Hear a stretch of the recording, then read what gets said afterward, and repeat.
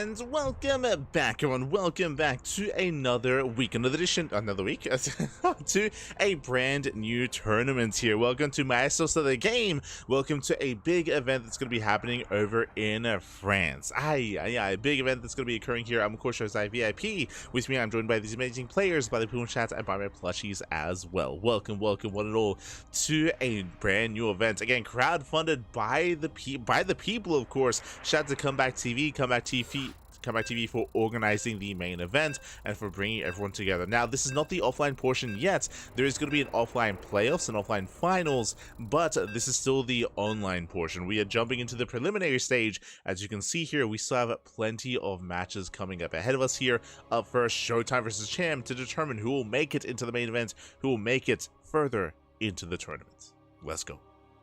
Let us go. As we are jumping into our PvZ, game 1 is going to be on Tokamak. Bearing in mind as well, these are going to be best of 5s. We have 4 best of 5s tonight. We have ShoWTimE versus Cham, GuMiho versus Ryung, Zoun versus Spirit, and Rogue versus MaNa. Oh boy, let's go.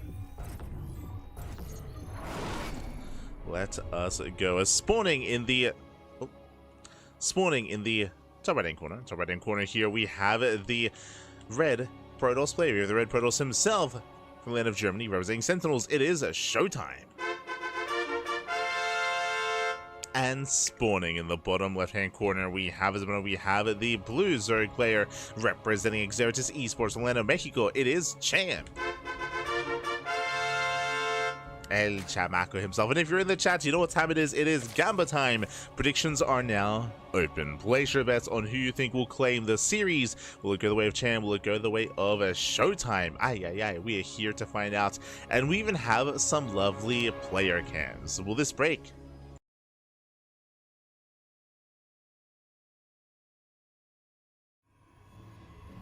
Beautiful.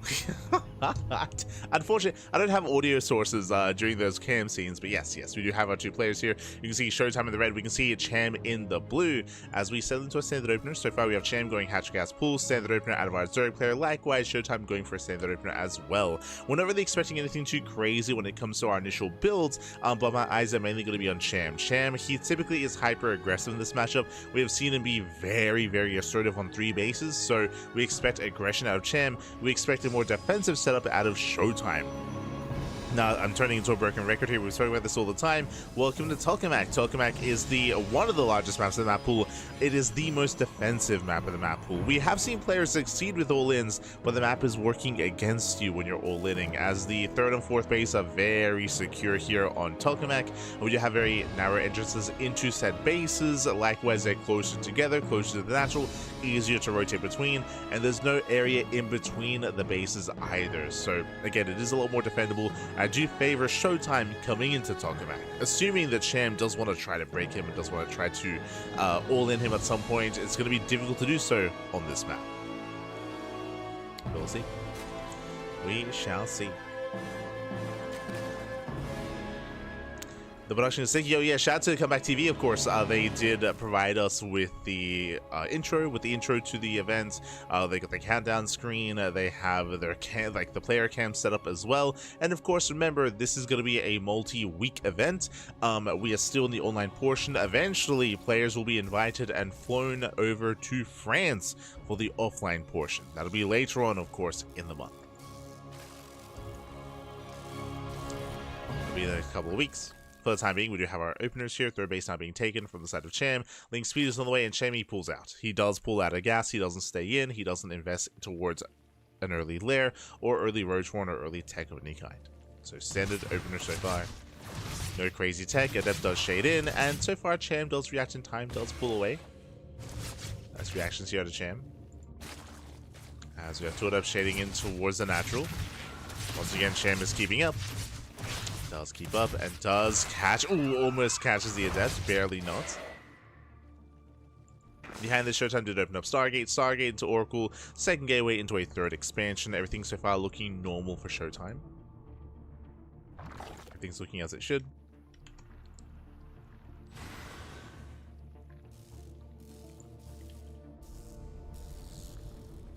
Go.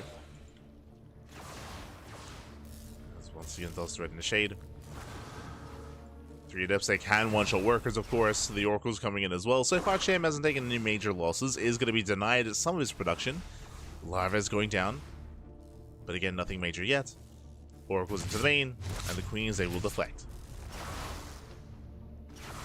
So far, so good. Queens do deflect. Once again, Adepts, I mean, they're shelling away at the main base at the third, and the third is taking a lot of hits, but nothing too major yet. So far, Cham, he's maintaining himself. The spores are a little bit late. Drones are finally going to be going down. There we go. 1, 2, almost 3. 2 drones do fall. The Oracle takes a lot of damage. ShoWTimE has to back off, but throughout all of this, ShoWTimE does expand. Third base is getting up at Cham. He's moving out to attempt to delay or deny the expansion, but there now should be multiple Oracles, and the Adepts did make it back home. Lings are scouted. Now we have 5 Adepts. And Cham is zoned away. So the third base is safe for ShoWTimE. Cham has to retreat. Behind this, gases are being taken. Cham is now working on his lair. No early Evo Chamber or Roach-Warren. Okay. Interesting. You have my attention. This tells me that Cham, he might be thinking to go straight into a Spire, straight into a Hydra Den. A little bit surprised to see neither Evo Chamber or Roach-Warren. Now we have a delayed Evo Chamber here out of Cham. Interesting. Now, because this chamber is a little bit later, there's a higher chance it's going to be +1 range instead of melee. Typically, melee would be researched before the lair, as we would prioritize it a little bit faster. So, interesting kind of tech structure here for Cham. Sorry, so in a way, double Oracle, they can one-shot workers. They head into the bases, and they head in towards the main. Go for the Queen! Yeah, the Queen is going to go down. A nice big up. Gets a Queen, gets a couple of drones. Did I say a couple? That's going to be 4 drones going down before ShoWTimE does get out. Meanwhile, we spoke about it. +1 range is on the way. As you mentioned, the Evo Chamber was late, so it did scream more so +1 range than melee. So we're heading straight into Hydras. Skipping Roaches. So no Roaches whatsoever. It's going to be Ling Hydra, but a very heavy emphasis on Hydra production. We may cut workers at 66, taking the gases and mass up with mass Hydra, or we could take up into lurkers. Baneliness. Ooh, Baneliness, no infestation bit. We're leaning more towards Ling main Hydra. What I mean by that is we're going to be committing and staying on lair take that much longer. Is what it seems to be the case. ShoWTimE moving in. Let's move in. Ling's there to engage. Ooh, they bait out one of the stasis. They bait out both, actually. Bait out both. Nice control here from Cham. Baits out the stasis traps. Gets almost on the Adepts. Cham, he should have enough. Ooh, once again, does bait out of stasis.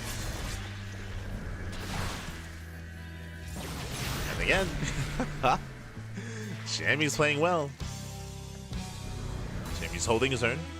You can see here, we spoke about him cutting workers at 66. There it is, 66 workers here for Cham. That is 3 base saturation. He has the 4th base for now, just for Larva, and he is massing up Lings and Hydras. Does make an extra wave of drones, though, so he's droning up a little bit further.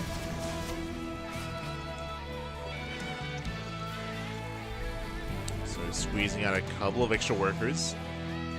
Getting up to 74 drones, okay. There's rocks, getting another expansion, not just for Larva, they're going for the gold. Okay, going for the Hydra base. As we're taking another expansion, there's a higher chance here that we're going to be going and taking up further into Hive. We're still waiting for the infestation bit. As Cham is setting up, at the same time, ShoWTimE, you can see he's getting ready for the push.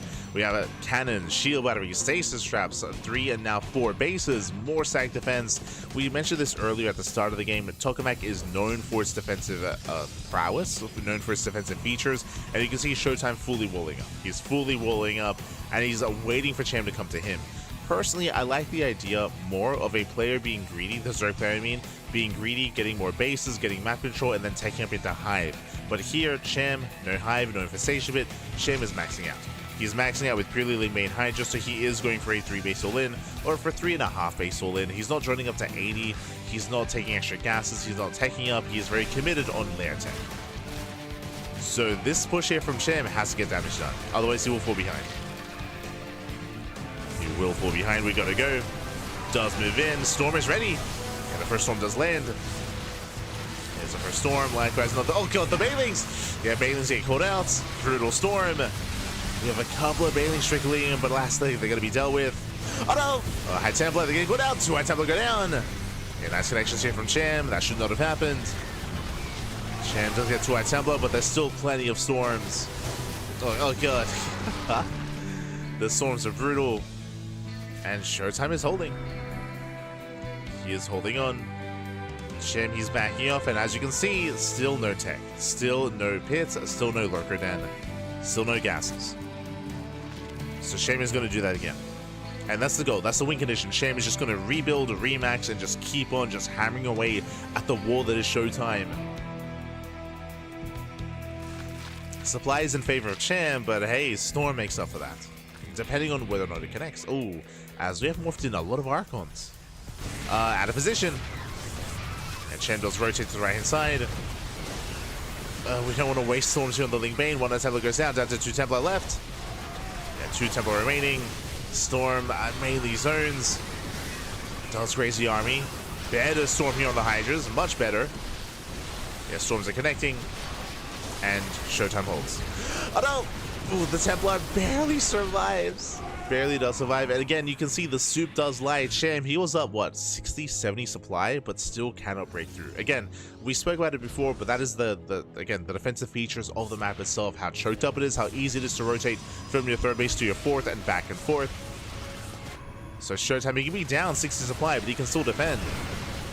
And remember, +3. +3 is on the way. What does Cham have? He has 1-1. He has 1-1 upgrades. Now finally, gases are on the way. This is the first sign that Cham is determining, I can't kill you. He's saying here he cannot do it. He cannot kill ShoWTimE, not anymore. This is a late realization, so gases are being taken. You can see Cham, now he's joining up a little bit further. Now he finally joins up to 80. Now he can afford Hive Tech. Now he can afford Lurkers. But it's, again, it's a late realization for Cham.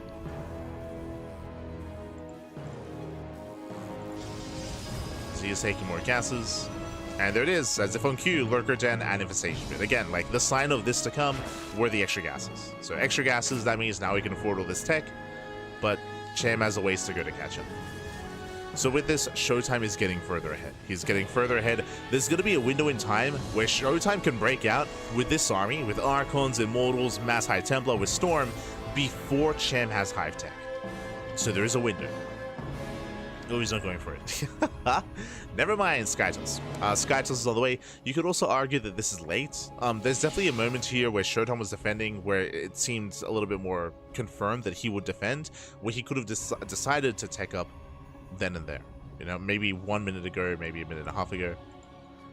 So this could have been a little bit earlier regardless. You know, we're taking up into Skytoss and we're getting into a longer, later game. I still do prefer ShoWTimE's position. ShoWTimE is still looking much better here.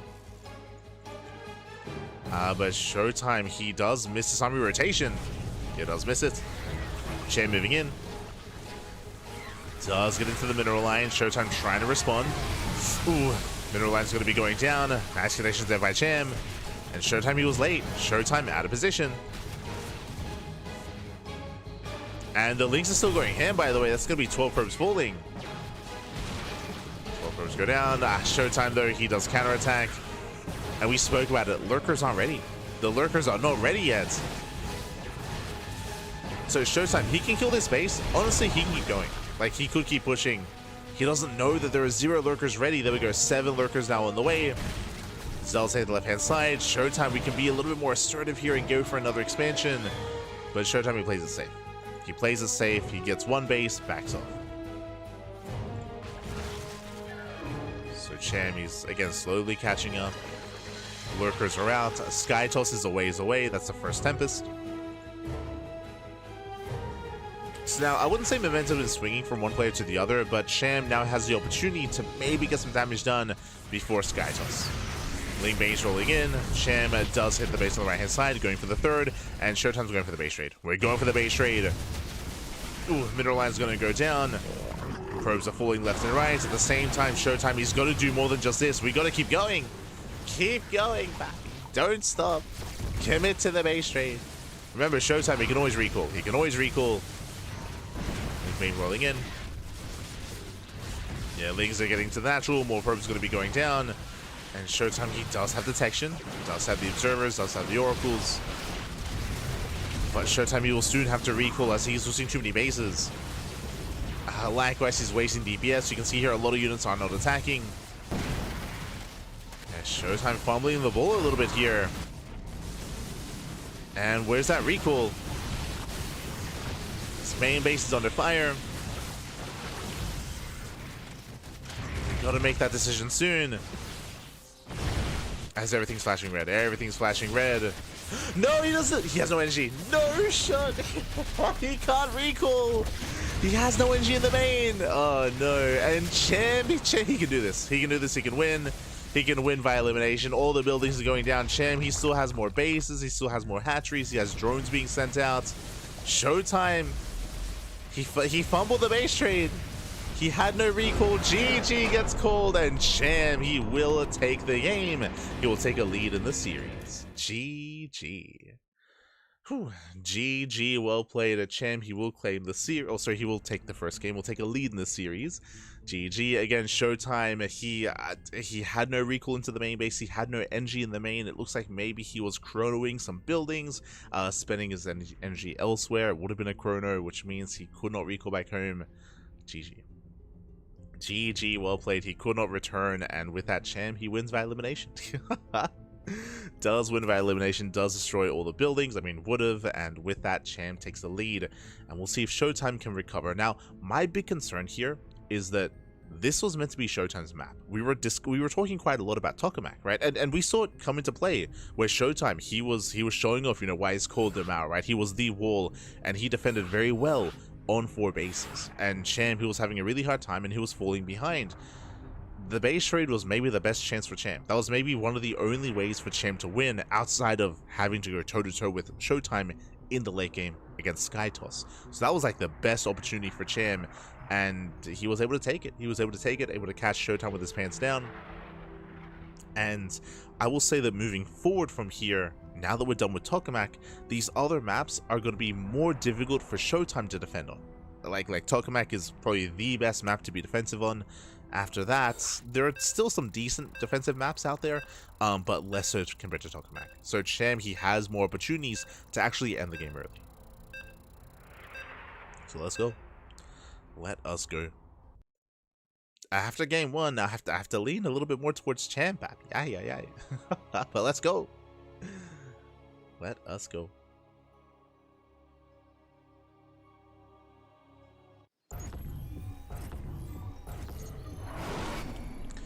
And spawning in the top left-hand corner here of Persephone, we have the Mexican Zerg player. We have the blue Zerg leading the series 1-0. It is Cham. And spawning in the bottom left-hand corner, we have his opponents. We have the red Protoss player, the red Protoss himself, from the land of Germany, representing Sentinels. It is ShoWTimE. Go and welcome on to Persephone. Persephone is more accessible. Now, something that Tokamak has that's really unique, that is not really applicable to the other maps, is this area in between the bases. If you remember, on Tokamak, this area here is walled off with rocks, right? There are rocks here in between the 3rd and 4th base, and there are entrances into the 3rd and 4th instead, which makes it easier to rotate back and forth, and it makes this center area secure. On most maps, though, this area is open. So here you can see that Cham has options. He can push in towards the 3rd base, the 4th base, or he can go in between them and go back and forth as well. So it's going to be more difficult here to be defensive. Not saying it's impossible, but now there's a little bit more maneuverability available here to Cham. But what I will say, specifically here on Persephone, is that there are a lot of points of elevation here towards the left-hand side. It can be difficult to push into this area specifically if ShoWTimE's able to keep up with the army movements and get in position in time. If we can get in position, if ShoWTimE can secure himself on 4 bases, If he can survive the early to mid game and get up to 4 bases here, it is very common, specifically on Persephone, to cut the map in half. It is very easy to cut the map in half. The reason for this is because there is just so much space, so much area here in between one side of the map to the other. Likewise, because of that, it's harder to kind of take your opponent's bases. It's harder to really gain map control and gain that base advantage over your opponent as well. And we often do see like hour-long games on Persephone if we can survive like the early to mid game. So this is more of a map of extremes. Either the game ends early or it ends very, very late. We'll get there. The only base that's really contested on a regular basis is the gold. The gold base is maybe the most accessible base from both sides. That's typically where a lot of fights do occur as the game goes on. Is who can get the gold. But we'll get there. Likewise, we also have the healing pad. We have all these speed zones. For the most part, we're expecting ShoWTimE to go for the same style, to go for a standard opener into a third base, into like a robust, army with Storm. We'll try to point out if we do see a deviation out of ShoWTimE. We'll see if he does mix things up.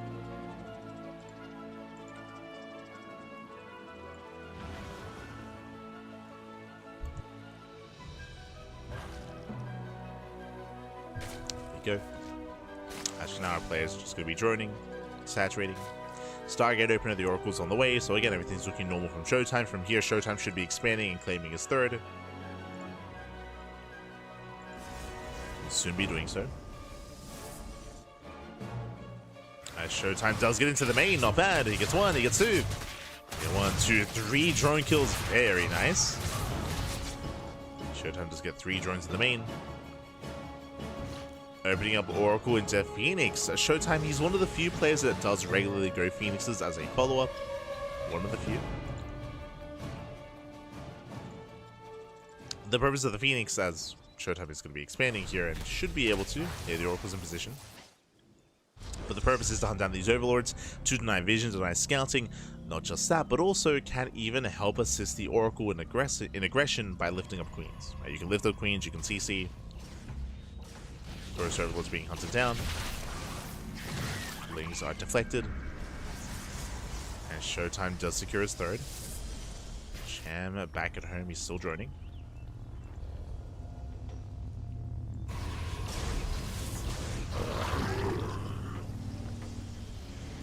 Still just droning up. If you recall, last game we saw a layer first build out of Cham, which kind of led into the more Ling Hydra heavy style. Oh, hello ShoWTimE. Okay. Pilot Council and Forge. Because of the earlier Forge, are we willing to go into Charge instead? We're still leaning towards +1 and Blink, but +1 and Charge is also on the table. That's another Overlord being hunted down. No major connection with the stasis trap. It's going to be a second Overlord falling. That's to do slip in. Shading into the natural. This time there is going to be an early Roach Warren though, and ShoWTimE does scout. It does scout, does confirm, does get eyes on the Roach Warren. So Cham is not going for the same build. It's going to be 6 more drone kills. Nicely done here with the Oracles. We have +1 and Blink on the way. Not Charge. ShoWTimE trying to find another Overlord.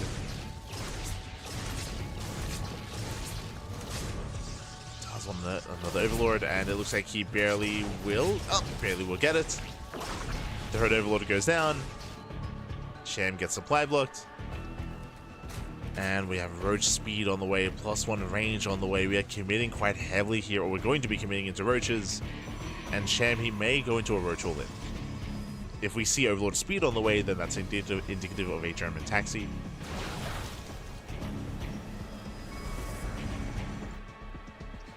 We'll see.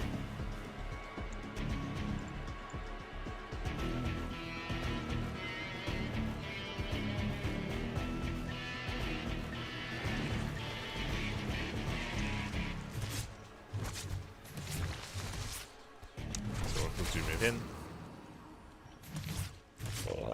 And it's so crucial here that ShoWTimE confirms the drone count. Right now we're on full, more or less 3-base saturation. We're missing gases here at the third base. That's a tell. We have two expansions on the way, but that might just be for Larva. Sham, he may have no intention to join up.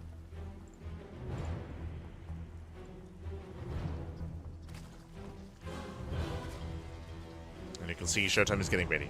We have cannons on the way, shield batteries on the way. Fourth base is done. Do you see what I see? No drones. He is transferring workers, yes, but he is not droning up. Yeah, you can see here he intentionally does transfer from his natural transfers from the main base as well. He's making it look like he's droning, but he isn't. So he's going all in. So this is going to be a massive all in here from Sham. So 3 base all in. You can see he's hiding his roaches, and now it's go time. Yeah, it is going to be go time. Sham is going to rally everything across the map. This is going to hit with +1. ShoWTimE pushing in. This I'm not so sure about. Sham, nice bait. Baits out the stasis. Ooh, massive connection. And ShoWTimE can take the fight. He can take it. Roaches are going down. Brutal connection with the stasis trap. And ShoWTimE can just keep on going. He just keep on pushing. Out trading Sham. ShoWTimE getting a 4th expansion. Stasis is running out. Let's get another trap. Ooh. It does get baited. Doesn't get triggered early. But again, that was a very nice fight. So looking at the trades here, that was 8 stalkers for 19 roaches. Insane trade. And remember, Sham, he has no drones. He has not been droning for quite some time now. Remember, the workers here at the 4th base was more of a deception more than anything. Sham is all in. Getting on top of the stalkers. The Lings are putting in a lot of work. Zerglings are popping off. Nice flank. ShoWTimE is getting caught out. And ShoWTimE is losing too much. Losing far too much here. Back at home, what do we have to defend? Where are the High Templar? Where are the Storms? Okay, he's got 3. He's got 3 Templar ready. Sham, he rotates over towards the right-hand side. Towards the 4th. Oh. Goes in between the bases. Comes in from both angles. Storms, they do graze the roaches. We get some decent storms, but again, there are just so many roaches. And we spoke about this. We spoke about how accessible these bases are because of this center entrance. And with that, Sham is done it. Sham, he breaks the 3rd base. ShoWTimE, he's zoned away. He's going to lose the mineral line. And Sham, he's doing it. He is doing it here. Again, 3 base all in. Sham, he hasn't droned in minutes. He called out the stalkers. Came in for a surround. Kills the expansion. And again, these roach all-ins, they hit harder on Persephone.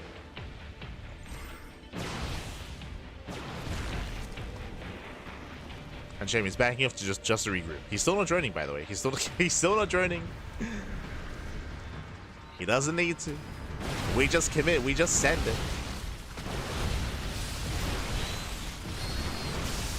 And from here, breaks through the stalkers. There are a couple of immortals. A couple.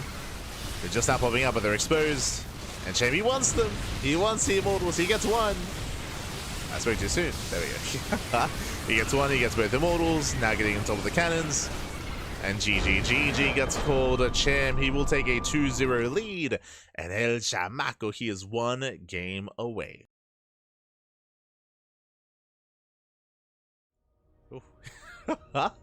He's 1 game away. 1 game away here from taking the entire series and knocking ShoWTimE out of the tournament. Oh boy. Una más, papi. Una más. 1 more game. And we'll see. We'll see if Sham can go all the way. Again, as I mentioned before, like game 1 was a really rough start just because again that was meant to be ShoWTimE's map. Now these other maps, these all-ins, they hit harder, they hit different, and this is where Sham can thrive. Oh boy.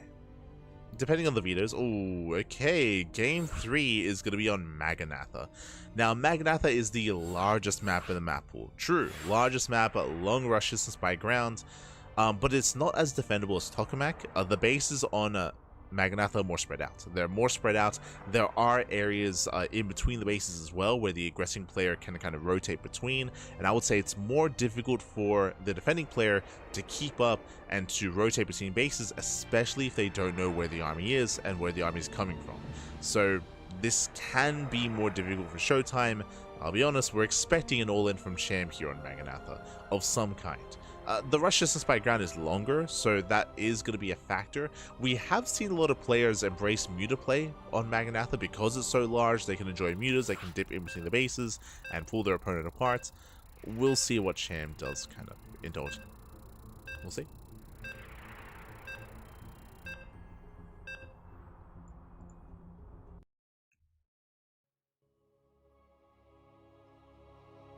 So we're now getting into that third game.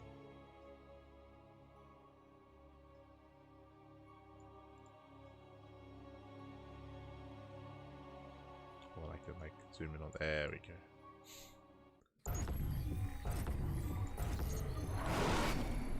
And spawning in the bottom right hand corner of MaNa, we have the red Protoss player, the red Protoss player himself. We have the German Protoss representing Sentinels. It is ShoWTimE.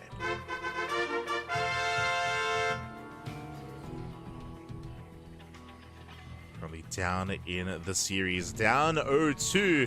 The pressure is on. Pressure is on, and spawning in the top left-hand corner, we have the blue Zerg player, we have the Mexican Zerg representing Xeratus Esports. It is Cham.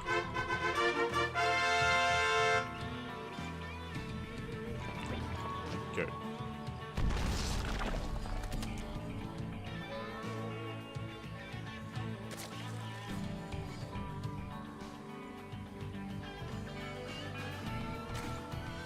Go. As we are going to be settling in to our next game. So far we do have a Hashgas Pool standard opener out of Cham. Likewise, ShoWTimE going for his own standard opener as well. Once again, we're expecting more of the same. Coming into this, we're expecting ShoWTimE to go for a standard opener into a standard mid game, and we're expecting Cham to go for an all-in of some kind. I say that, but as I was mentioning before, we're going for delayed gases. Okay, slightly delayed gases here for Cham. But as we were mentioning before, there are certain kind of tech structures and tech paths that are more viable here on MaNa. One such tech path is muta play. As we were mentioning, going into Aspire, going into mutas is more viable here on MaNa because of how large the map is. You can get across the map and you have kind of less, there's kind of less time, or there's more time that you have to react and to respond to an opponent going for a counterattack to try to punish you. Likewise, the bases are spread out, so it's more difficult for the defending player to rotate between their bases and to defend their third, their fourth, their natural, their main base as well. So something like muta play, something like swarm host play as well. True, that's also very niche, but also is accessible here. Do go for Knight as swarm host also for the same reason.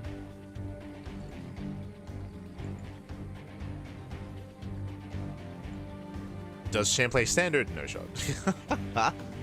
Like, no shot, he plays like tech heavy and plays greedy. That's typically not his MO. Not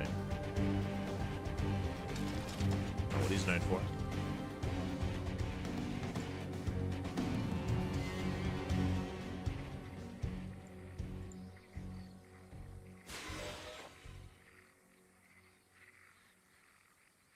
Oh, there's a keyboard on the M. Oh, let's go. Again, shout out to Comeback TV. Big shout out to Comeback TV. All the work they've done for making this event a reality. To the people as well, to the crowdfunding. There was a big crowdfunding initiative. And to Comeback TV, they got a lot of support for this event. So much support. ShoWTimE dips in. Again, going double adept. So that's second one-shot drones. Last game ShoWTimE, he had a decent start, killing quite a decent amount of workers as well.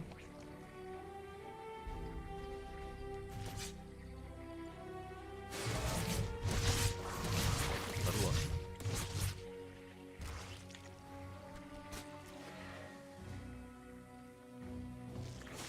Oh, we can rotate. Yeah, that's a little bit better. Sorry, just rotate the cameras so that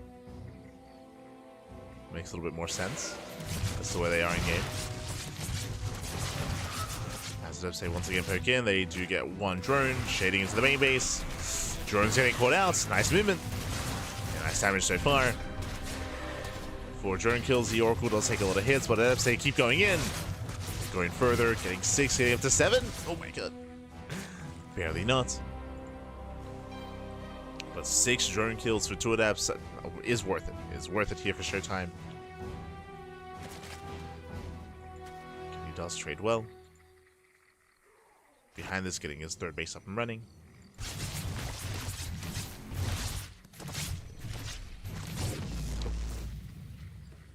As the Oracle is called out.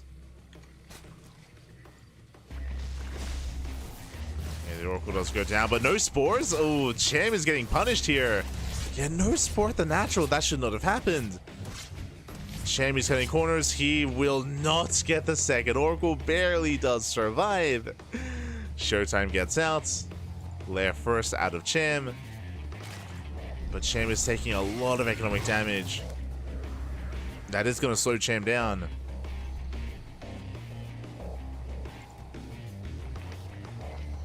Cham is slowing down. ShoWTimE, he moves out with more adepts. ShoWTimE has momentum. Cham, he's in danger.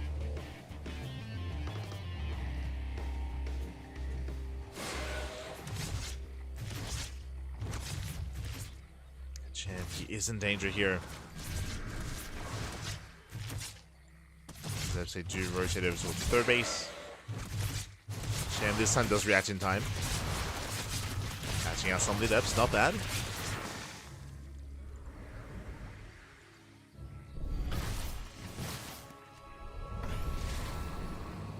Both the adepts do fall. We spoke earlier about the faster lair, so just like game 1, this is the same build. Same build as game 1. So faster lair into +1 range, into Hydras, into what should be a lair-based all-in. Just a lair-based all-in, but we're losing too many drones. Another 6 drone kills. Ay, ay, ay. Lings, they counterattack, but last ShoWTimE, he's ready back at home, and Cham, he's just falling apart to the harass. This is game-ending damage. Oh, this is critical damage, I should say. 9 drone kills. 10. He's gonna keep going. Late reaction with the Lings. Yeah, late reaction, 11 drone kills. Ay, ay, ay. That is 23 drone kills in total. This is critical damage. Cham, I mean, he was gonna go all in anyway, but even if you're going for an all-in, drones do matter because this will delay. This will delay the all-in. This does delay the Hydra production, the tech, the upgrades. It delays everything. Cham has to re-drone. Now, the one chance that Cham has, the one opportunity, is if ShoWTimE makes mistakes. If ShoWTimE is overly aggressive, if ShoWTimE, if he's, overly aggressive, if he doesn't set up correctly defensively back at home, there are some opportunities for Cham. But he is quite heavily reliant here on ShoWTimE making mistakes. ShoWTimE picks in, pulls away.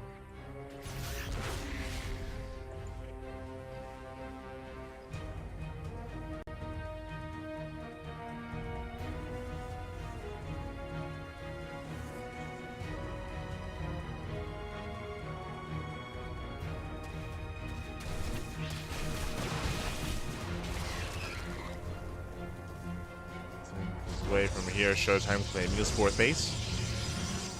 Now, we spoke about this on the previous map as we were comparing Persephone to Tokamak. Same here, where we have the 3rd base, we have the 4th base, we have multiple entrances to the 4th, we only have 1 ramp to the 3rd, but we also have this area in between the 3rd and 4th expansion that can also be accessible by the aggressing player.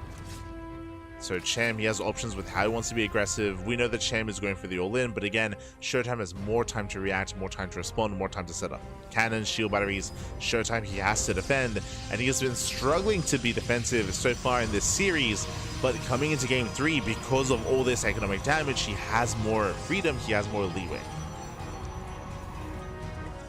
So ShoWTimE, he's probably in the best place he has been the entire series.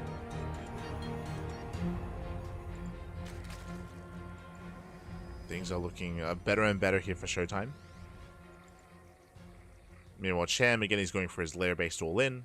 No gases at the 4th, of course, so he's only on 6 gases.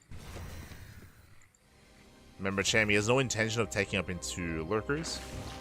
He can if he fails to, if the all-in fails. We saw it in game 1, of course, where he eventually had to get into lurkers.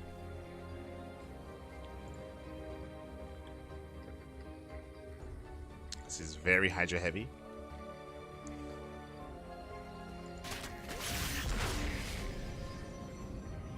Sham is maxed.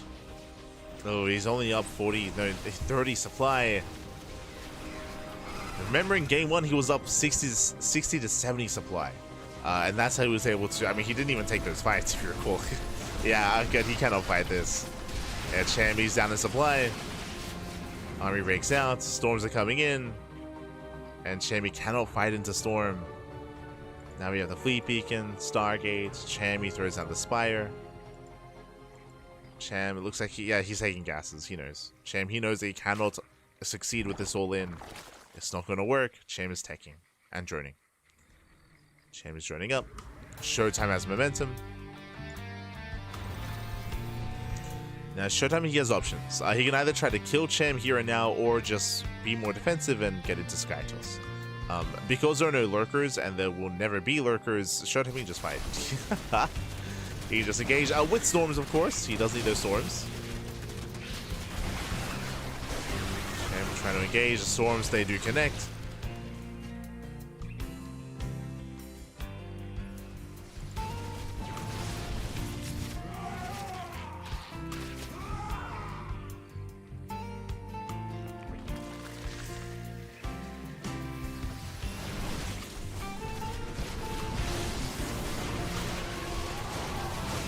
Oof, yeah, the storms, they will blanket everything. The Hydras, the Ling Bane. Again, Chammy should not be able to hold on. He does force out some Archons though. The base goes down. Expansion does full. We have reinforcements coming in. Lings, they come in from behind as well. Cham, he will clean this up. Not bad. He surrounds the Stalkers, takes down the Archons.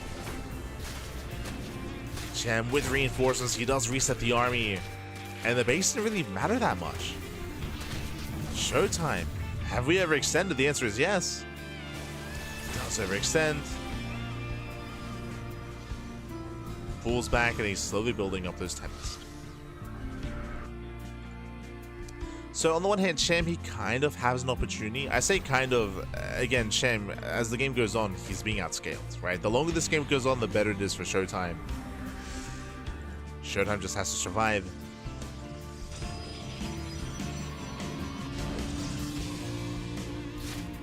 Nice time. Ace goes out.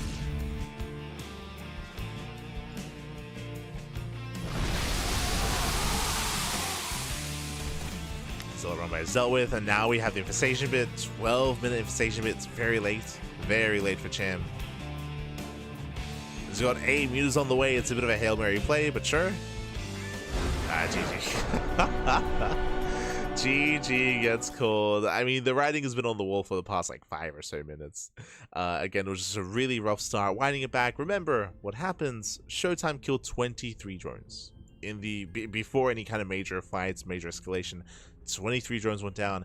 Cham, he was cutting corners, he was skipping spores, he was counterattacking with Zerglings, he was caught out of position.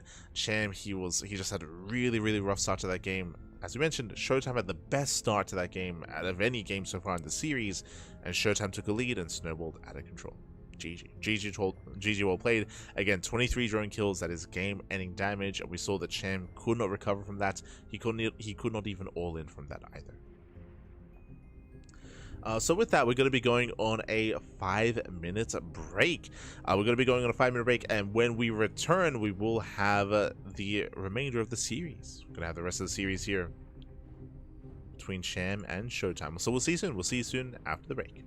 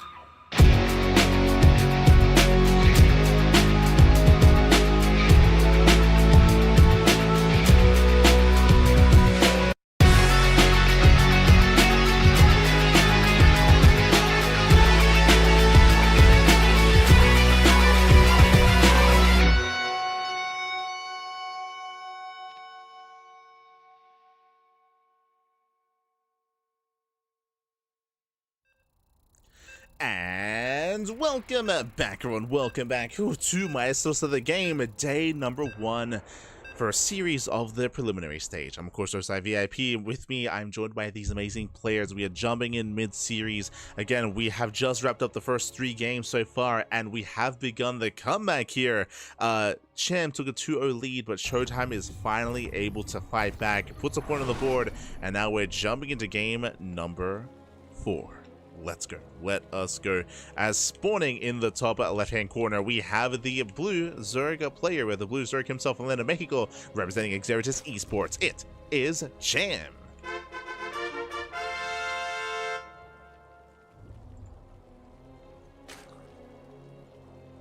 And spawning in the bottom right-hand corner, we have the red Protoss player with red Protoss himself, the German Protoss representing Sentinels. It is ShoWTimE.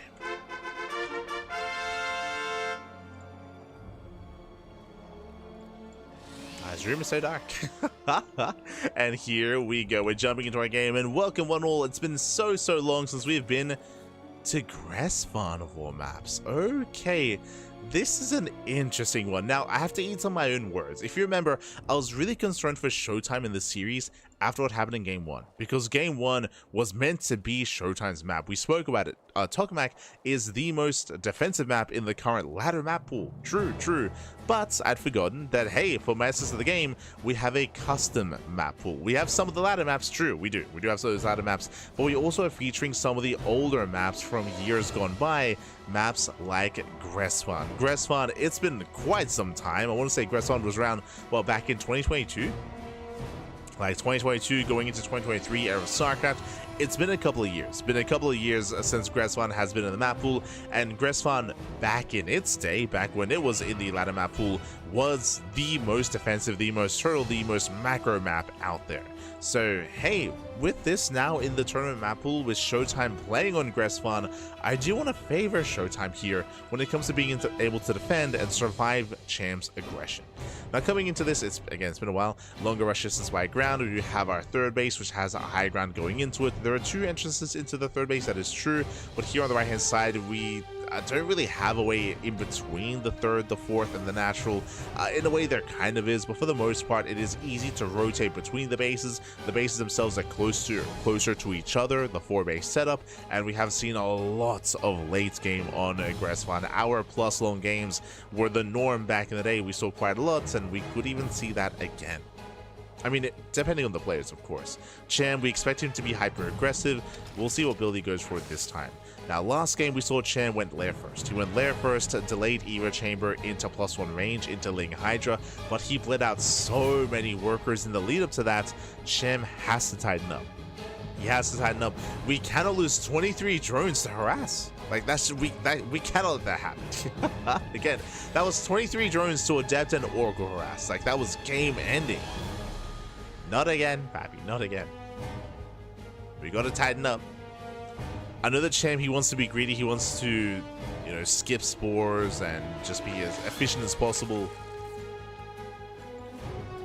But it's so difficult to get away with that at this level of play. But say move in.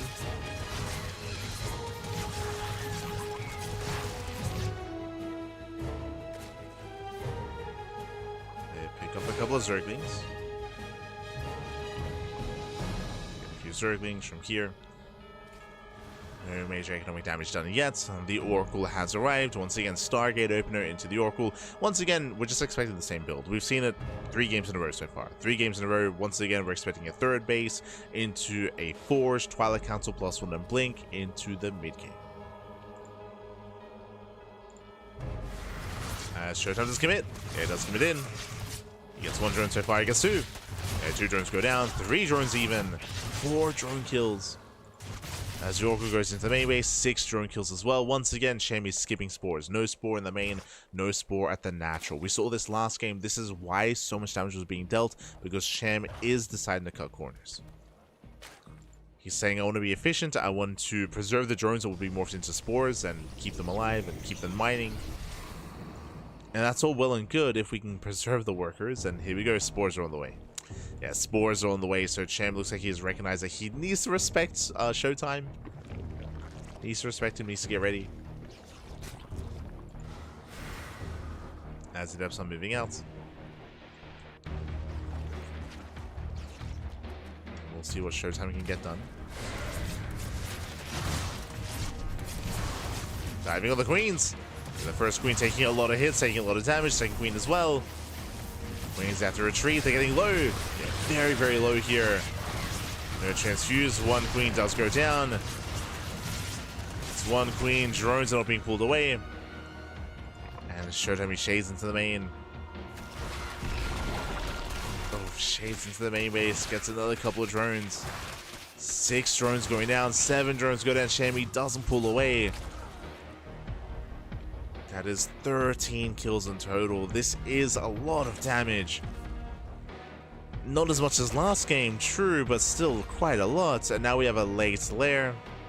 Yeah, lair is delayed. Eva Chamber, Ro24. Basically, all this tech is late because Shan was hyperfixated on trying to defend. He still takes a lot of losses, and his tech is delayed. So a shaky start for Chan.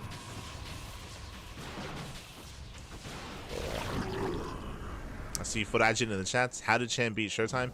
If you haven't been watching StarCraft as of late, Cham has been getting some really, really good results. If you didn't watch the last season of RSL, for example, Cham, he beat Shin, he beat Solar, he popped off in ZVZ. It was insane to see Cham in that scenario, even having some good showings against, I want to say Serral. Did he play against Serral as well? For some reason that's in my mind. Not just that, but Cham is also doing really well in the OSC mid-season playoffs, also taking down some big names in that event as well. So in recent times, Cham has been excelling. Again, if you haven't been watching, you know, RSL or OSC or some of these other tournaments, you might not be aware, might not be familiar. I still do favor ShoWTimE against Cham, don't get me wrong, but Cham, he has been, again, improving as a player in recent times.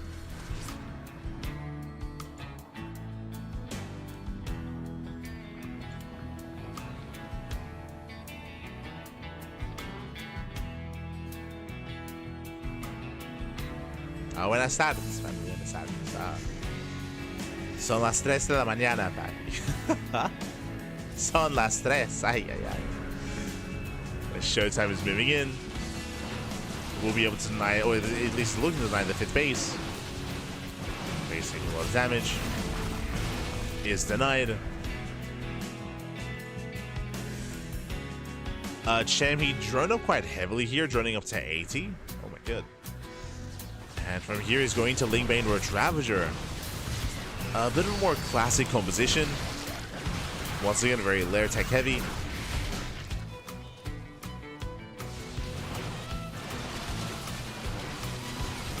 Just trying to hold on. ShoWTimE taking into Storm.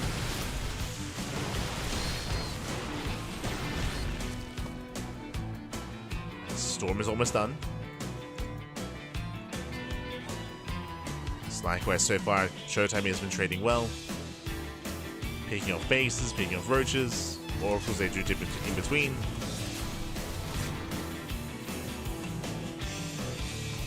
They hit the 3rd. Once again, they're taking a lot of damage.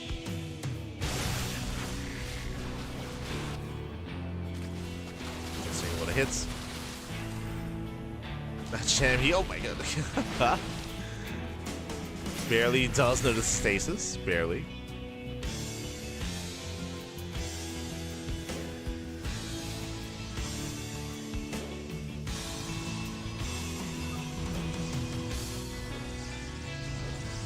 And Chammy's committing. Again, Chammy's almost maxed. He's almost maxed out on purely Lingbane Roach Ravager.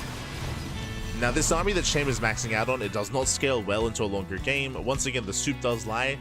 Cham's army supply is very inefficient, so that's why it's as large as it is. Depending on the storms, can ShoWTimE defend? First storm does land. Nice for Storm. Likewise on the Lingbane as well. Yeah, most of the Lingbane getting caught out. Bailey's that make their way towards the high template. They don't make it through. And ShoWTimE holds. ShoWTimE, he does hold on. Holds, he defends, he punishes the roaches, and the longer this game goes on, the worse it is for Cham. Cham, he has to break through. He backs off, he rebuilds, he's regrouping. Doesn't get into the mineral line. Does not get in.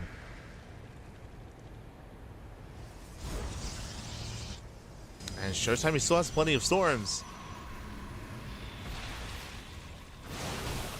And again, it's just one choke point, one way in. Oh, ShoWTimE not paying attention, neither were we. 19 drone kills. Okay, 19 probes.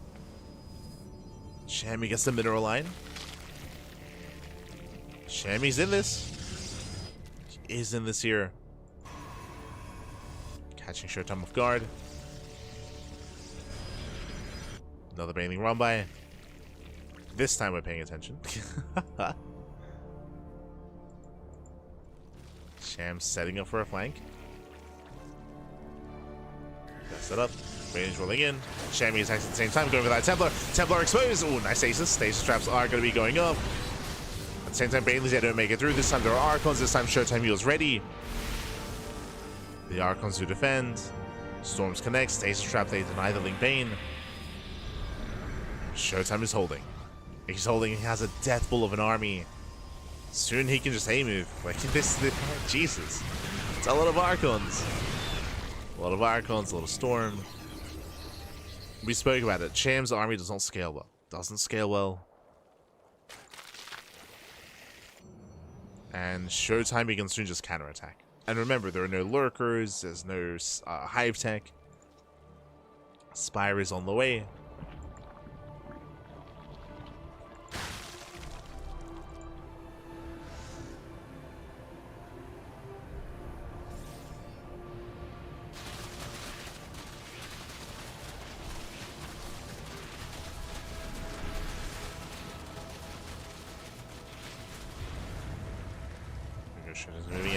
ShoWTimE is maxed.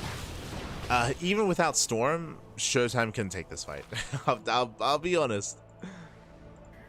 Storm's gonna be the cherry on top here for ShoWTimE, as he's looking to force the ace match. Ay, ay, ay.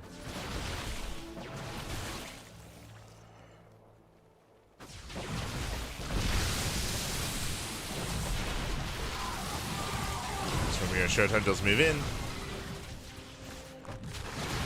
There's just not really much here for Cham. Storms, they shut down some of the Bailings. More Bailings have arrived.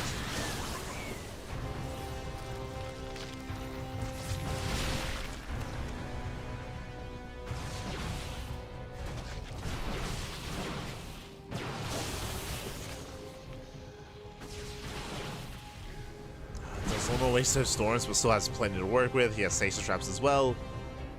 Shammy's trying to engage. Going for a counterattack.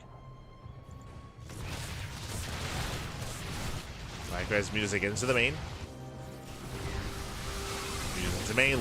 Baileys they do get into the mineral line. Probes are going down. Oh, Baileys they barely don't make it through. The High Templar, they're so low. One High Templar goes down. He gets one, he gets two, he gets three. Three High Templar do full. We get some okay pickoffs here from Cham. Cham, he gets 25 probes. Mutas, they're still popping off. Okay. Oh, but now we have carriers. Carriers have arrived. ShoWTimE losing 29 probes. That's quite impactful here. That's not insignificant. Okay. Esther Cham. Cham, he cripples the economy. Behind this is still an 80 workers. Cham can rebuild, remax. It's still a very low tier army, but you can make some magic happen. Corruptors are on the way. Hive is still in production. He can morph in some lair tech lurkers, which will not be ideal, but it's better than nothing. Jesus, like, this army is still terrifying. Cham, he may just have to give up the base. Just give up the expansion, expand elsewhere. Mutas counterattack. They get to the natural. Lurkers in position. But the lurkers are exposed and they're going down. Yeah, 1, 2 lurkers falling. And Archons, they break through. Cham does get the carrier, but it may not matter. Oh no, the Germans! No! They rally in. They rally into the army, and Cham, he has no support. GG gets called as he is out of army, and ShoWTimE will tab the series. We are going to the ace match. GG. Ooh, GG, well played. Once again, ShoWTimE had a stronger early game. He killed 13 workers. 13 drones went down. Not just that, we spoke about it, but Gressfan is also known for more defensive play, for turtling up, to forcing these longer games, and ShoWTimE he was able to defend well enough. He did lose a lot of workers throughout the course of the game, that is true, but by the time he was losing workers, it didn't really matter as much. It's not as impactful. I should emphasize that as well, that when it comes to worker damage or economic damage, it matters more the earlier it is, because you have less economy overall, and you have less to work with. So, again, it does kind of fall off over time. It's a little bit less meaningful, less impactful, killing workers as the game progresses. And with that, Cham, he was outscaled, bearing in mind that he was very all-in, right? He had no further upgrades, he had no further tech. He had lair tech lurkers to defend, which is which is not ideal. And with that, we're getting into the ace match.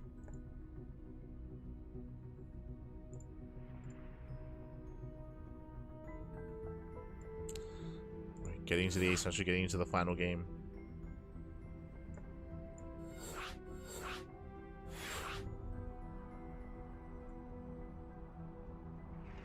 As game 5 is going to be on Incorporeal, okay.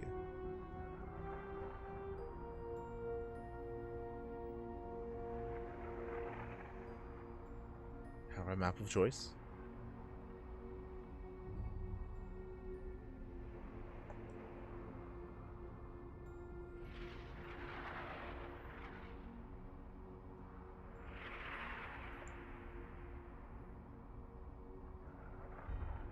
And we've still got plenty more matches ahead of us, of course. Plenty more.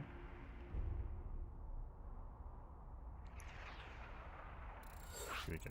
Here we go.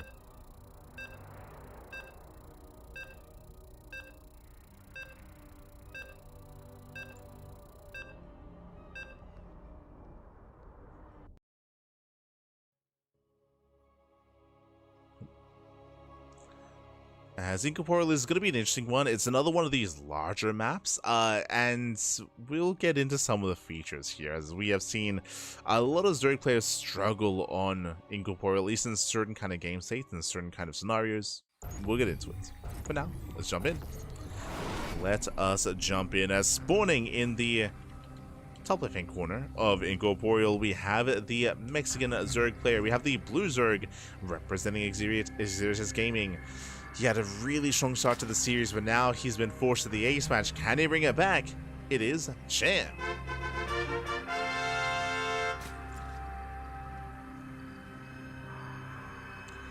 And spawning in the bottom right-hand corner, we have the German Protoss player. We have the red Protoss representing Sentinels. It is ShoWTimE.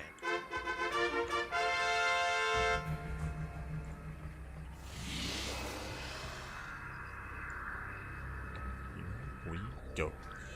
So getting into our ace match here, the final game of the series. Oh boy, and welcome to Incorporeal. Now, Incorporeal is an interesting map. It is a large map, true, long rush distance by grounds, and there are a lot of bases to take as well. But there are some unique features here. One, there are these ramps that come into the third base, that come in between the bases as well. If you can keep over the rotations of your opponent, you can defend these locations quite nicely. You can even knock down this tower to just choke up this entrance, to choke up this ramp, and make it more difficult for your opponent to push in. So you can be quite defensive here. Likewise, the bases are relatively spread out. Getting a fourth base, getting a fifth, a sixth, a seventh expansion can be quite difficult. Until we get to that ultra late game, we can slow the game down, we can cut the map in half. These center bases can be very difficult to hold on to as a Zerg player. We've seen many a Zerg player, if they're forced into the late game on Incorporeal, struggle and fail to defend these center bases just because of the terrain. As you can imagine, if the Protoss takes one center base, then with Skytoss, especially with Tempest, they can shell away at your opponent's expansion from the other side of this terrain, of these cliff faces, of this Zelnaga tower, where you can't really engage, and this area can be quite abusable. We often do see Protoss players taking both center bases as a result, and then they just snowball out of control. But that's only if we get to late game. From what we've seen from Cham, if the game ever goes on any longer, it's because he's forced to, not because he wants to. So Cham, he's here to end the game early, Speaking of ending it early, ShoWTimE has been getting better and more early economic damage. With the Adepts, with the Oracles, he's been punishing Cham. Cham, we gotta tighten up. We gotta tighten up that early game defense, as it's been a big weak point here for Cham. Been a big weak point, as he's been falling behind quite early the past couple of games. Let's go.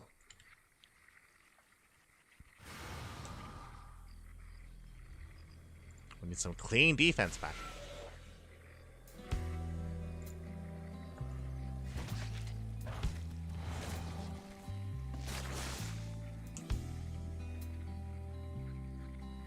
As Cham pulls out of gas, gets into link speed. We'll see if he goes for a Ro24, if he goes for early lair, if he goes for an early Evo chamber.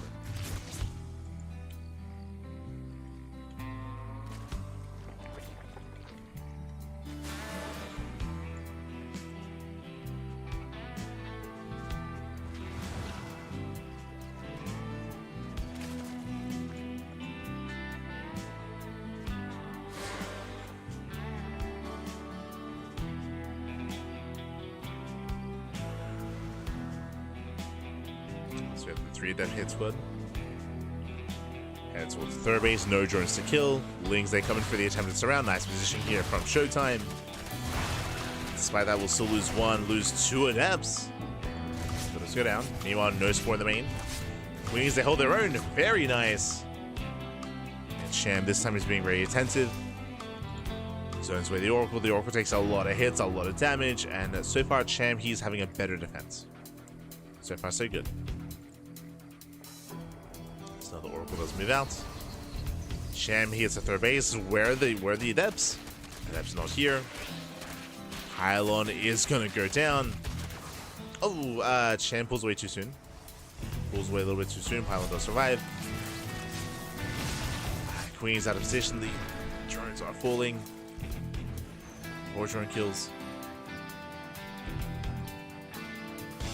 Lings, they wrap back around, and they should kill the pilot. The god doesn't quite get the pilot. Pilot survives.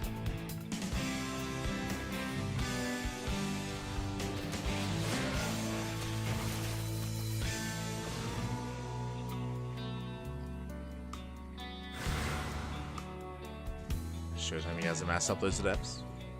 Behind this, standard follow-up, +1. Sorry, Forge. Twilight Council, +1 to Blink. 4 Adepts are moving in.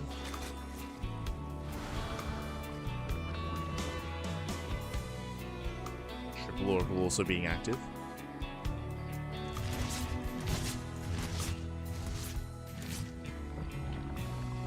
So the third Spore is ready.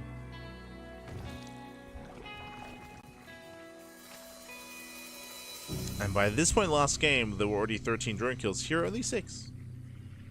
Still damage, but nowhere near as much as we've seen previously in this series. Oh, and we are rushing into a Spire. Okay. So lair into Spire play. The Oracles say, oh, get him into the bases, and they barely do not scout. They barely don't see.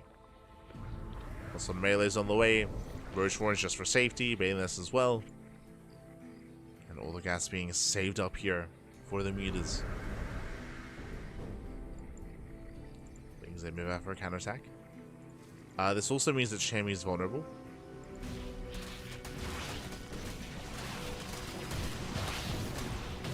Okay, they get 2 probe kills.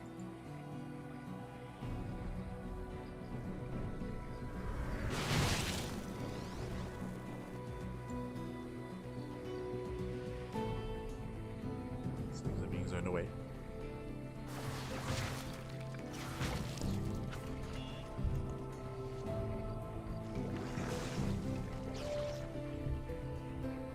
He's being turned away. ShoWTimE is pushing. Blink is almost done. +1 is almost done. So strong timing here from ShoWTimE. Wants the expansion, wants the 4th.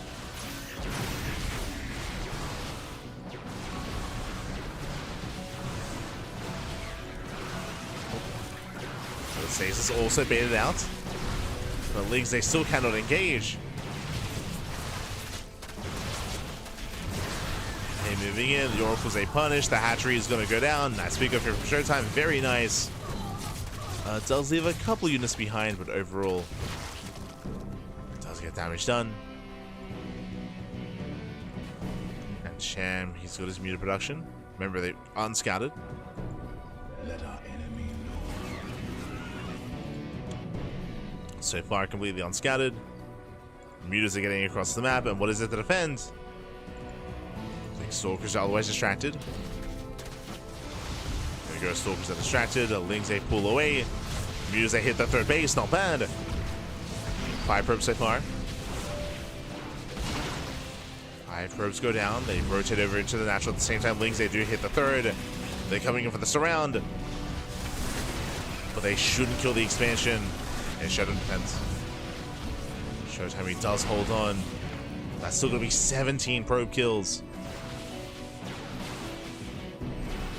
Decent damage by Cham.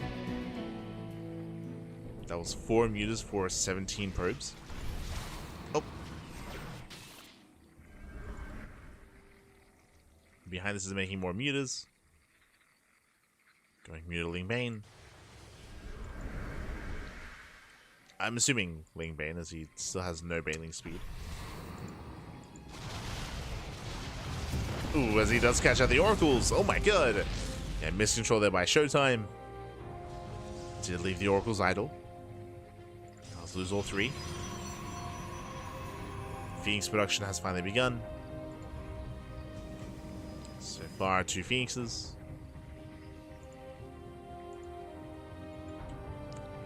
Cham still has a lot of potential with these mutas.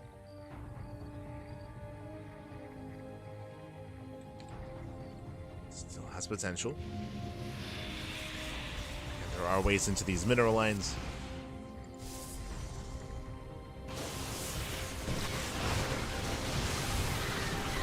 Phoenix is getting caught out. Oh, but the mutas they do stand and fight. They take down the expansion. That was 6 mutas falling. That was expensive. But he does get the base. Cham maintaining a better economy. And ShoWTimE is down to 3 bases. Long distance mining.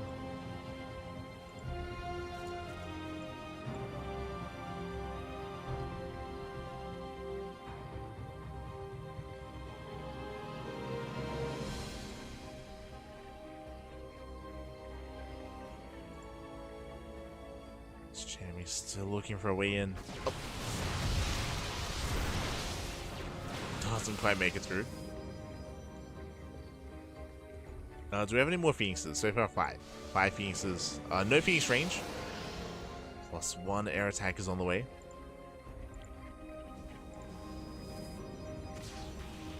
Now, this is getting out of hand. Cham, the mutas, they initially did some damage, but mutas, they're so momentum based. You need to get damage and then keep doing damage and just keep on finding more probe kills, more economic damage, more key pickoffs when it comes to High Templar or Archons. If ShoWTimE is allowed to max out like this, then ShoWTimE he can soon push. And mutas, they're not a defensive unit. They're not built to defend, they're built to harass. If ShoWTimE does move out, I don't think Cham can stop him. At that point, Cham would have to base trade.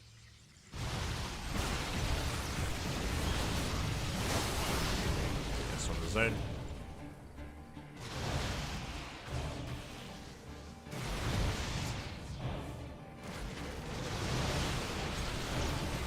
Does zone. Oh, does take 1 massive storm to the face. Oh, he has to get out of here. So many mutas going down. That's 11 muta kills. Expensive losses for Cham.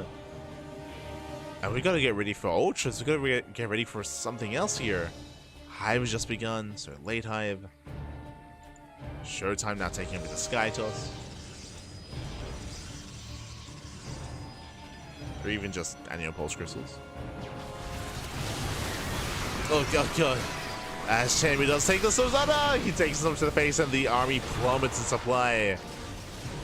Does take every storm to the face. You can see ShoWTimE, he takes what, a 50 supply lead, and now it's just time to send it. And to send it here. As you mentioned, Cham's army is so fragile. It's built to harass, it's not built to fight. He's not built to fight. GG gets called as ShoWTimE snowballs out of control, and ShoWTimE, he will take the series 3-2, advancing on into the main event. GG. Whew, GG. Well, there's so much emotion. GG, well played. Congratulations here to ShoWTimE as he does claim the series, does take the 3-2. My condolences to Cham. He had a really strong start to the series, and again, I don't mind how he played out this game 5. Going into Mutas, was finding some damage, he got a mineral line, but as we mentioned, he had to find more damage. He had to find so much more, because if he didn't, then ShoWTimE could just build up a superior force. Again, like, Mutas are not built to fight, they're not built to go for these head-on engagements. They're built to harass, they're built to counterattack, deny drop play, you know, pick off key units. Didn't quite get there though. Wasn't quite able to pull that off, wasn't able to achieve that. In the end, ShoWTimE did snowball, and with that, congratulations, ShoWTimE, he will make it through, our first player to advance on into the next round. GG. Into the group stage, I should say. So he does advance on into the group stage. Meanwhile, Cham is out of the tournament. And we have some catching up to do. Okay, so we're going to be going on a short break. When we come back, what will we have? We will have our next series. We have GuMiho and Ryung. They're going to be facing off in the next round of the next series over on the Korean server in a Terran versus Terran matchup. We'll see you soon after the break. We'll see you soon. Bye. See you soon.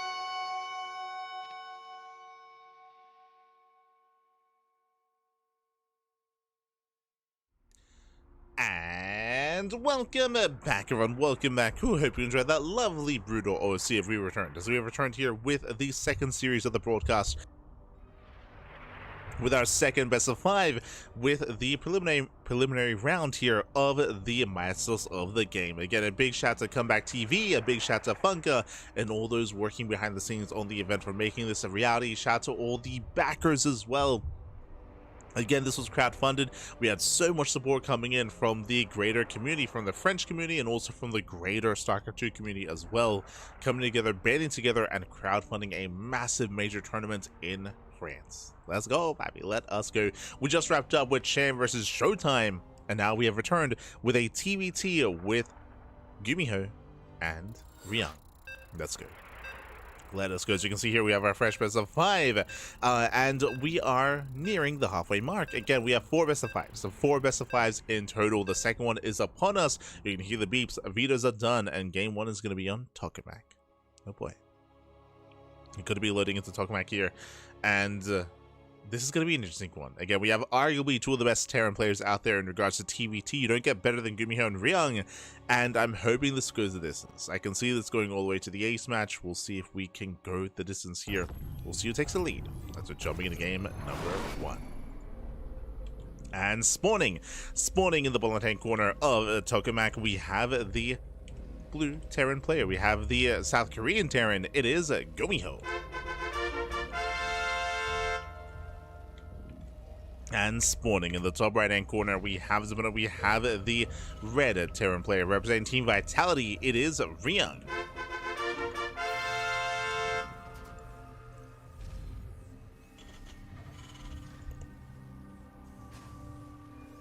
Here we go.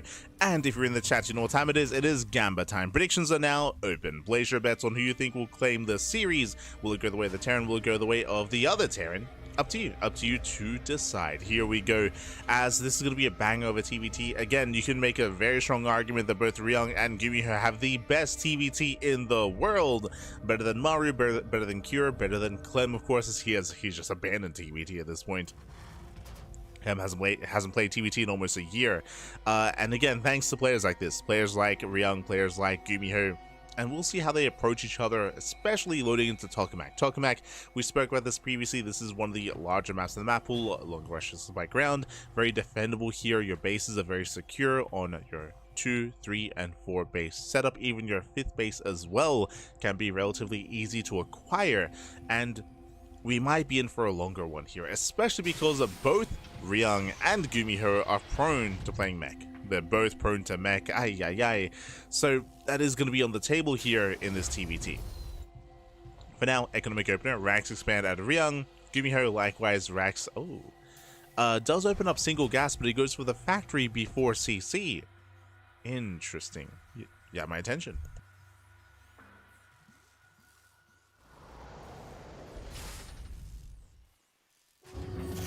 Do you have my attention here as the CC is going to be on the way? So a bit of a delayed command center out of GuMiho, but he does go for the earlier factory. With this, he's going to Reaper Hellion harassment and aggression early on. We'll see what he can accomplish with this. My eyes are mainly on GuMiho here. And so here we go. The Hellion is on the way. So GuMiho, he will have a bit of a power spike early on thanks to the Hellions. We'll see what he can accomplish with it.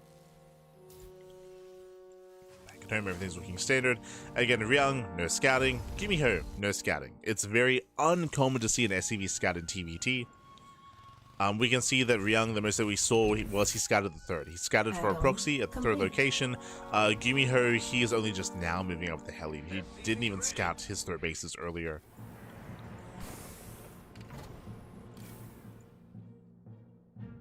He does move out. In chat, I want them both to win. That's one of the unfortunate realities here for both of these players, is that there is no lower bracket, right? This is not double elimination. It's one and done here in the early rounds. And they make it through or you don't. As the Hellion does go down. Nice cleanup here out of Ryung. As he does go Reactored Hellion, and he continues Reactored Hellion. Followed by the 1-1-1 into early Raven. Meanwhile, GuMiho going into a Banshee play. Okay, Banshees are on the way. Cyclones as well. Very tech heavy with the earlier factory, with the earlier starport into all these tech labs. And GuMiho, he will have potential. Reaper goes down.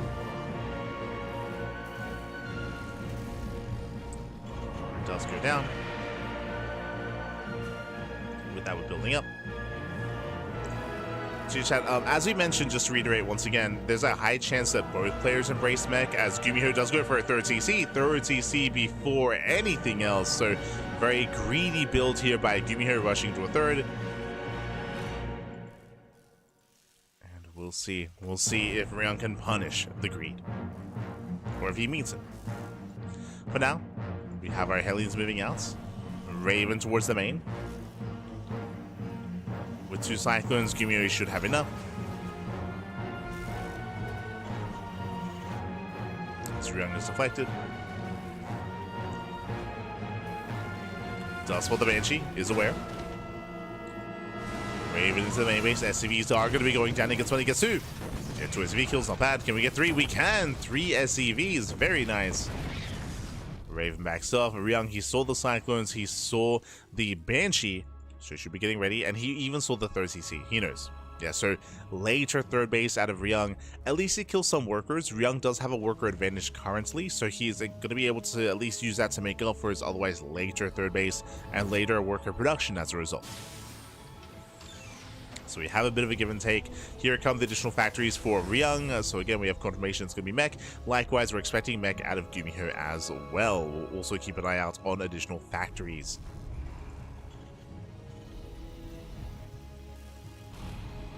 Go.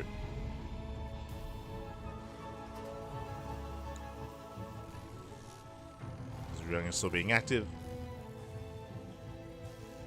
Going into a battle mech. Battle mech does have its place in TVT, especially against mech as well. In mech versus mech. If you remember, there was a time, maybe a couple of years ago, but there was a time a couple of years ago where we actually had, like, during the Cyclone meta of Cyclone versus Cyclone for a time. That was back when we had a different version of the Cyclone. Those are dark times. Thankfully, we're not getting that here. So it's going to be Biotank out of GuMiho. Reaper does confirm a very nice scout by Ryung, as Ryung, he sees all the extra racks, and he sees the tech lab on the racks, so he knows. Scan into the main also reveals the mech. So both players, they scout each other in different ways. And from here, things are going to slow down. Ryung has a more mobile army, and ideally wants to try to catch an army out in the open. GuMiho defending back at home. And is vying for air control. Reactoring out those Vikings.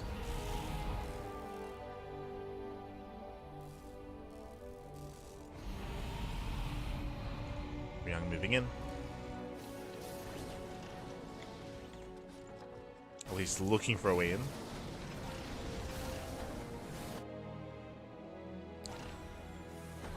And especially on Tokamak, we should be able to get a third base, work towards a fourth expansion as well. It can be quite difficult to break a siege line.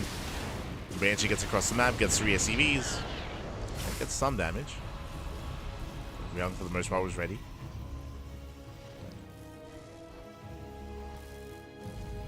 Was ready. Unfortunately, something that GuMiho is lacking because of his Viking production and Raven production, he has no drop play. Like, there are no medevacs currently. Medevac production has just now begun, so he has no mobility to his army. But the tank line is solid. But here come the disables! Yeah, the Ravens are ready. Here we go. Gets 1, 2, 3, 4 tanks are disabled. There's 1 tank left. Every single tank gets caught out. Ay, ay, ay. Here come the auto turrets as well. And GuMiho, can he break through? The disables are running out. Disables do run out. Tanks are back online. And Ryung, he barely doesn't have enough. Barely not enough here. Ooh, actually, never mind the tanks. Tanks pop up. 2 tanks left. Ryung, we can land. We can land the Vikings. There's nothing here. We can land the Vikings. You can do it. Never mind. Ryung, he backs off. He does back off. A very clutch fight. And Ryung, he did have enough to break through, but opts not to. He does opt not to. He opts not to throw away his Viking lead. Backs off. Ryung does retreat. He also saved one of the Ravens. I can't say the same for GuMiho. GuMiho lost his. He holds 2 Marines and 2 tanks. Let's go. And here comes the drop play. Medevacs load up. Ryung getting a couple of medevacs himself. That is interesting. Getting ready for his own Hellion drops, I would imagine. Okay, you have my attention. Going for a Hellbat drops even. No. We're back to Heart of the Swarm. Let's go. Hellbats load up.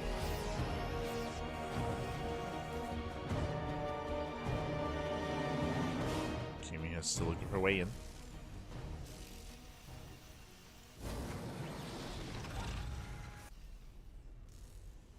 And now we're slowing things down. We're slowing things down. Again, I do think there were opportunities for Ryung, but for the time being, both players are backing off. We have a 4th CC on location with GuMiho. 4th CC is now floating over for Ryung as well. So we're slowing things down. We're getting into a longer game state. More sensor towers, more tank lines, more defensive setups. Of course, remember, GuMiho's big advantage is going to be his mobility. It's going to be his ability to stim, to dive into tanks, to dive into siege lines, or to respond to drops. To even harass across the map. So right now the onus is going to be on GuMiho to find some damage. Meanwhile, it's going to be on Ryung to try to find what's coming his way to keep up. Now it goes down, destroys some mineral patches.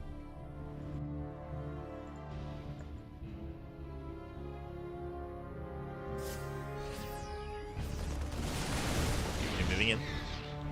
Get spotted. He responds. That's the other advantage here to having the Hellbats in these medevacs is that you can boost to respond. You can boost across. Ryung walling up with the CCs.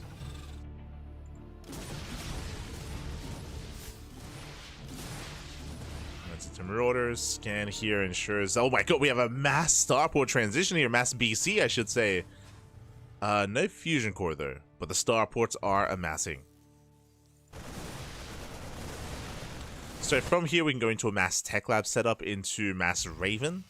So Mass Raven is going to be accessible here. I'm going to assume Mass Raven just because there's no Fusion Core yet. Otherwise, if we get a Fusion Core, we can go into BCs. As you can see here, purely Tech Labs. Yeah, Tech Labs are on the way.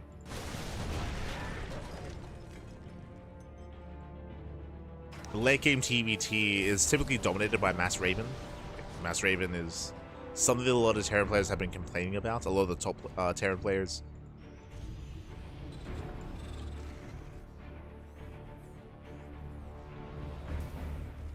Something that has yet to be addressed.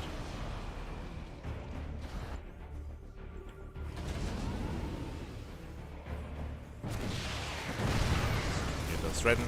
Ah, it gets a tank. Tank goes down, and Ryung, he pushes through the center instead, does find a couple of free tanks. I say free, does trade 1-to-1. Takes out another, making his way through. GuMiho, he responds.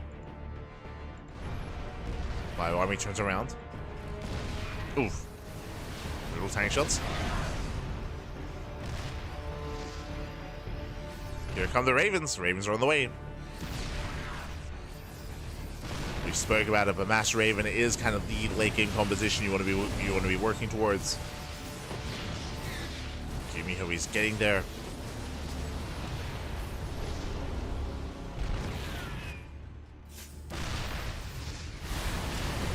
He finds another tank. Another tank goes down.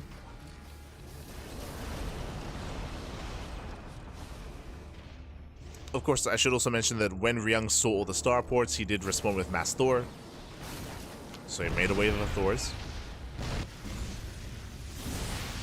GuMiho, he does find some damage, does get a Thor. These CCs are exposed. And Ryung, he's going for it. Again, where are the tanks? The tank count was reset. We're down to 3 tanks. Barely any tanks left for GuMiho. He's stepping in. Dusted forward into a tank line. And Ryung, he should take this fight. I say that his tanks are getting flanked. Yeah, nice flank here with the Marauders. And Thors are going down. Looks like they're just barely on enough tanks. And the Vikings never landed. Yeah, Vikings never did land. Not enough support, not enough buffer. Catching out more Thors. The Marauders, they trade very nicely. They trade well. Ryung has to get the hell out of there. And Ryung did not kill the CCs. He killed one. He killed one expansion, one command center.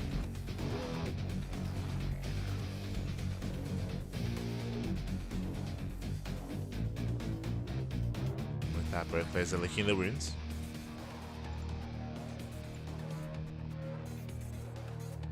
Still sticking with Master Marauder, making 4 Marauders at a time. Oh, a bit of a misclick is making some Reapers. I don't think that's intentional.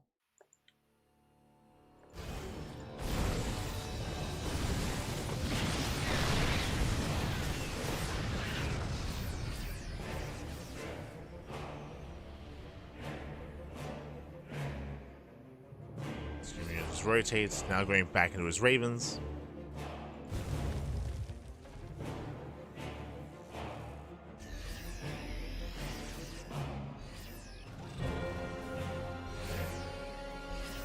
Still very tense.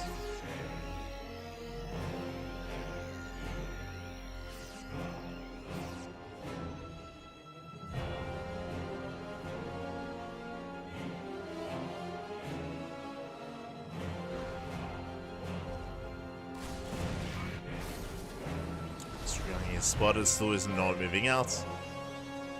GuMiho is maxed. Ryung, he's almost there. He's getting there. And here comes the Doom Drop. Okay, the main base would have a ring of turrets. Turrets covering the main. Scouting racks. GuMiho scans, he's headed for the third. Oh! Doesn't go for it. GuMiho got scanned. Yeah, he responds. And GuMiho, he has to be so careful here. Oh no! Jesus. Does boost away. Thankfully. GuMiho does boost away. He's going to be chased down. Does escape. He breaks out. Getting into the first tank. Likewise gets a medevac as well. Trades 1-for-1. Gets a medevac, gets a CC. GuMiho looking at the Raven count. We have 6 Ravens versus 7. There's a lot of Ravens. Disable's coming in. Disable saw the tanks. Oof. Anti-armor missile does go up. Ryung is going. Sorry, GuMiho is going for the CC, going for the planetary. He gets one. And Ryung, he's trying to keep up. Again, his army is so immobile. Ryung out of position. He's racing on over. Another planetary falls. Ryung, he has to try to keep up. Does mass disable. Gets all the tanks. All the tanks get caught. Doors are moving in, and GuMiho's army is getting caught out. He will lose everything. Tanks are falling. Down to 2 tanks.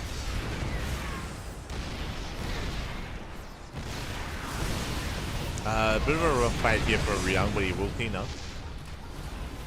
Resets the tank out, but he lost a CC. He lost 2 planetaries.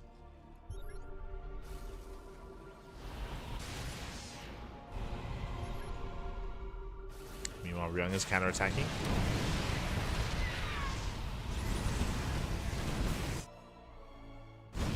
Ryung does counterattack. GuMiho, most of his army is here in the bio. In Marauders. Ravens are coming in. Loving the counter disable. Jeez, there's so much energy on these Ravens. Most of them are topped up. And we're base trading. Yeah, we're just gonna go for the base trade. GuMiho willing to lose the base. Moving out across the map instead.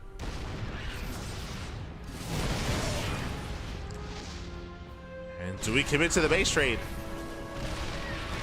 Do we trade bases? What's the plan? Disables a pop-up.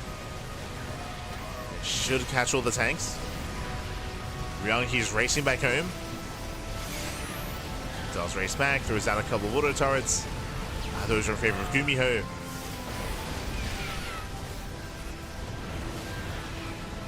But GuMiho might just be losing too much here. Yeah, he's losing far too much. Nice target firing, but the tanks are falling. Marines as well. Ryung, he defends back at home. He defends, he holds. And across the map, he did get the expansion. Kills the base.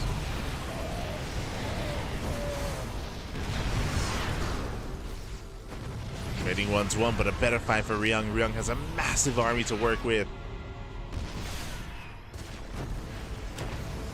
And again, we gotta send it. Send it across back. Does find a mineral line.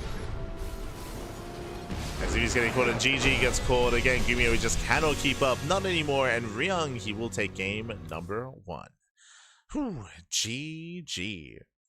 Ryung, he does take a lead in the series. Again, he was able to take these better fights. We saw that, unfortunately, GuMiho, he was able to get across the map at some points, but alas, he was mainly trading base for a base. He wasn't really gaining any further advantage, and Ryung was, for the most part, winning these fights in the lead up to the final moments of that game.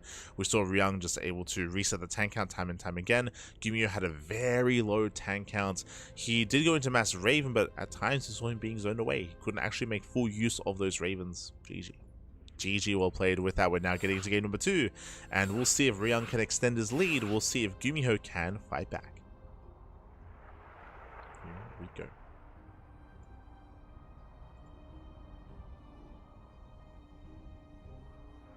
I like the bio choice. I think it's king. I mean, it's in a way kind of map dependent. What I mean by that is that mech does work better on certain maps than on others. We tried to emphasize some of the advantages of tokamak is just how close together the bases are, how defendable the bases are. So it is easier to rotate between them because there's less distance between base and base. That is different on other maps. For example, I do feel like mech is weaker, say, on Maganatho Incorporeal compared to tokamak. So the maps are really influential as to what is more favored than what is not. Where mech can excel. Speaking of, we're now getting into game 2. Game 2 is going to be on Gresvan. Speaking of the mech map, this is also a mech map as well. for sure. I feel like mech can also excel here coming into Gresvan. As this is a much older map from many years ago. It's been quite some time. And now we're loading back in. To Gresvan. Aye.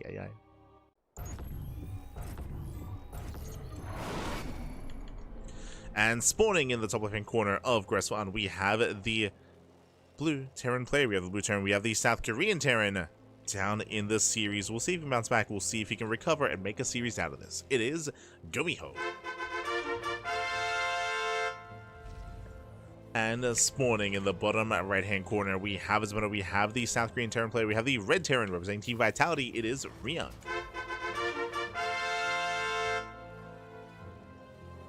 Here we go.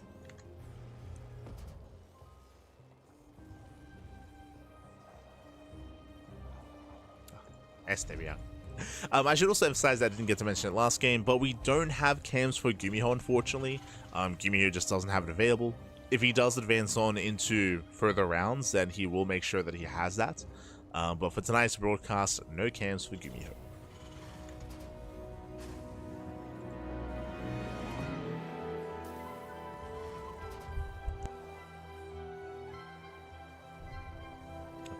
Here we go. Again, welcome back to Gresfun. Gresfun was in the map pool many years ago, and when it was in the map pool, it was known for being one of the larger macro maps. We saw a lot of late game on Gresfun, so because of this TBT, because of specifically the kind of players that GuMiho and Ryung are, I can see this game going the distance as well. But now, once again, GuMiho going for the same opener, single gas, but does open up racks into factory. Meanwhile, Ryung opening up racks factory as well, but double gas. Okay, so a more tech-heavy start here from Ryung. He can go for earlier tech labs into earlier cyclone. We're expecting Reaper Hellion out of GuMiho. That's what we are expecting.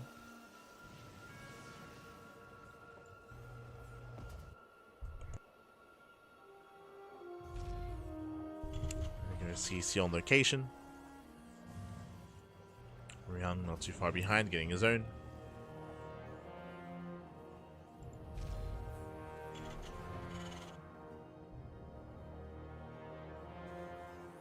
Jesus, I'm getting like flashbacks to Gresfun. Oh god, I remember casting many like an hour-long ZVZ, many ZVZs on Gresfun. With like Dark versus Shin, Dark versus Scarlet. True. There's a burn into my skull. I remember mech being quite prevalent, and I remember Raynor going for a lot of German taxis against mech on Gresfun as well, and failing to break through. Like I remember casting, I think it was like Raynor versus Cure, where Raynor he went for the German taxi here, and he hit this third base up this ramp. Couldn't quite break through against Cure. I remember Cure, he was very fond of his, in TVZ, he was very fond of going for his 7-minute tank push with Armory and having like 4 to 6 Hellions to protect his tanks, morphing them into Hellbats, if you recall. Jesus, like all the games, they're flooding back to me. But it was very trendy here on Gresfun. This was also in the meta of Mass Disruptor. This was before the Disruptor got nerfed. If you remember, the Disruptor, its supply got increased, so you could not make as many Disruptors, and that was like a big change. And I remember MaxPax being really upset. He was very upset about that change. But in the past, you used to be able to build up to like 12 Disruptors, and basically you'd have enough Disruptors in late game TVP to the point where you would fire off Novas, and by the time you would like spend your 12 Novas, your first Nova would be reset. Like the cooldown would already be reset by then, so you would have non-stop Novas available, just non-stop, just sending them out, and a lot of Terran players would be bullied. I remember casting Maru versus Trigger on Gresfun, and Trigger really doing well, excelling. I remember casting Clem versus MaxPax, of course, also on Gresfun. The Mass Disruptors. Then the supply got increased for the Disruptor. That kind of died off. All the memories.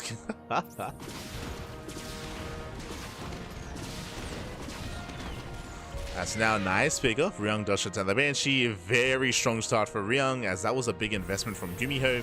Behind this, once again, GuMiho going for a third CC after the 1-1-1. So once again, a very economic build here. But this time GuMiho is going into mech. So GuMiho is meching it up.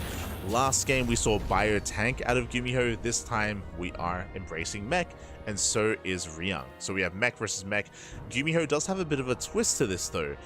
A couple of things here. One, yes, we do have a much more economic build here by GuMiho going for the faster third CC, but do you see what I see? Second starport. We're going for a early 2-port setup, which means we're going to Mass Viking. We're going Tank Viking, a very efficient composition, but there are some weak points to this.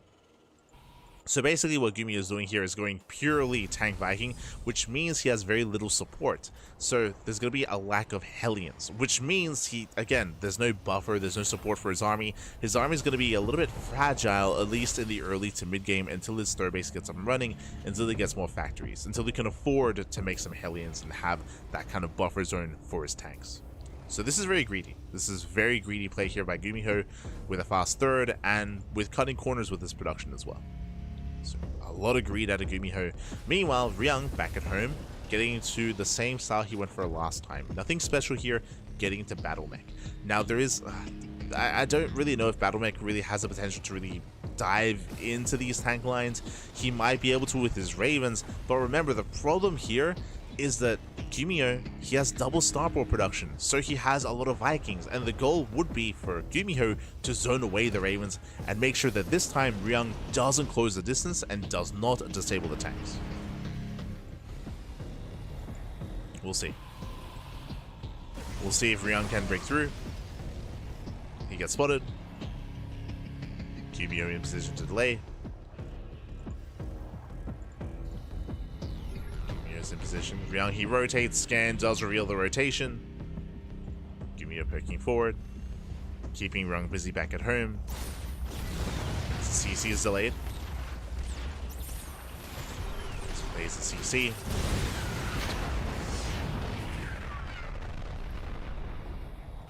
And GuMiho still just plumbing out purely tanks and Vikings. And he's gonna get a little bit out of hand here at this point. How many Vikings? He's already on how many? On 8 Vikings. Jesus.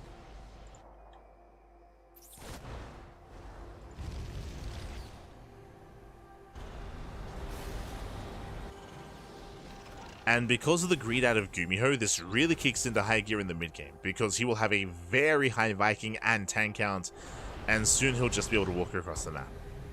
Getting his 4th base on location, so this is just a really strong start here to GuMiho. He is getting away with it. Ryung trying to move out, trying to apply some kind of pressure. Scan reveals the 3rd base.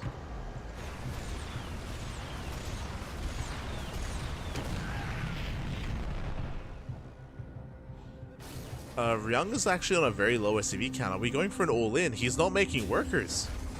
Double armory. Oh boy. So Ryung, he is building up into a longer game. He did delay worker production. He did miss some rotations with his SCV count. As you can see here, he's still undersaturated at the 3rd. And again, the soup does lie. Like right now, the supplies are close, but GuMiho, he will soon skyrocket ahead. He has 80 SCVs. He's getting his 4th base up and running. With that boosted economy, GuMiho, he will be the first to max. He should be the first to max out. Now, there's still a window in time where Ryung could try to break through and get some damage done early, and he has to. Otherwise, GuMiho will run away with this game. Liberating into the main, does harass. Ryung's moving in, does get 1 tank. He gets what he gets 2, not bad. 2 tanks are disabled, he's going for the planetary. Vikings are rushing in. That's a lot of Vikings. But the planetary goes down, not bad, and then we have to get the hell out of here. Gets the base. Ryung, we gotta get out. We gotta escape. Get back home, Babby. Get back home. And looks like he will. Okay, Ryung, he will make it back home. So a nice attack here from Ryung.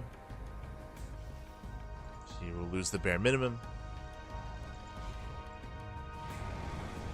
And Ryung, he needs to do that again.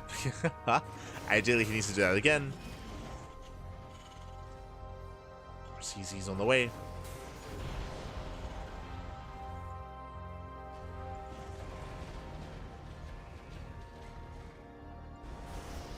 Viking harass here with the natural. It's gonna get an SCV. 3 SCVs going down. Ryung is pushing in. Does get a couple of nice tanks. Yeah, tanks are going down. Vikings are out of position as well. And Ryung is pushing in. Let's go. He does go for it. Does push right down the center. Vikings do fall. There are only, what, 3-4 tanks. GG gets called as GuMiho. He was distracted in the main. And Ryung, he does take a 2-0 lead. GG. Whew. GG, well played. A very nice attack here from Ryung. Again, as we were mentioning, if the game went any longer, then Ryung would fall. I mean, he was falling behind, further and further behind. GuMiho was taking a greater economic lead, but he was distracted by the landed Vikings, and we saw that Ryung was able to rotate, able to find a way into the bases, caught out the tanks. GG. Whew. GG, well played. A lot of pressure was on Ryung, but he found a way in, he found damage, and with that, we're now getting into game number 3. This is actually looking very similar to the Cham versus ShoWTimE series, where Cham was up 2-0. Cham was up 2-0 against ShoWTimE, but then ShoWTimE, he brought it all the way back, winning 3 games in a row. Can GuMiho do the same? We'll see. I'm a little bit concerned here just because of the maps that were chosen. The first 2 maps, Gresvan and Tokamak, very large maps, very slow maps as well. They lead into longer game states, typically I should say, which is also why I'm sure GuMiho, he felt very safe going and rushing to a third base in both game 1 and game 2. Now, welcome to game 3, Ultra Love. Ultra Love is going to be the 3rd game here of the series, and this is a much smaller map, a shorter rush distance by ground.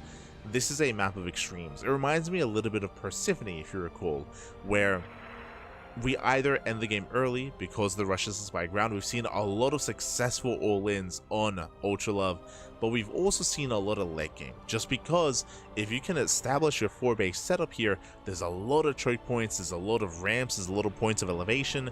Because of that, it can be hard to actually push past that halfway mark after a certain point. So we either see short games or long games on Ultra Love. Very little in between, but we'll see. We'll see if we can get there. We'll see how our players will approach this. Something that we haven't seen yet that is very common in Korean TVT is proxies. We haven't seen, you know, proxy 2x Reaper or any Marauder-based proxy yet in this series. We could see that at some point here on Ultra Love. Ryung has a lead. He might be tempted. He might be tempted. The problem, though, with going for that is that so far every game we've seen faster factories out of GuMiho. We saw that in game 1 and in game 2.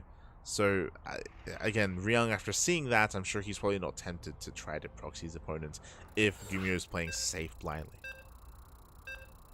But we'll see. We'll see as we are getting into game number 2.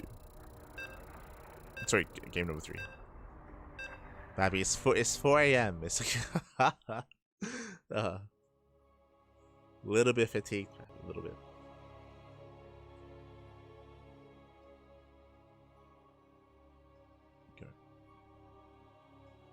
The soup lies? This is an outrage. Someone stop the soup from lying. Something must be done. As spawning in the top right hand corner of Ultra Love, we have the South Korean Terran player. We have the Red Terran leading the series 2-0. Arguably has the best TVT in the world. It is Ryung. Something that is inarguable is that he is the reason why Clem no longer plays TVT. that is this man right here. That's true. He is the reason. No. He bullied Clem into Protoss, and spawning in the bottom left hand corner, we have the South Korean Terran player. We have the Blue Terran. It is GuMiho. Here we go. As we are going to be settling in. And welcome one or two Ultra Love. We do have a double gas opener out of GuMiho. So GuMiho is going for a faster factory into a delayed CC. I didn't know it was because of Ryung. Yeah, Ryung. Ryung, he has, as I mentioned before, he has arguably the best TVT in the world, and there was a big stint, if you remember, in World Team League, in WTL, Ryung was the Clem crusher. Like, whenever Team Vitality versus Basilisk, Team Vitality versus Team Liquid, in World Team League, Ryung, whenever they played, Ryung, he was the one that they would call upon. They would often not revive or not send Maru out to play against Clem. It'd be Ryung. Like, Ryung, he would be the Clem sniper. Time and time again would bring him down in individual series as well. And if you remember, it was last year December, Elite League early December was the last time that Clem played Terran in TVT. Mid-series against Ryung, he won game 1, of course. He won game 1. We got into game 2, and Clem, that's when he was like, nope. He switched to Protoss, and he never looked back. Never looked back. That game against Ryung in Elite League, that was the last time that Clem competed as Terran in TVT. That was back in December. Never again.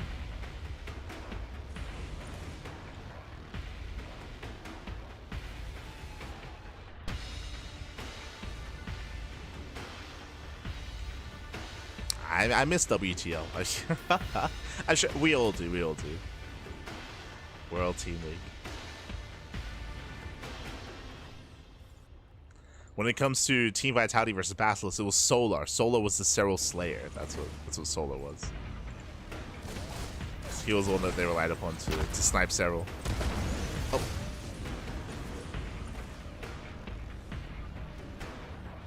Of course, that was back when Solar was on Team Vitality. For now though, we are going to be settling in. We do have our 1-1-1 here out of GuMiho, likewise Ryung as well. Getting our natural bases, and we have seen a lot of mechs so far between our two players. I'm not too fond of the am I? I mean, mech can work here. Oh no, Mind Shots! Mind Shot goes off, takes down the Reaper, splash damage on the Hellion as well. And with that nice control out of Ryung, he does snipe the weakened Reaper, the Hellion as well, and Ryung, he holds, he defends, he shuts us down. There's one Reaper remaining, and again, GuMiho, he does not break through. He does go in for a scout at least, but ooh, the final Reaper falls. It's a nice defense by Ryung. Again, GuMiho did take that Mind Shot to the face. Was brutal. From here, we're calming down. Do have our bio tank. At least for now. Early medevac, early drop play. GuMiho, the aggression is not stopping. He's rushing across the map with that medevac. The downside, of course, is that his Raven production is going to be delayed. We have the Raven on the way for Ryung instead. So far, Ryung has held. Can he do it again? As here comes the drop.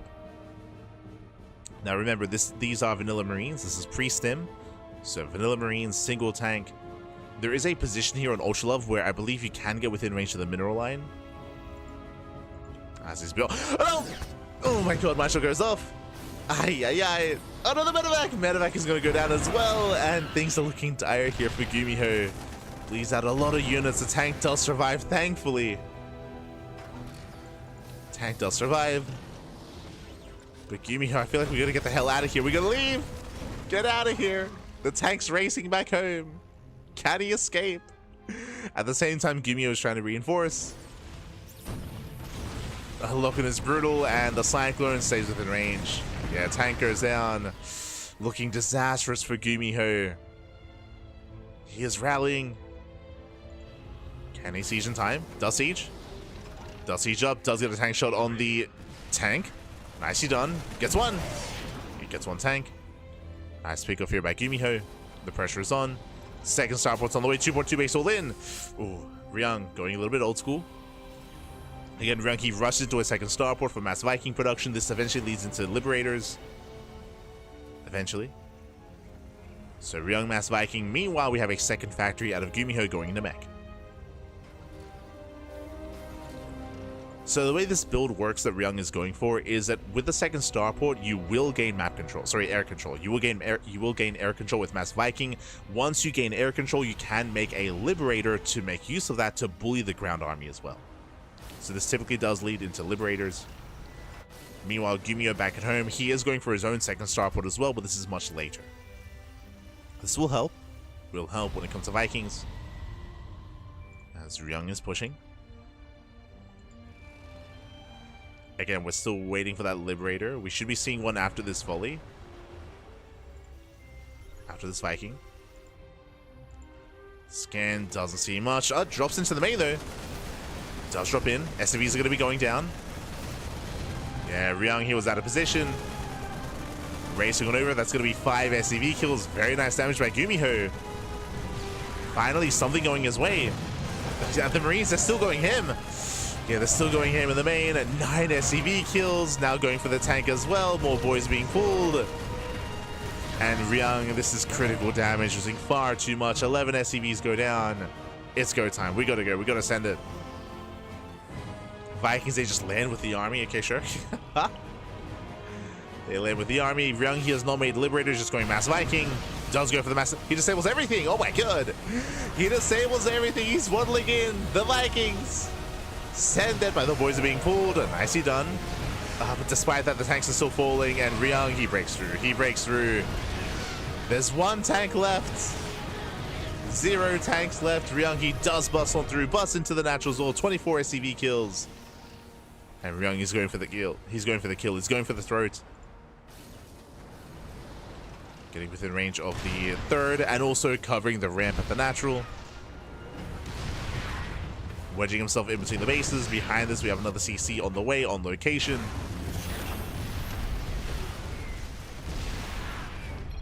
And GG gets called. Ryung, he will claim the series 3-0. Doesn't drop a map, and Ryung, he will make it through into the group stage. GG. Whew. Ay, este Ryung. GG, well played.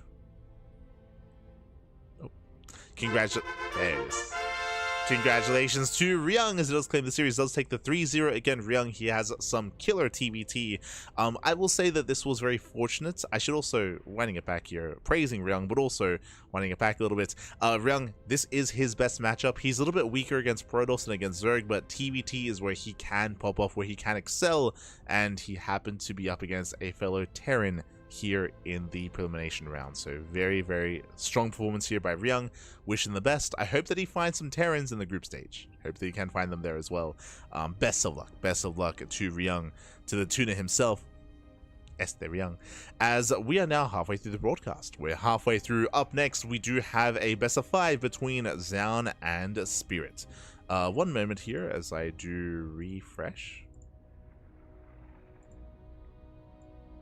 We can refresh the bracket together and have a look together. Bam. Okay, so already we had ShoWTimE. ShoWTimE did take down Cham 3-2, making it through to the group stage. He has qualified. Meanwhile, Ryung, Liquidator page will soon be updated, but Ryung, he does take the 3-0 over GuMiho as well, also qualifying for the group stage. Up next, we have Zoun versus Spirit, and then Rogue versus MaNa at the end of the broadcast. We're halfway through, 2 best of 5s remaining. Oh boy, as we have some Korean on European action. So for now, we're going to be heading over to the America server. Vetoes are underway as we speak. Yep, vetoes are underway.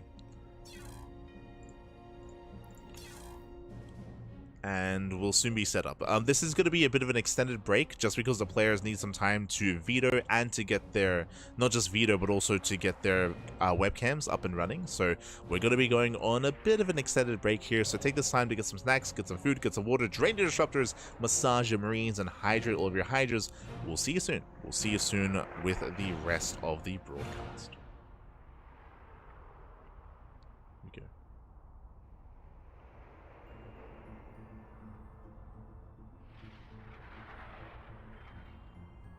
Solo was the guy with the OP muters. True.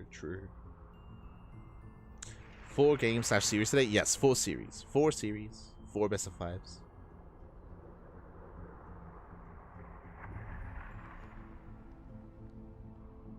But yes, for now, we're going to be going on a break, and when we come back, we'll have a next series. We'll see you soon. See you soon after the break. See you soon. Bye. See you soon.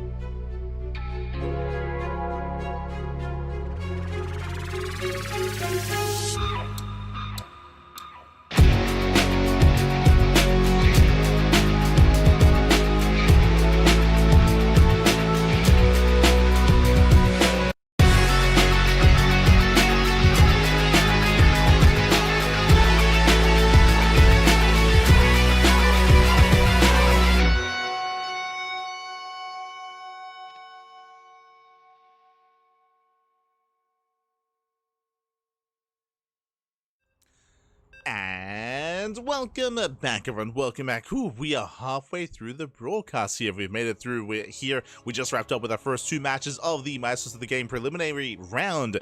ShoWTimE has made it through. Ryung has made it through, and now we're here to determine who will join them. Will it be Zoun or Spirit? As we jump into a PVT. Here we go. As we jump into our first game, we're loading into Sandworm. And spawning in the top side of Sandworm, we have, sorry, bottom side of Sandworm, we have the red Protoss player. We have the red Protoss himself for Team Vitality. It is Zoun.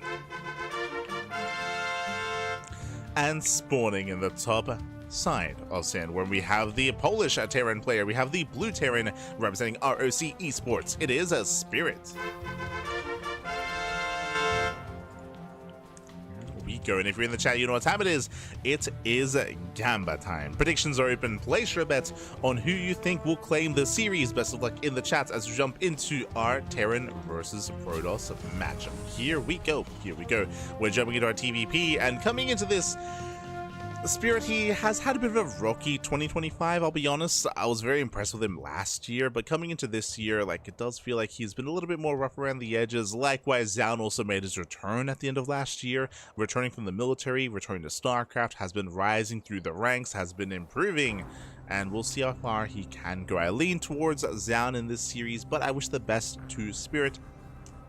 I would love to see him make it through. I'd love to see him make it into the main event. We'll see if he can. Oh boy. And again, welcome on to Sandworm. Sandworm is one of the older TLMC 20 maps. We have casted many games on Sandworm, if you recall, especially at the start of the year when we were still in the middle of TLMC 20 and the judging phase and the judging process and the voting phase was still open. This was one of the many popular maps. I actually voted on this map, if you recall. I did vote for Sandworm. It is a lot of fun and great to see it once again here in this tournament map pool. Great to see it once again. For now, double gas opener out of Spirit, going for a proxy factory, one base all in. Okay, let's go. Proxy factory out of Spirit. He's gonna double down. Zoun, he's denied entry into the main base. He saw double gas. He should be expecting a factory, but he's, I'm sure, expecting it back at home. But he's checking on the edges of the map. Probe on the left, a probe on the right. He's searching for the factory. He knows that it should be already in production, and he will find it. Wow, big scout here for Zoun. He does find the factory. He's aware. Proxy Tech Lab into Proxy Tank. Yeah, 1-1-1. One base all in out of Spirit, and Zoun has seen everything he needs to, and we'll see if he can deny these add-ons, deny the production. As here comes the Stalker. Stalker does move out. It does hit the production. Will deny the starport. Ay. Starport is denied.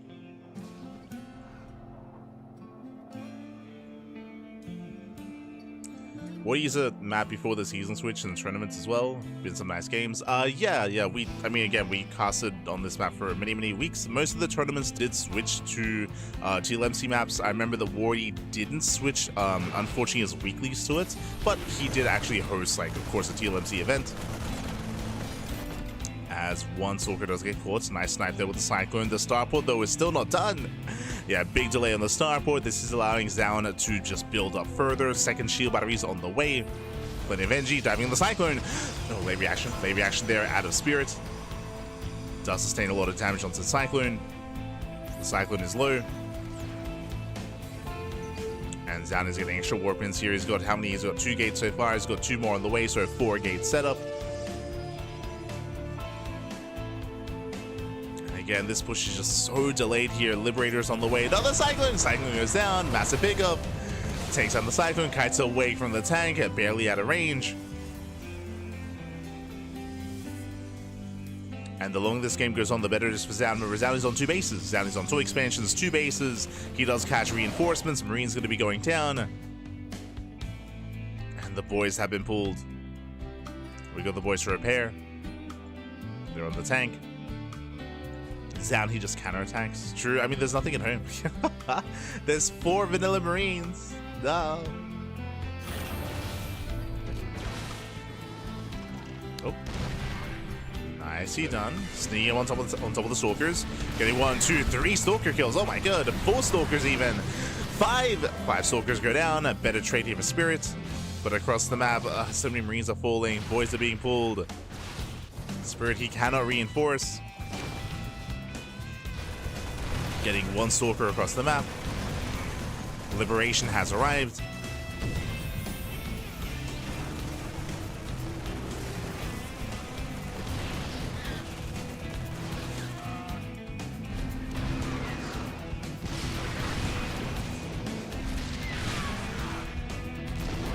As we're going on top of one of the gateways. Meanwhile, SCVs are going down. Brutal damage. Bearing in mind the Spirit, he has limited workers to begin with, as he is 1 base all in. Dust around, that's going to be 9 dead SCVs, and here comes down. Getting on top of the tank, 1 tank goes down, now going for the Liberator. The Liberator barely holds as well, but that is still a brutal trade. Spirit, he can still pull this off.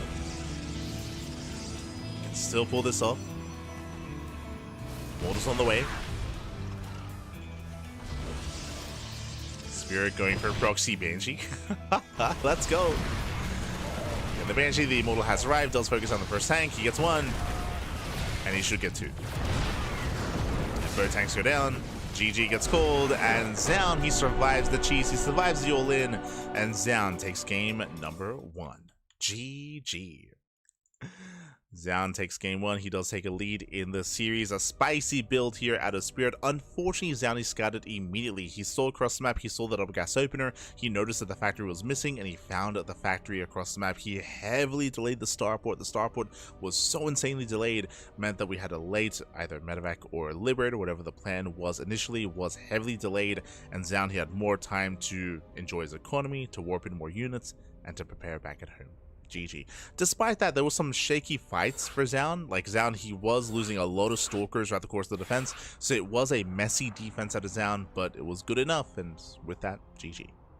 GG, well played, as Zoun takes the lead, and we'll see what Spirit has in store for us coming into game number 2. Meanwhile, a big shout to Tort 1983 in the chat. Thank you so much for subscribing for second time with Twitch Prime. Thank you so much for 2 months of support. We do appreciate it. Gracias. Do appreciate it. Thank you so much. Thank you. Catching up here, reasoning was supposed to use the older maps in the weeklies. Yes, it was OSC. OSC were sponsoring the event, and OSC have a rule set about what maps can and can't be used for their tournaments. So in the end, that was the rationale for that back in the day. Again, that was back at the start of the year. But here we go. Now we're getting to game 2. Game 2 is going to be on Tokamak. Okay, now we're going to be going into one of the more standard ladder maps in the map pool. One of the larger maps as well. Larger map, longer rush distance by ground, much more defendable. And we'll see how our players do approach this. As spawning in the top right-hand corner of Tokamak, we have the Polish Terran player. We have the blue Terran. Down in the series, we'll see who bounce back, representing ROC Esports. It is Spirit. And spawning in the bottom left-hand corner, we have the South Korean Protoss player. We have the red Protoss representing Team Vitality. It is Zoun. We go. And we'll keep an eye on Spirit here when it comes to the initial openers. Went for a spicy build in game 1. I don't see him doing that again in this series. I'm sure it's going to be very map dependent. Again, we're loading into one of the larger maps in the map pool, so trying to go for a cheese or aggression here is going to be less impactful. It's going to be the map itself, I should say, is going to be working against the aggressing player. Not saying that all-ins can't work on Tokamak. They can. But there is more working against you. For now, single gas openers, so something more economic. Racks expand out of Spirit. Again, on Tokamak, this does make plenty of sense. So much more economic opener. Getting ready for the CC. Zoun does confirm, and Zoun, he will attempt to delay. He may even force the CC off center. As Spirit, he has the money for it. Force to make a Marine first. Marine first. Do we get the pylon? Do we get the block off? Up! Up! Up! So far, not quite able to. CC on location, no pylon block, but nice delay. Does force one SCV off the mineral line as well. Zoun just being as annoying as possible. As from here, he can pull away. Does pull away. Back at home, standard opener out of Zoun. Gate expand into Cybercore. Oh, sorry, gate cyber expand. So standard opener. Especially after what happened in the last game, just playing safe, just playing safe, just playing standard, not cutting too many corners. Just calming down. Calming down and settling in. Should that, did we play on Golden Wall already? That was Sandworm was game 1, but we have not played on Golden Wall tonight. We have featured Gresvan. Gresvan we have played on already when it comes to the extended map pool, but Golden Wall is something that we have not featured yet. I mean, Golden Wall was one of the more quirky maps, if you recall. Similar to El Dorado, for example. So I don't know if players are too willing to play on Golden Wall, as it's less standard. But I look forward to it. Hope we get to see it at some point. Hope we get to see it. Twilight Council opener out of Zoun. We have our take of choice. And the Spirit, he does not get into the main. He does not scout. Not yet. Just being as annoying as possible. Sentry will deflect. Spirit goes into the main. Boys are being pulled, but Spirit, he does get behind the mineral line, and he will scout the Twilight Council. Does scout, does confirm. Cross map hallucination also gets highest on the 111. No fast tech lab yet. We're going for initially a mine drop, and then we'll keep an eye on the tech labs. We'll see if we go for tech lab on the factory or on the starport. We go into Banshees, tank production, Raven play. Show us what you got. As now it's just the drop.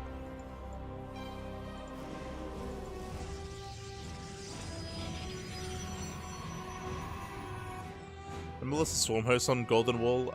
Yeah, I mean, it was a little bit implied, but Golden Wall, similar to El Dorado, did have an area of the map similar to Torches. Did have an area of the map that was completely walled off, so it is safer to go for something like Swarm host.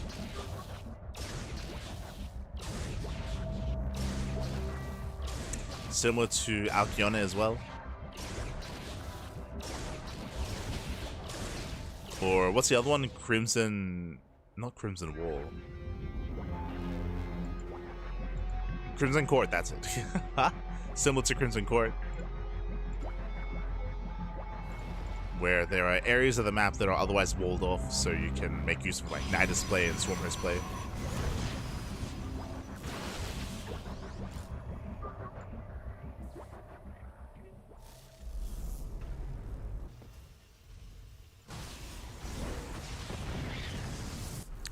So there are maps where that kind of style is more viable. Less applicable here. So we're getting into our 3-1-1, standard follow-up here out of Spirit. Meanwhile, I believe 3-gate Blink. Yes, 3-gate Blink out of Zoun going for his own third. So Zoun just playing very safe, getting into the mid-game. From here, we should be seeing a Forge into Twilight Council into Charge. There we go, there's our Charge follow-up. No Forge yet, but we should be seeing one soon into delayed splash damage. From here, we can then decide to go into Storm or go into Colossus production. Both are viable, both are options. But we'll get there after Charge. This mine shots are going up.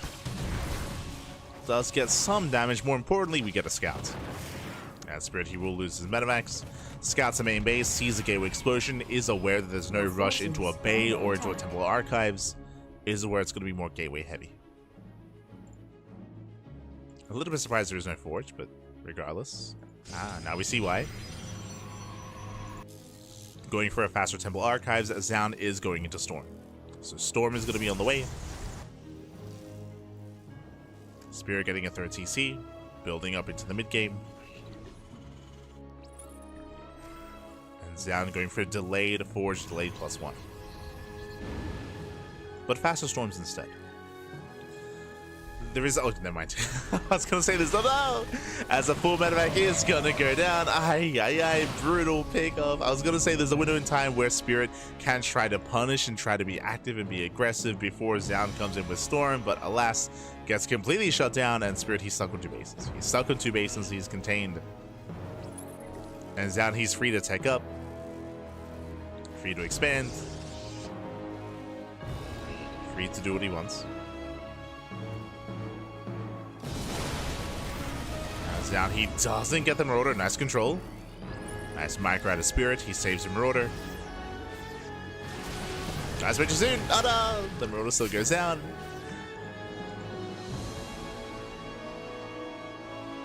Zoun gets the hell out of there. Baits out of Stim.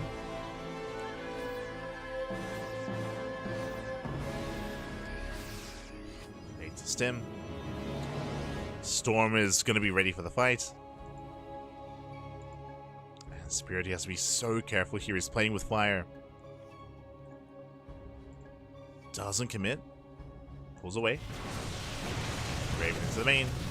Raven does go down. The Raven doesn't escape. Gets a couple of probe kills, which is nice, but that is still a brutal loss for Spirit.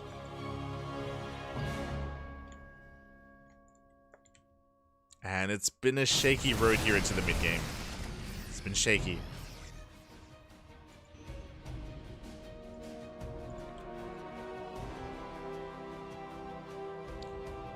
Zoun trying to keep up with the armor rotation, moving out with the Zealot run by. Zealot towards the third, it does find the main army. First Zone, nice spread. Nice spread out of Spirit. He avoids the first storm. The others, well, they do connect there. Oh god, the others do connect. Brutal storms. As there's still more High Templar ready. At the same time, Zoun does hit the mineral line. SCVs are going down, and Spirit, he's committed. He is committed. He's going to commit. He's going to go. The longer this goes on, the worse it's going to be for him. Small workers are going down. Spirit rotating over. Headed towards the third. Oh. Zoun, he's holding onto that storm. Takes out the tank. That's going to be 33 SC. Jesus, 33 SCV kills. That's insane damage. And again, it's all or nothing with Spirit. Brutal storm. His storm connects to the army. And there's almost nothing here. There's almost nothing left for Spirit. Here goes another couple of storms.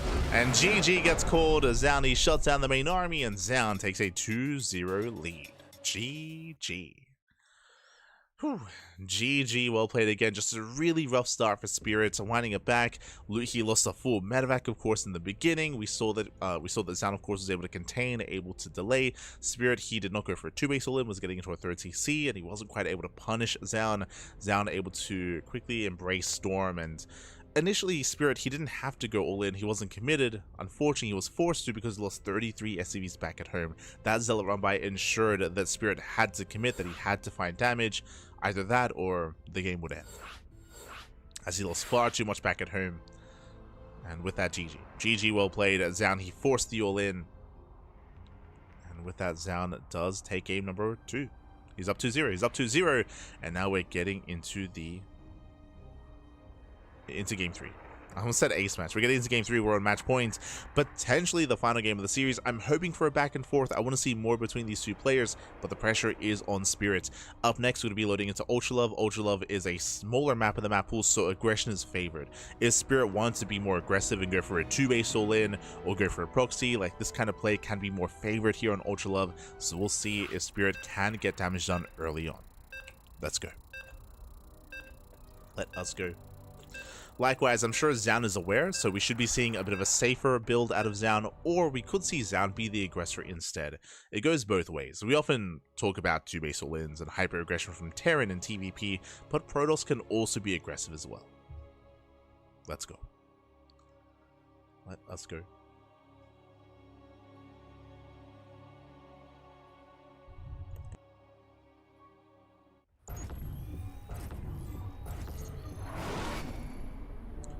And spawning in the bottom left-hand corner of Ultra Love, we have the South Korean Protoss player. We have the Red Protoss representing Team Vitality, leading the series 2-0. It is Zoun.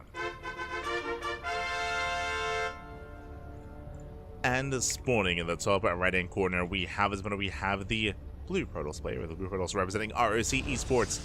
Wait, sorry, I have the wrong way around. Wait, what? Sorry, I was so confused. Okay, never mind. I was like, wait, what? It just didn't register in my mind. Papi, it's 5 a.m. in the morning. Ay. It's 5 a.m. here, so it didn't quite click. Spirit, he tried to switch to Protoss. He tried to play Protoss here. That was not a mistake, by the way. Like, he was gonna play PvP, but he has been notified here that this tournament does have a specific rule set, does not allow race switching mid-series. If someone wants to play a different race, if Rainer wants to play Protoss, if Clem wants to play Protoss, if Spirit wants to play Protoss, you can play Protoss, but you have to play Protoss from the beginning. You cannot play game 1 as Terran and then switch to Zerg or switch to Protoss or switch to random. That is not allowed, not in this tournament. No.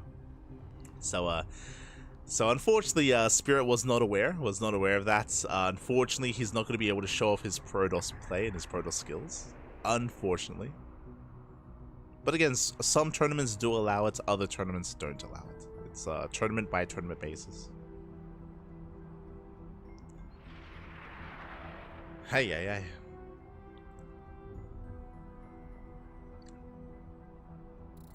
Regame. We wouldn't cost Spirit a game for that, not at all. That'd be crazy. he didn't know that he couldn't play Protoss. So here we go. So we are going to be switching on over here. Once again, loading into Ultra Love, and I'm a little bit concerned for Spirit. It's possible that he might not be fully prepared to play Terran on Ultra Love. I don't know if he always planned to play Protoss here, but regardless, let's go. Let's jump in. As spawning in the top right-hand corner of Ultra Love, we have the Red Protoss player representing Team Vitality, leading the series 2-0 and one game away from claiming the series and making it through into the group stage. It is Zoun. And spawning in the bottom left-hand corner, we have the Blue Terran player, the Blue Terran representing ROC Esports. It is Spirit. It's allowed to switch before a best of, but not into the best of. Yes. So, for example, in a group, if you have to play in a group, if it's like round robin, for example, Spirit, he can play Terran against one player and then play Zerg against another player, or Protoss against another player. I believe one of the reasons why this rule does exist is also because of vetoes. A player would be at a disadvantage if they're vetoing for a certain matchup, but then you play a different race on a certain map as well, so like that's one of the reasons why. Just because certain maps are better for one race and another race, or they're better for a certain play style for one race and another race.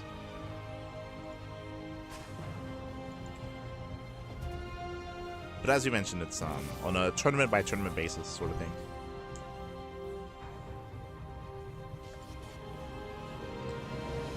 As Spirit, he's forced to play Terran. No. No one wants to play Terran. Smurge, papi, smurge. Maybe next time, For now, economic opener. Single gas here, so racks expand out of Spirit.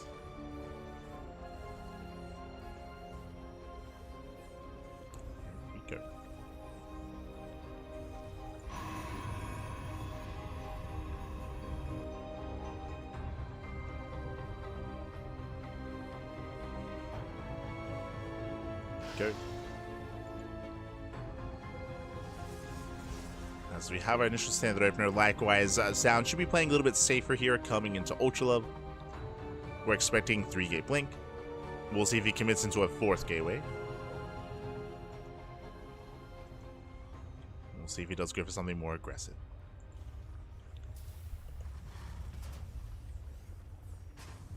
As well, come on to Ultra Love. Ultra Love is one of the smaller maps in the map pool, shorter rush distance by ground.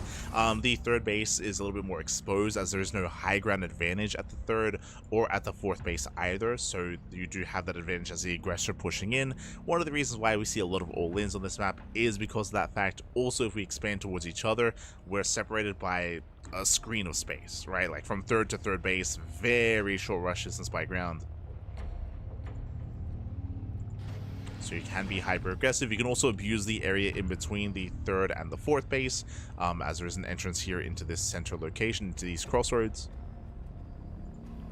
So you can wedge yourself in between and force a better fight in your favor. As we mentioned previously, Ultra Love is typically a map of extremes. Yes, there are all these advantages to be aggressive, but if you can establish yourself on 4 bases, if you can slow the game down, then you can extend it into a very long game state just because of how defendable the center of the map is. These bridges, these ramps as well, they're very narrow, very small, very short. As a result, it can be quite difficult to get across these bridges or up these ramps if your opponent is on the other side. So the game can slow down to a crawl if we can, again, get up to that kind of like mid-game scenario.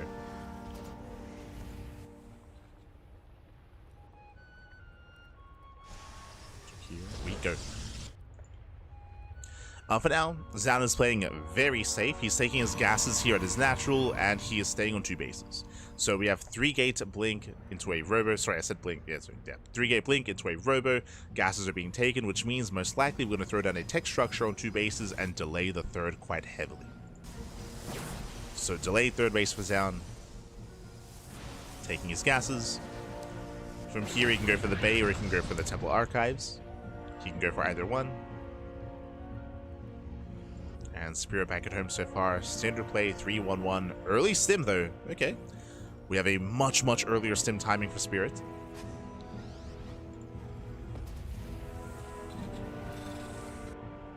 Much earlier. Third base now being taken. Again, delayed third for Zoun. We're still waiting for his tech of choice. Okay. Going straight into charge. So blink, straight into charge.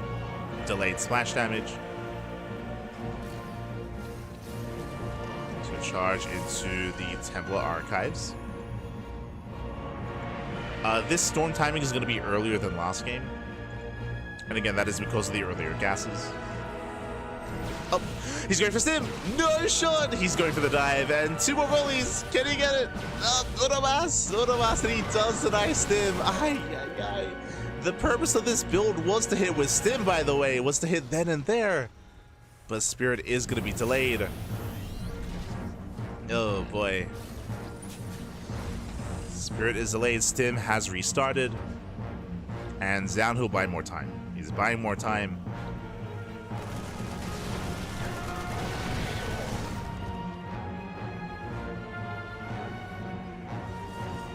Which means by the time Spirit moves out, Storm is going to be done. Storm will be complete. We have a massive gateway explosion. You back on the medevac.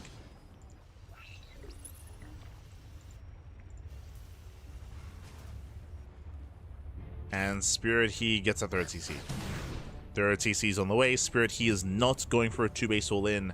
That might have been the initial plan, but Spirit, because he's been delayed, because he knows how good Zoun is as well, looks like he is going to be deterred from that kind of play. So 3rd TC, he's building up into a longer game state, into the mid-game. See if we can find any damage on the way. Moves out with his medevac. Zoun, he will miss this. I say miss that, sorry. He does have an observer over the main army. He may have seen the medevac, but we didn't see any major reaction. Spirit's moving out. Stim is completing, +1 as well. We can see Zoun respond to the main army. Storm is ready. Zoun, he wants to fight. There's a scan. Storm is coming in. Oh no! The army choked up. Storm on the tanks. Yeah, Storm on the tanks. Tanks, they go down. Storm on the main army as well. And Zoun, he will dominate this fight. He's still got another Storm. Going for the warp in. At the same time, dropping to the main. Warp in was just used.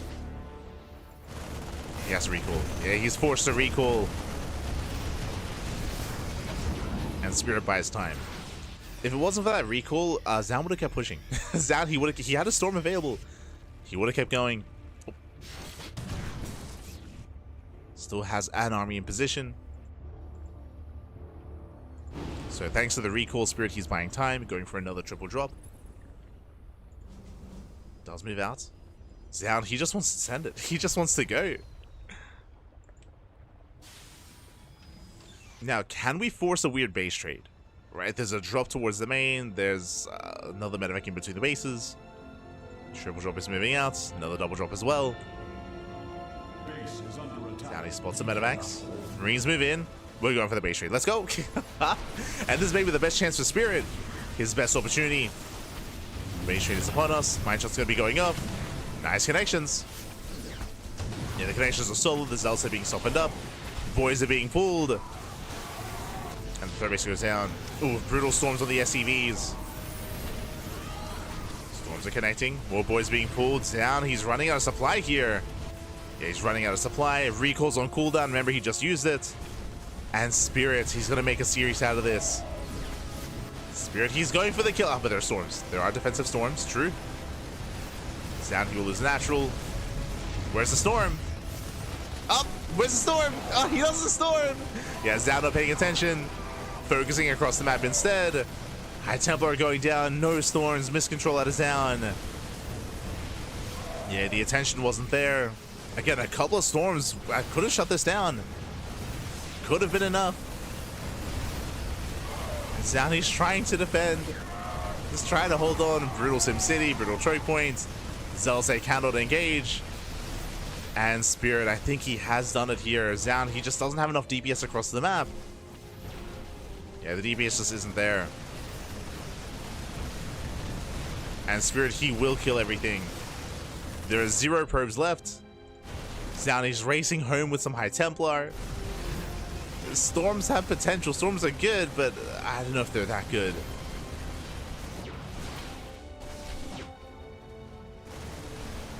As again, these are the final buildings for Zoun. Templar have arrived. And it's a couple of storms. Jesus. The mine shot! Oh my god. Whew. Nice dodge. Nice dodge on the mine.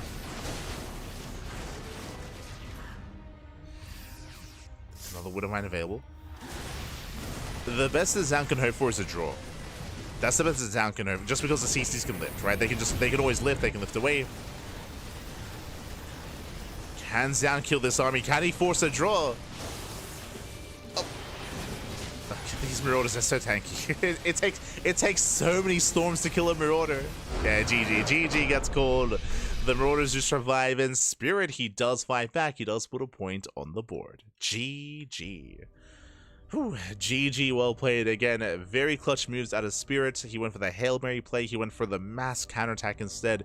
In the face of a terrifying army, Spirit, he was able to pull off some drops across the map and able to force the base trade, the base race out of Zoun. Again, the MVPs of that game for Spirit was the first drop, the first singular full Marine drop in the main base, because if you remember, Zoun, he just warped in across the map, so he didn't have any defensive warp-ins, and he was forced to recall. That one recall won Spirit the game, because it meant that there was no recall to defend against the follow-up triple drop, which forced the base trade. So that was a big moment here for Spirit to force that early recall. That led into the win. GG, well played. With that, we're getting into game number 4, and Spirit, he has momentum. He has momentum on his side. Can he go all the way? Can he force the ace match? Let's go. Let us go.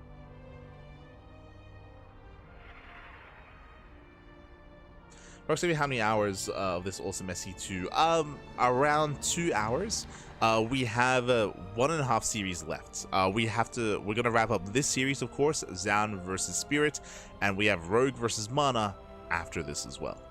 For now, though, as we are halfway through, we're gonna be going on a break. We have a 3-minute break. When we come back, we'll have the remainder of the series. Let's go. Let us go.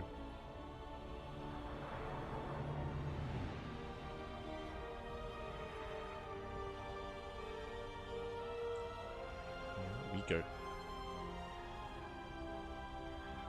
All Zoun had to do was delay long enough for recall to finish the cooldown, but by then he was losing all of his Nexi. Remember, all the Nexus went down, so he could not recall, or he couldn't just wait for the recall to be available. That's why we did mention how the drop was the MVP, if you weren't here for the start of the game.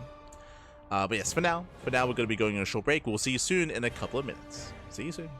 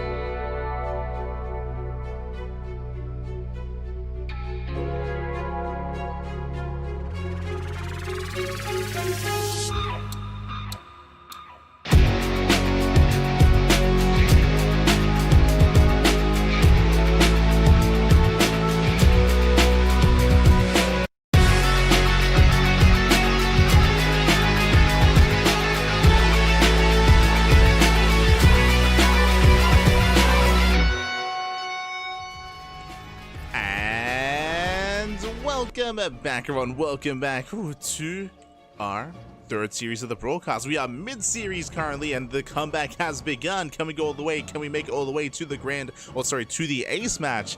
Let's go. Let us go. Spawning in the bottom-hand corner of Persephone, we have the South Korean Protoss player. We have the red Protoss representing Team Vitality. It is Zoun. Leading the series 2-1, and spawning in the top left-hand corner, we have the Polish Terran player. We have the blue Terran representing ROC Esports. Fighting back, putting a point on the board, it is a Spirit. Here we go, and again, his Spirit has not been broken despite having a rough start to the last game. We saw the Spirit, he went for the Hail Mary play, went for the mass drop play, was able to pop off, able to force the base trade, the base race, and to come out on top in that as well. GG, well played. Impressive play there by Spirit. Moves out with the SCV, but he gets found by the Pro. Oh, does he find him? The Pro barely does miss the SCV, just barely with that Spirit. He does skirt around the edge, and he's coming in for, I would imagine, the eBay block. As we have our racks across the map. SCV moves in, but Zoun comes back in time to spot this, to react, and to deal with the eBay. So nice positioning here by Zoun. The boys are being pulled, and this eBay should not get too much progression. Zoun should force a cancel, and will be able to expand.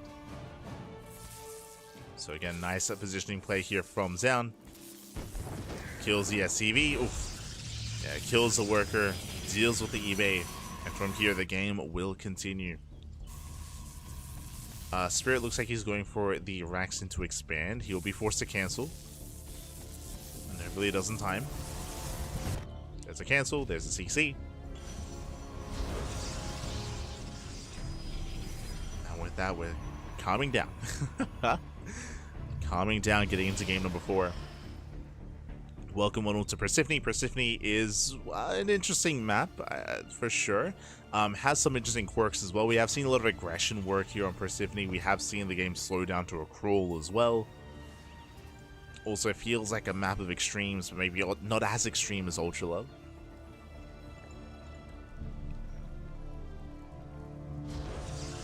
And our eyes are going to be on Spirit. For the most part, we expect Zoun to play like he has been so far this series, going for 3-gate blink into charge, into storm. Has done so every game so far. Has had slight variances in his build, but the goal has been the same. Reaper gets in, gets 1, gets 2 probes. Gets 2, can we get 3? Oh, ooh, barely. Does get another worker there, so 2 probes go down for the Reaper. At the same time, Adept gets into the main base. Delays the CC. Does delay, but doesn't kill the worker. Flash moves out of Spirit. From here, we're building up. Twilight Council's on the way, so once again, Twilight Council into Blink. Again, we're just kind of expecting the same thing out of Zoun. Spirit has been making more adjustments, though. Going for the Tech Lab.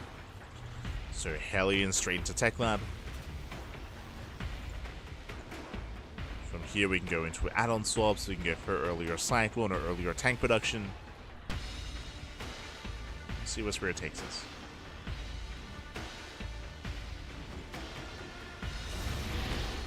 And there it is. It is going to be for the add-on swap. Add-on swap into early Raven. Okay. Raven's going to be on the way to harass. Do have our 3-Rax follow-up here. I would imagine we should be getting into tank production from here. Not into early stim. That would be crazy. And you can see that Zoun, he's checking for that. Does see the research, making it look like Cloak Banshee. There's the add-on, so we are going for early stim. Okay. Very early stim out of Spirit. Foregoing any kind of tank production. That is quite greedy. If Zoun, I mean, Zoun sees this. He does see this, does spot this, is aware. He even sees that Cloak was cancelled. So Zoun sees everything. He could have responded with extra gateways, with hyper aggression with Blink Stalker to punish this. Again, it can be very difficult to defend without any tanks against 4-gate Blink. We can see Zoun expands. Zoun, he throws down a 3rd Nexus.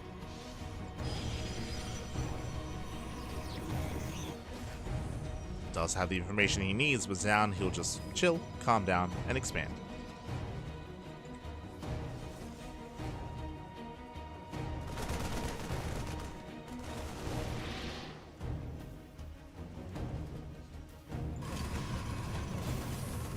Raven attempts to harass. Temple Archives on the way. Getting into Storm.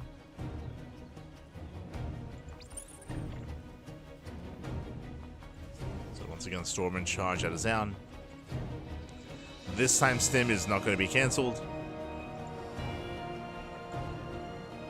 And Spirit does have a strong Stim timing available to him.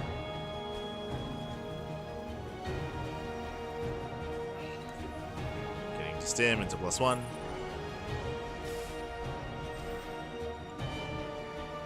We'll see if we can hit before Storm. I'm hoping that Medevac doesn't get caught out.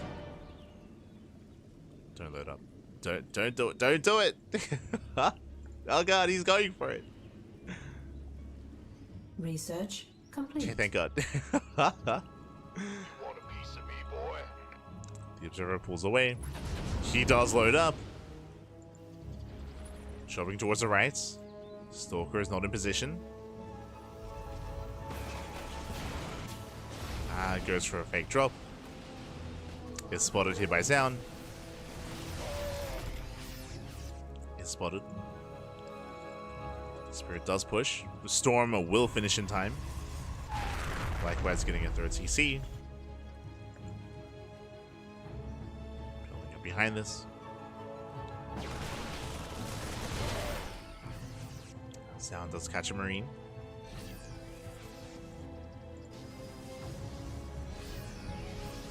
Does get a couple Marines. High Templar are backing up. There's a first Storm. Does end one. Lands one, and he's still holding on to more. It's going to be a zoning Storm. Doesn't quite connect. Spirit pulls away in time. At the same time, we do have a drop into the main.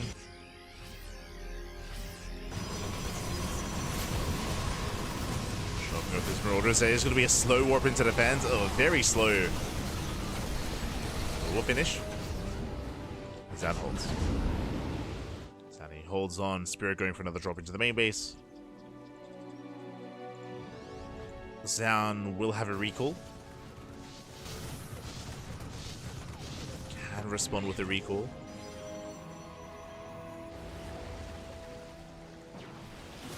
Spirit going for the Doom drop. Heads into the mineral line.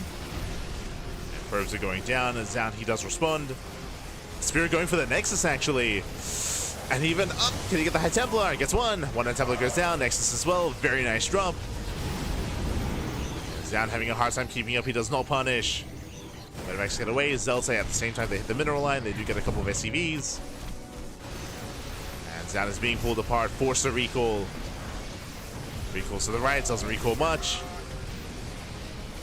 Immortal gets targeted down. Down, he's barely keeping up, barely treading water, but again, he's down to a 2-base economy. Ay, ay, ay.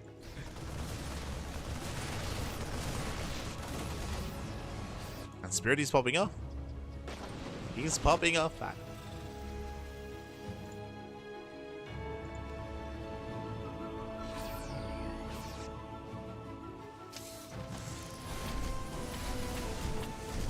So also hit the natural. But there are some reinforcements back at home. Zoun, he delays the reinforcements. SCVs are falling. Nice run by. Storms, they once again mainly zone. Some panic storms out of Zoun. Loses a high energy High Templar. And Spirit, he's been controlling well.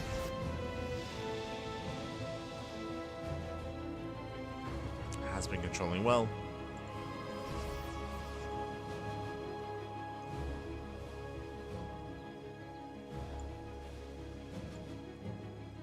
Spirit, is he paying attention? Oh, he is. Once again, those are 2 Storms. Zoun, we can't be too wasteful back. Yes, they're down.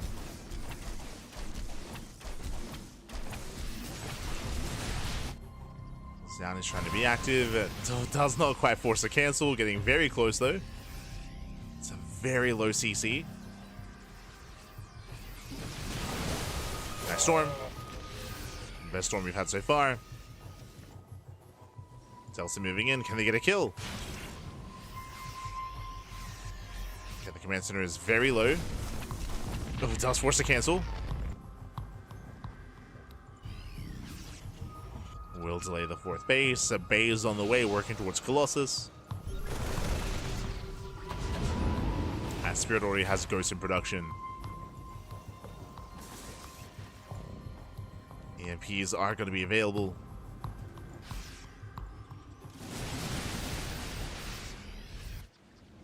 You know, Zoun, he does split the double drop.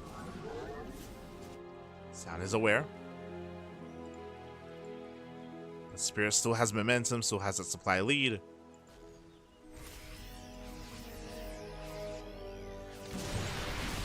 And Zoun, he needs more time for the Colossus.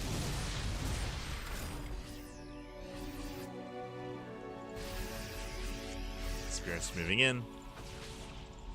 We have how many High Templar? 5 Templar.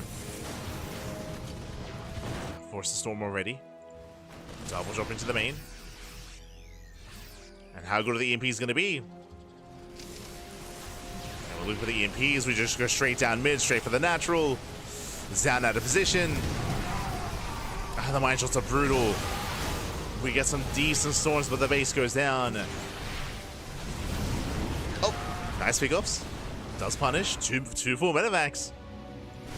Zoun, he's trying to hold on, trying to defend, but another drop into the main base. Aye, aye, aye. And Zoun, he can't keep up. He cannot keep up. He's being torn apart, losing base after base. Losing a mineral line as well. Zoun, he's committed. He's going for his counterattack. He has 5 High Templar. Despite getting the Bay, he has no Colossus. And he's pushing into so many ghosts.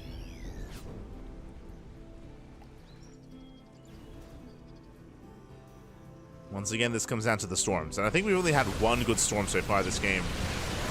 EMPs, they connect. No storms. Oh my god, brutal EMPs. Ay, ay, ay.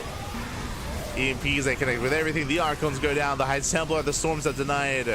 And Spirit, he will completely clean up this army. Oh boy. Takes down all the ghosts though.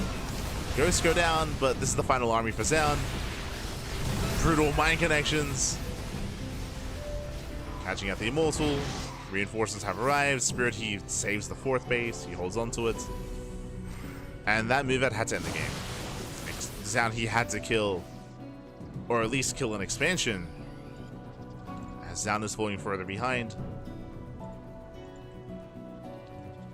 At this point, Zoun is relying on Spirit to make mistakes. If Spirit messes up, if he overextends, if he stands in storms, if he attacks with half his army at a time, like there are worlds out there where maybe Zoun can claw his way back into this, but it's looking bleak here for Zoun. We mention this all the time, like TVP can be is very momentum based, and it can be very difficult to try to take that momentum away, take it back.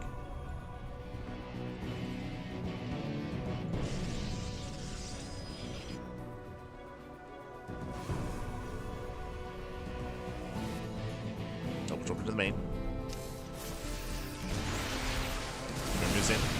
EMP's the High Templar once again. Ensures there are no storms.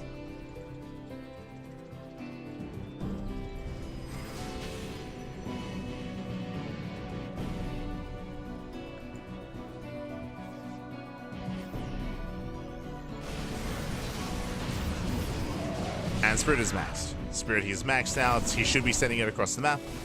Remember, there are no storms with the main army. At Templar, they just keep getting clawed out.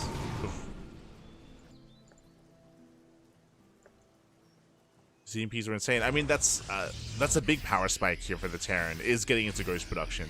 And if you don't have Colossus ready for the Ghosts, then EMPs just annihilate everything. It's typically why you don't want to be stuck with only one form of splash damage as a Protoss player. Whether it's just Colossus or just High Templar, ideally you want a mixture of the two. You have too many Colossus, then your opponent makes a bunch of Vikings and they shut you down.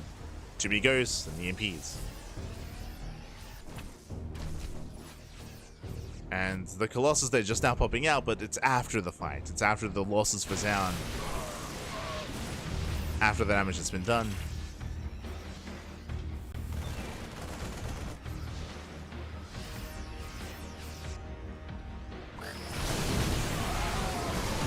Storm does Zoun. There's a lot of cells falling. Oh, Spirit making use of the healing pad. Let's go. Let's heal up with the pad.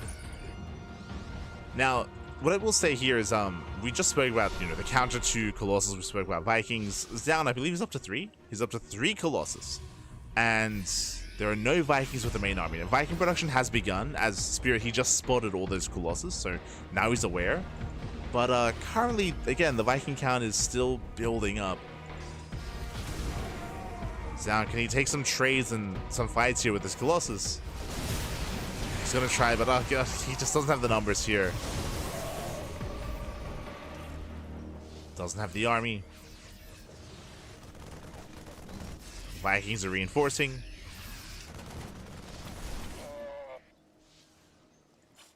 Spirit, he's getting there. Again, the Colossus, they got a lot of work to do.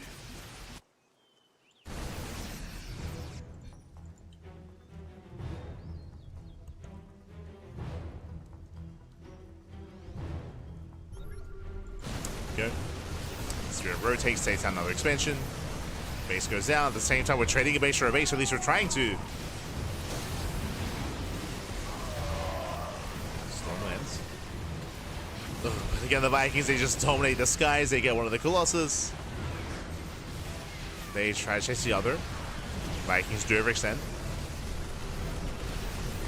Well, Planetary goes down. There's a recall back home, but again, it's only going to be Zealots here. It's mainly Zealots. High Templar coming in. Storms are premature. They're being forced out early. Down. Can he catch the army? Oof. Nice snipe on the Robo. And Spirit has control of the ramp. Takes care of all the Zealots. Still pushing into Colossus range though. Let's get the hell out of here. Has to pull away. Does pick up. Picks up, pulls away. These two Colossus, they did so much damage in the back line. We got nukes on the way, sure, why not?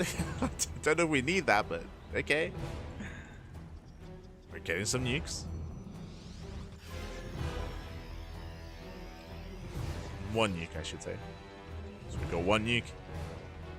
Zoun going for the gold. Hey, if he can get the gold base up running, maybe he can recover. Zoun has been on the back foot for quite some time now. He's been holding on. He's holding on.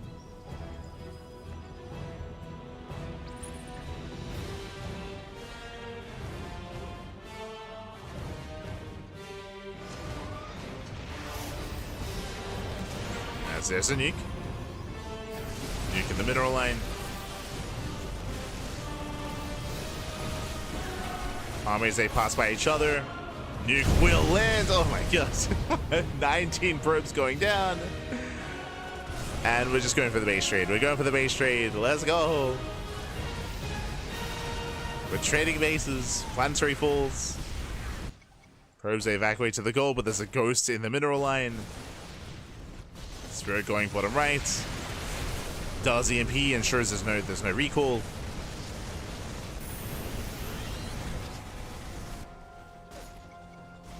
I believe a couple of workers are... they can try to escape. Never mind. 27 probe kills. 27 workers go down. There is still a handful of workers left back at home. There's 3 in the main base and 1 at the natural. But Zoun, he doesn't have any money. Okay, he has no money for a Nexus. And Zoun is racing home. He's racing back home.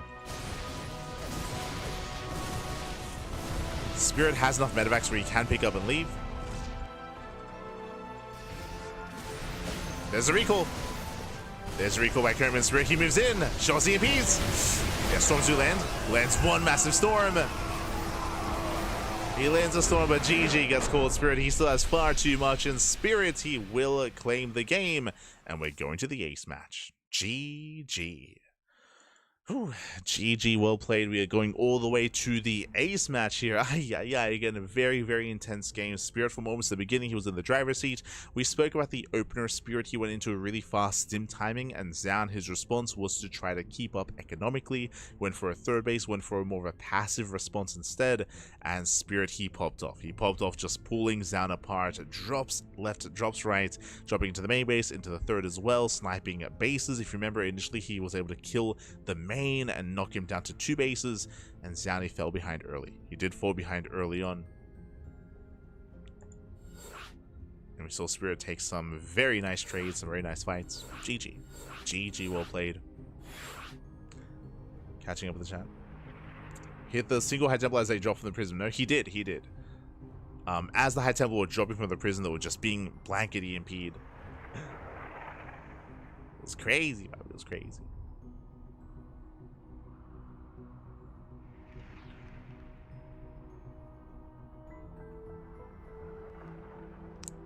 Go. So we're getting into the ace match.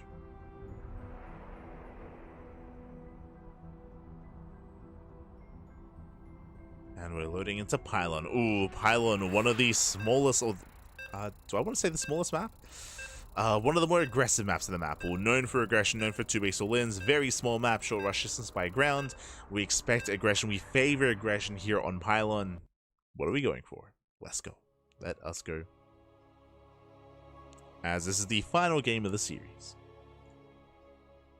The last game. The last game.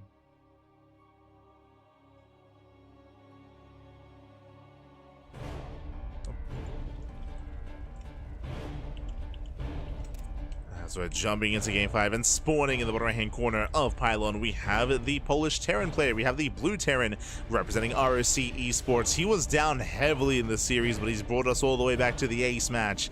Can he pull off a ShoWTimE and pull off a reverse sweep? It's a rare sight. We've already seen it once already in tonight's broadcast. Paused. We'll see if we get it again, as we do have a bit of a pause and hopefully everything's okay.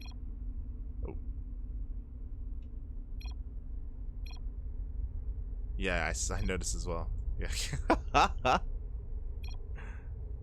Restart, yeah. Just as Spirit, he's just began the game with an influx of minerals and gas. That's a weird bug. Quickly checking. The map was normal, the mod was normal as well. But yeah, there was this weird bug. Fun fact, I noticed, I don't know if you noticed watching, but there was no loading screen. It went from countdown timer straight into game, which we never see.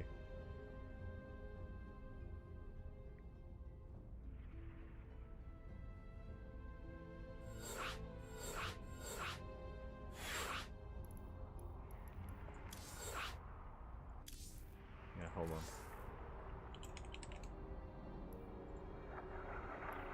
Yeah. Ah, it was the wrong map. Okay. That's fine. So it wasn't a bug, but the map itself is actually, yeah.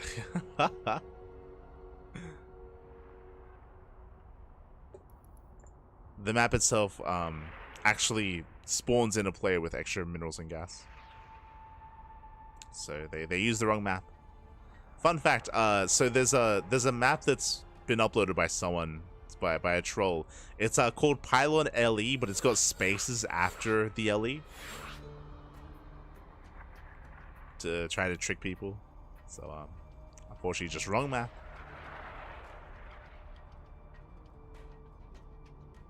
But it's all good. It's all good.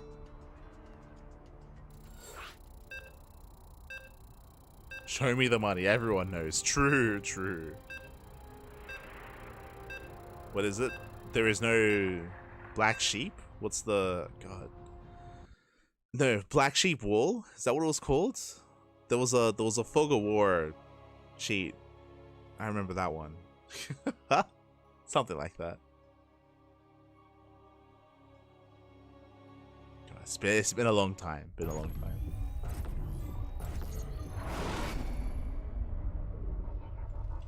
As here we go, so we're getting into the ace match and spawning in there. Yeah, black sheep wool. Yeah, that's it. As spawning in the bottom right hand corner of when I played Brood the campaign when I was a kid, of course, I knew the cheats, of course. In the bottom right hand corner, we have the Polish Terran player, the Polish Terran, the Blue Terran representing ROC Esports. It is a Spirit. Us back and forcing the ace match. Can he go all the way? And spawning in the top left hand corner, we have his opponent. We have the red Protoss player, the South Korean Protoss representing Team Vitality. It is Zoun. Power overwhelming. That was the other one. True. Aye.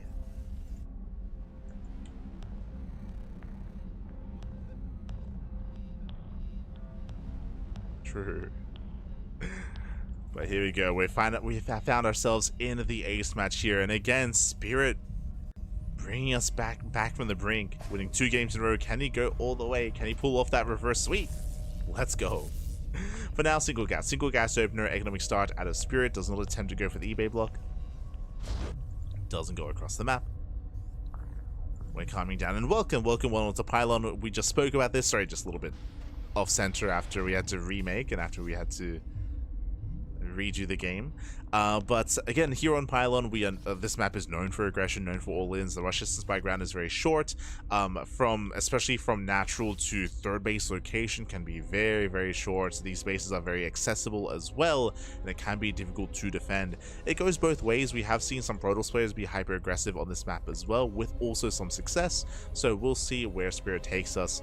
We'll see if he does decide to commit into a 2-base all-in, which we have yet to really see too much of. I say that game 1 was a 1-base all-in. True. That's what we saw on Sandworm, if you recall. But we haven't seen a 2-base all-in yet.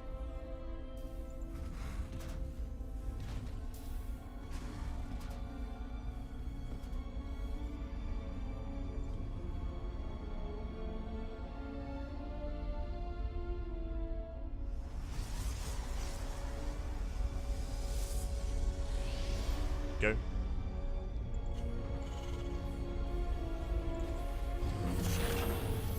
Fast from here, we're just going for a 1-1-1, so there's no fast or second or third racks. So far, everything's looking normal. So far, at least. Zoun, he will confirm. Does open up Sentry Stalker. Hallucination moves out, and we'll keep an eye on the production and on the add-ons as well.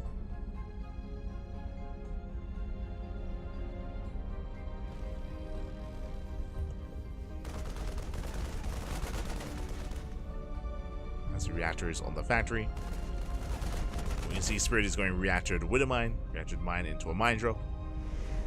Zoun back at home throwing down a second and third gateway, 3-gate blink. Once again, 3-gate blink stalkers. Again, this has become the standard, the go-to opener in PvT, and we've seen it every game so far. Once again, we might see Zoun going for a robo and extra gases on 2 bases, just to be extra safe. I wouldn't blame him on Pylon, as the drop does move out.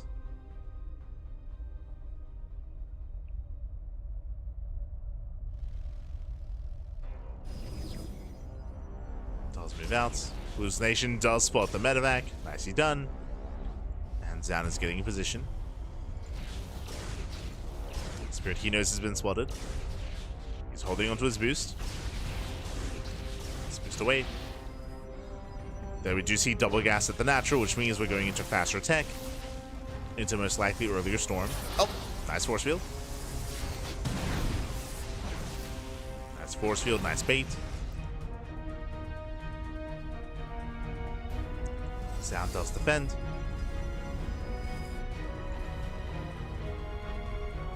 And Spirit, he actually rushes into a third CC before the third racks. Okay. Very greedy. So a greedier build here out of Spirit. Is building up into the mid game, not setting up for a 2-base all-in. Sound does expand. Again, we're still expecting a Temple Archives. Charge has begun. We have excess gas. And there is that Templar Archive. So this is the same build that we saw in Ultra Love. Same build.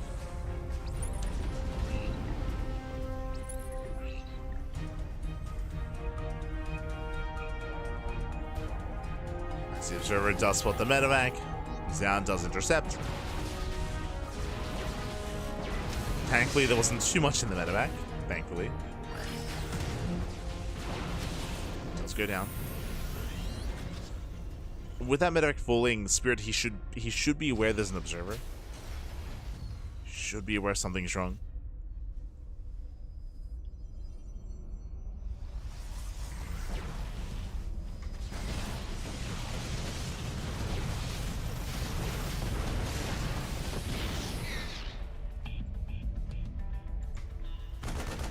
Zoun is containing. Not losing too much yet.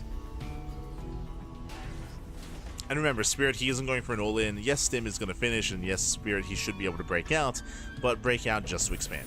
As here comes the third base. Here comes the third. Which was scouted.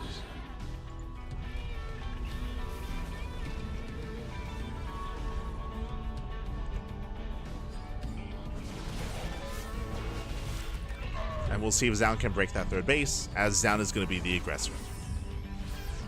Spirit expands, the War Prism is now done, so early War Prism out of Zoun, the High Templar, they loaded up. Remember, Storm did finish early, so we're banking up that energy. And Zoun, he's going to hit before there are any ghosts, before there are any EMPs. But Spirit is already getting ready for this. Here we have the depot, bunkers are on the way, he's already set up, already sieged.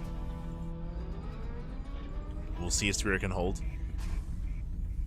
As he still needs a little bit more time for those bunkers.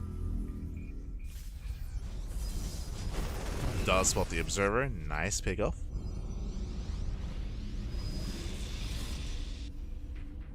Bunkers are ready.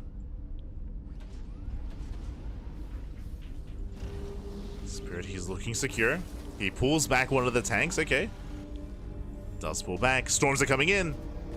Oh, takes out one of the High Temple already.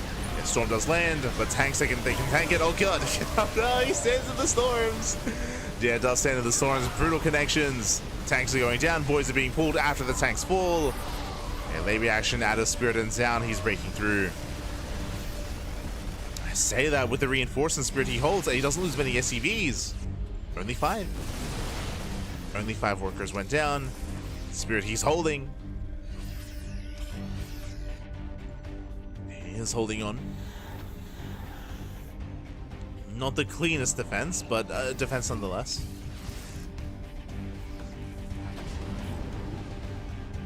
Sounds moving in. He still has his High Templar. Storms, they graze the army. No major connections. The mine shots, they pop off.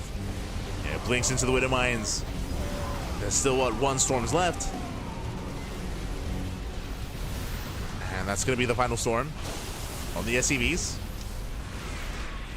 Storm on the workers. CC's under fire. But without Storms, Spirit, he can take a fight. Oh no, the CC! The CC goes down. Massive pickoff. Spirit being contained to 2 bases.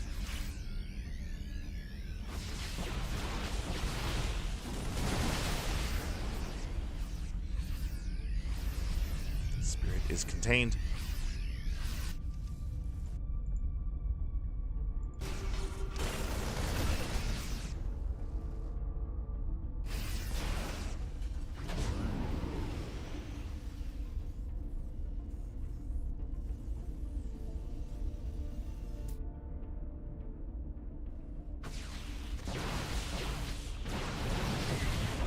Being contained. Oh god.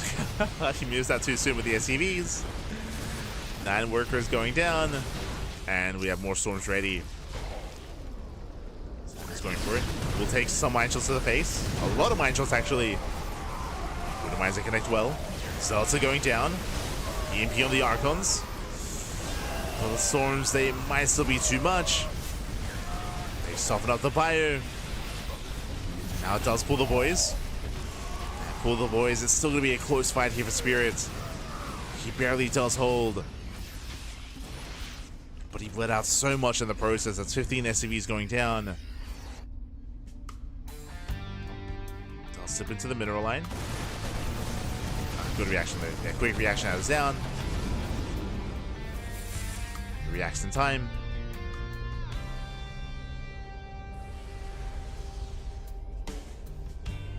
Let's go. He rebuilt his CC.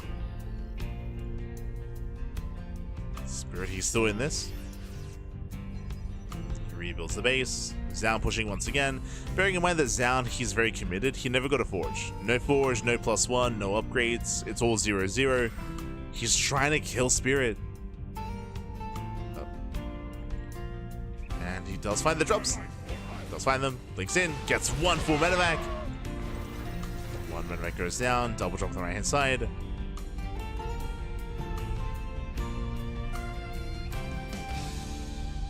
Does go for the drop. Zoun trying to find Spirit, trying to hunt him down. Here comes the drop into the mineral line. Let's get in. Zoun, do we recall? There it is. Recalls to the main.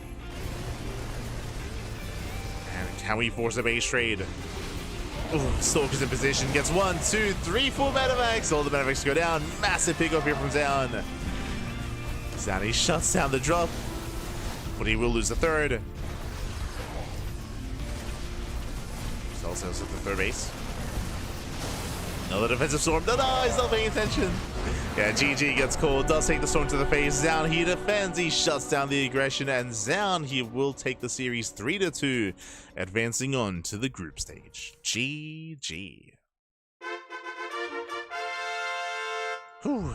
GG, well played. Zoun, he does claim the series. Very clutch, very intense back and forth. I definitely could have seen Spirit taking this as well, especially with the counter drops with the drop play, but last Zoun, he was able to recall home to his main base. He was ready for the drops. He shut down Spirit, and with that, GG. Zoun does claim the series, does advance on. Spirit is out of the tournament. He's out of the tournament, but regardless, was a very intense and very back and forth series. Went all the way to the ace match. It was a really rough start for Spirit, but he did bring it all the way back. Impressive play there. GG. GG, well played. Very impressive performance there by Spirit. But my condolences as he is out of the tournament. And with that, we have one series left here tonight. One more best of 5 to go. It's going to be a best of 5 between Rogue and MaNa. Oh boy. Hold on, I'll refresh the bracket. We'll refresh.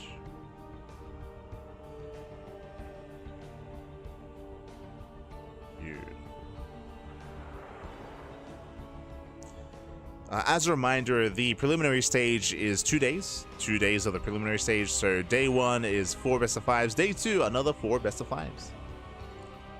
So we will be back tomorrow with the rest of the preliminary stage. As you can see here, ShoWTimE, he's already made it through alongside Ryung, alongside Zoun, alongside one more player tonight.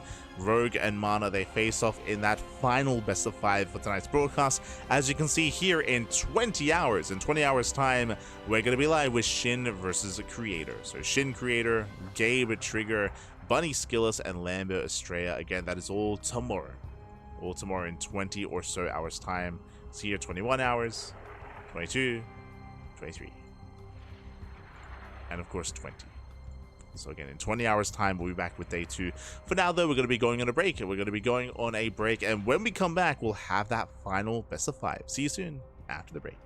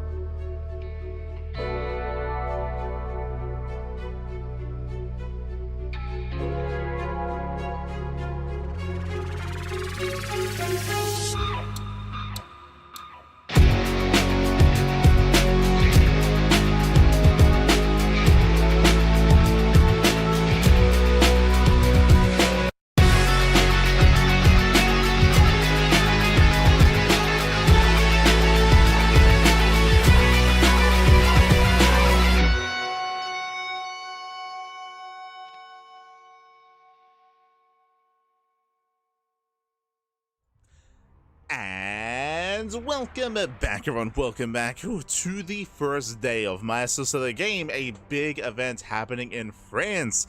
I'm of course your VIP. With me, I'm joined by these amazing last two remaining players here, as we have gone through the majority of tonight's broadcast. Congratulations to ShoWTimE, to Ryung, and to Zoun, as they have all made it through into the group stage, into the main event. But now we are jumping into our final best of 5. We have 2 players left, Rogue and MaNa.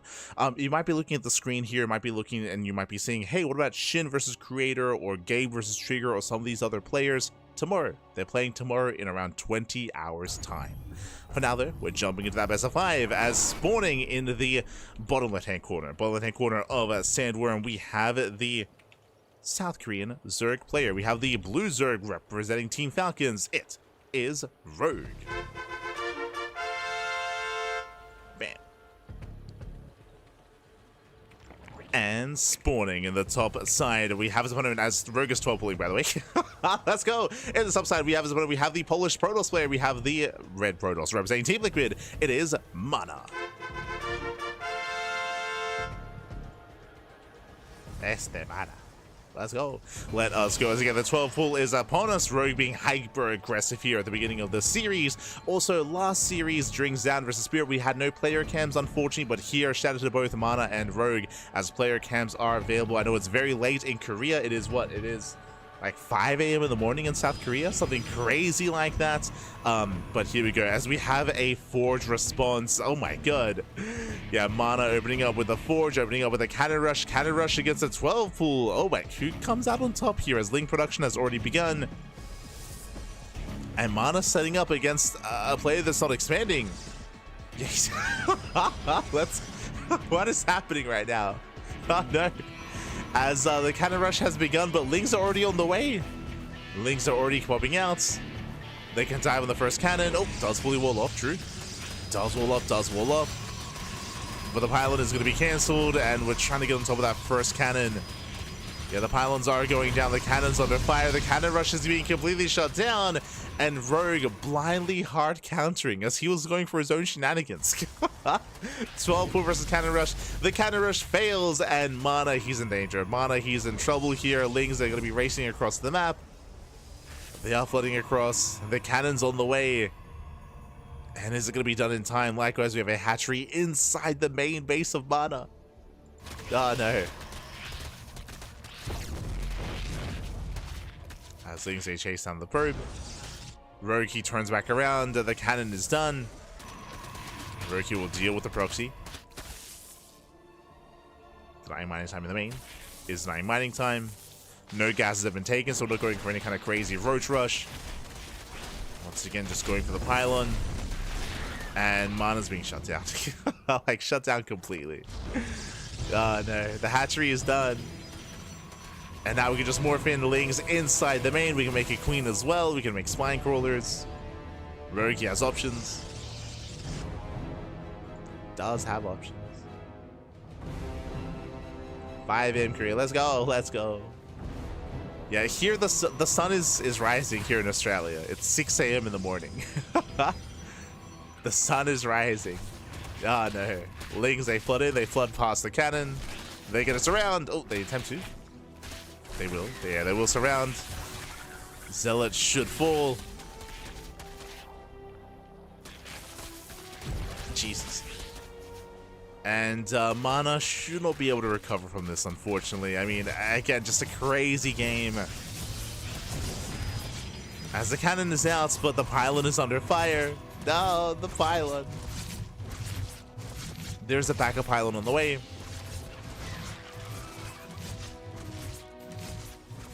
And we'll finish up. And Rogue's not aware.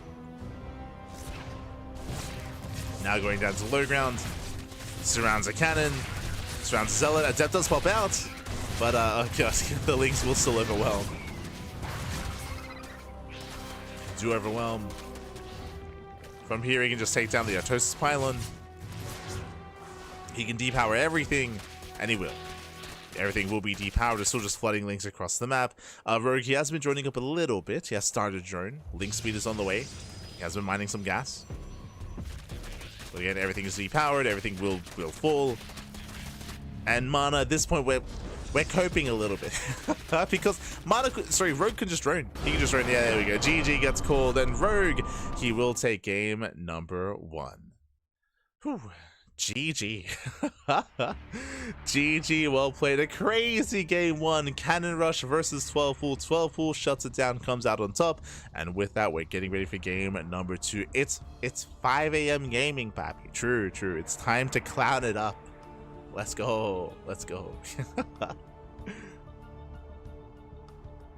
As it looks like game 2 is going to be on Tokamak.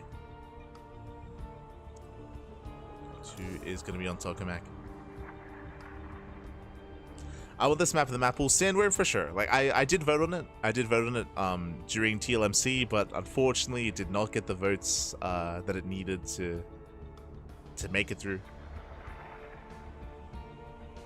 If you're out there, your vote matters. Your vote does matter for Team Liquid map contest. Make sure to vote when you have the opportunity to. As the time for Sandworm has come and gone, unfortunately. But there is a new TLMC that's starting up in next month, I think. I'll say next month. Yeah, it's in September. Yeah, in September. There's going to be TLMC 21.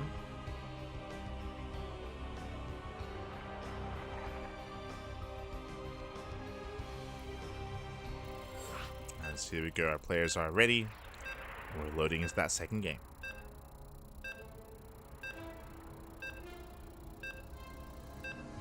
Go. Oh boy. Okay, we gotta take a breath. We gotta Now we may have had some shenanigans in game 1, but now we're gonna calm things down getting into game number 2. Gonna be loading into Tokamak. I'm sure our players are more willing to open up in a much more standard fashion this time, but we'll see. As we load into one of the larger maps in the map pool, the most offensive map in the map pool as well. Let's go. We'll get into it. As spawning in the bottom side, bottom left-hand corner of Tokamak, we have the blue Zerg player. We have the South Korean Zerg leading the series 1-0. After a crazy 12 pool, it is Rogue. And spawning in the top right-hand corner of Tokamak, we have the Polish Protoss player. We have the red Protoss representing Team Liquid. It is MaNa.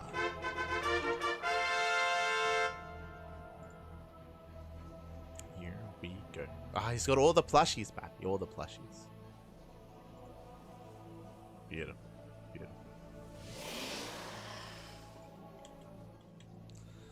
So we are settling into our game. Rogue once again moves out with the early drone. Meanwhile, we're going for another cannon. It's going to be a short series, isn't it?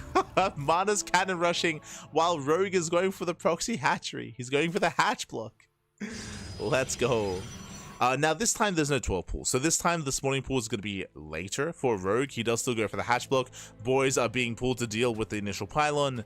The cannon rush is upon us, and we're setting up a cannon rush here further back. And Rogue does check. Oh, no, he doesn't. The surround! Oh my god! The probe almost gets surrounded, does pull away, and Rogue, he will check, but he doesn't find it. He doesn't find the pylon. Which means this is going to get up and running. Yeah, Rogue now checks, but alas, we already have the setup here. The gateway is on the way, the cannon is on the way as well. And we're getting a little bit rowdy. So Rogue going for a hatch gas pool opener. The build itself is quote-unquote standard, but the hatchery, of course, is elsewhere. This setup here is going to be better for MaNa, as this time everything will finish. This time the cannons will complete, the gateway is going to complete. Like this time, there will not be a disruption to the build for MaNa, unlike last game. Gases are being taken, which means we're going for the cyber core. MaNa's taking up. One makes Roach out of Rogue. He's going for the Roach Warren. Hatchery does complete. But the cannons will deal with this. So we have 2 cannons on the way.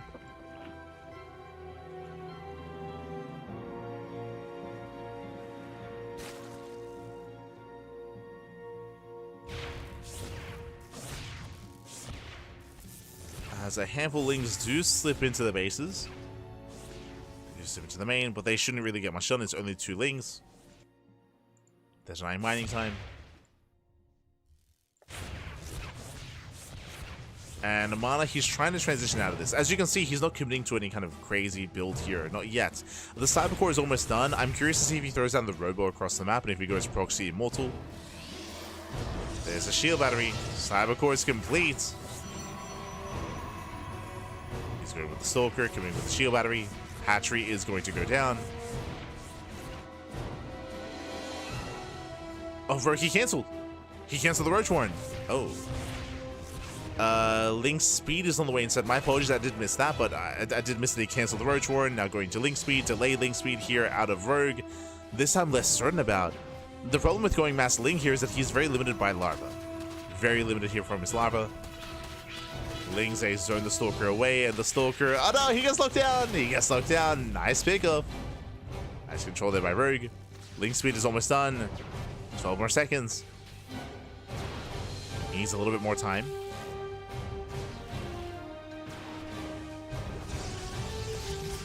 And there we go. Link speed is complete. He wants to try to bait the Stalker further in. MaNa, you can't get surrounded. Not again. Oh no, he's going for it. Yeah, he does go for it. But this time MaNa does react. He pulls away. Link's they go for the counterattack instead. But MaNa should wall off.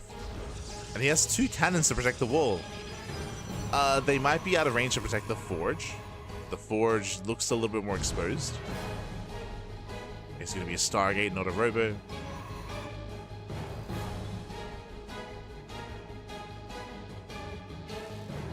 Now we've rebuilt the Roach Warren. We're getting messy, man. We're getting messy. Yo, if MaNa can make some Void Rays, and if Rogue doesn't drone, I feel like MaNa should take this.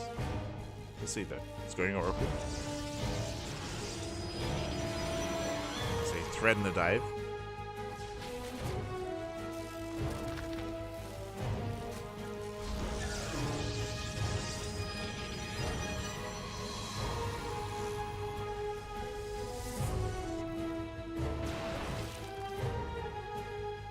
As Ravagers are amassing.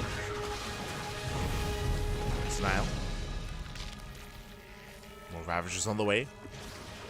Unfortunately, because this Stargate is at home, not across the map, yeah, we cannot reinforce this proxy. Rogue will break out. And the question is, can Rogue break the natural as well? We need those Void Rays. Nice type of the Ravager. Gets 1. Gets 2. 2 Ravagers go down. Nice target firing out of MaNa. Making the best out of the situation. Yeah, as Oracle does focus on the Ravagers once again. He already got 2, now he's going for a 3rd. Going for the 3rd Ravager here, and he will not get it. Gets a drone instead. Oh. Spore does punish. But the Oracle does get away. Oh no! Oh my god, Stasis Trap does go off, but the Oracle goes down. I was end up clipping a couple of workers. So 4 drones getting caught. And now it's time to counterattack. Rogue, he's sending it across the map. Back at home, he's droning, he's saturating. He's not all in.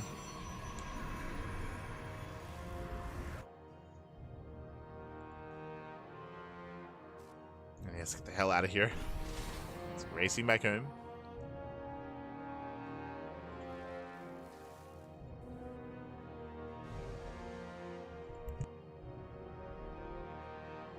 The Ravagers get spotted.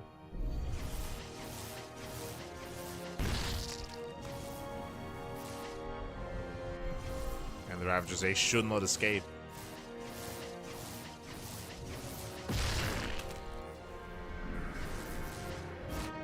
Three Ravagers go down.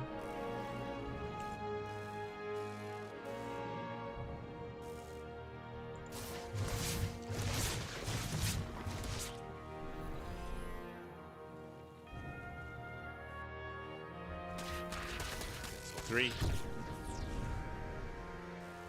He's trying to macro out of this, getting the plus on melee, still just droning. Likewise, MaNa needs his 3rd base as well. Okay, we're calming down. After a very, very intense and shaky early game, we're calming things down. MaNa's expanding, Rogue is expanding. Who do we favor here?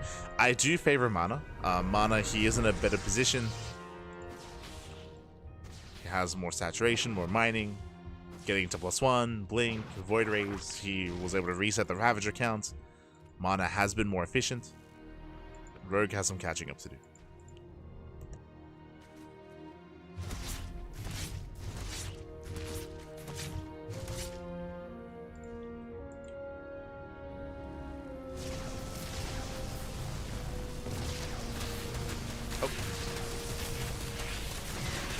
Can he force a cancel? That would be a good start. It would be good. The Oracle's out of position. They're racing back home, and it looks like we will force a... It's close. It's so close and barely. Oh, it goes down to 10 HP for a moment there, but barely not. The base survives.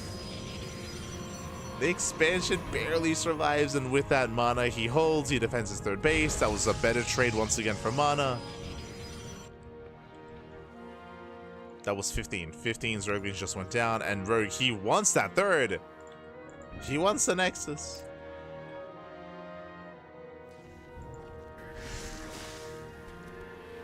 This also means that Rogue has nothing to defend.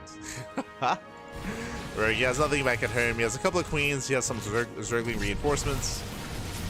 Oracles, they can just go to town. And MaNa, he should be able to snowball out of control. Takes down the mineral line. Diving on the queens.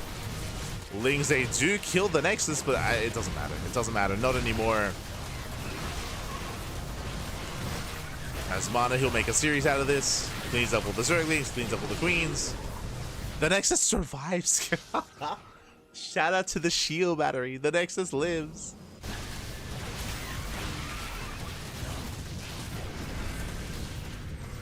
Jeez, those +1 melee Zerglings. Oh my god. They trade well. You trade well. They got some soldiers. You have 18 more links on the way. Rogue not going down without a fight. Nice stasis though. Stasis goes up. And Rogue, he should still break the expansion. And he will. Base goes down. Rogue down to 40 drones. And MaNa from here, he can just back off. He's got +2 on the way. He can then get into charge, into a splash damage, whether it's Storm or Colossus.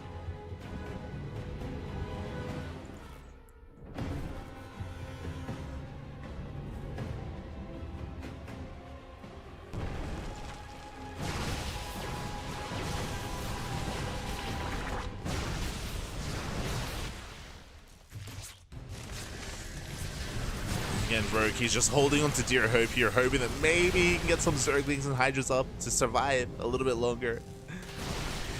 But again, it shouldn't happen. So, because they get into the natural, they came to the production, they catch out some of the Hydras, the boys are being pulled. There's one Hydra left. Oh, the Spore pops off, takes out the Void Ray. Void Ray goes down, but that's still the entire mineral line. Rogue is out at 25 workers. He's coping. He's coping. He will clean up this army. We'll clean it up.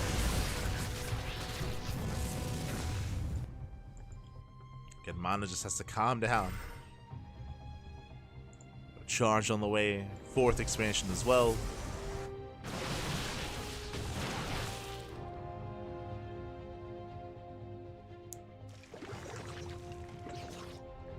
MaNa's fun to watch, but to lose him feels like a bad joke. If you haven't been watching MaNa as of late, MaNa has been beating players like Clem, beating players like MaxPax.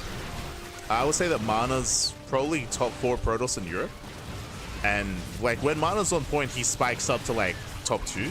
Like MaNa's crazy. MaNa's crazy good. But GG, well played, and MaNa ties up the series 1-1. GG. GG, well played. MaNa beat Rogue with cannon every time. True, true.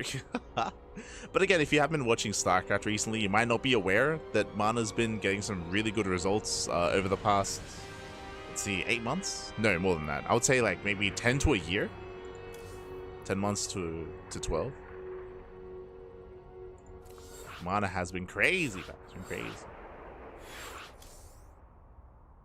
And with that, GG. GG, well played. I mean, this is also more of a chaotic game, to be fair.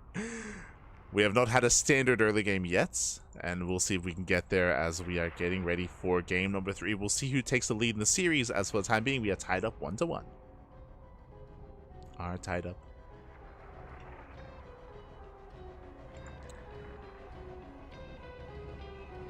As a reminder as well, this is a best of 5, so we got plenty more games ahead of us. Plenty more games to come.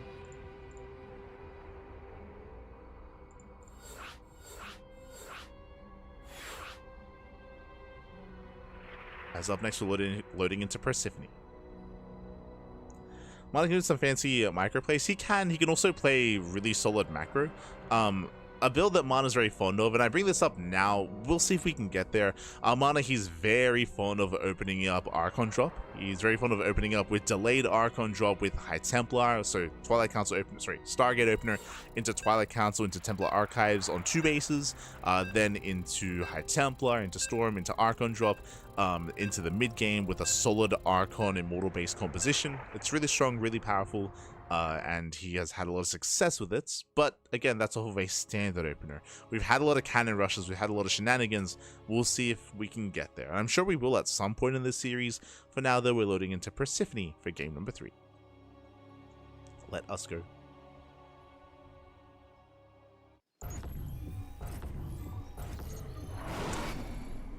As spawning in the bottom left-hand corner of Persephone, we have the South Korean Zerg player. We have the Blue Zerg representing Team Falcons being forced into a tied-up series. We'll see if we can take a lead. It is Rogue.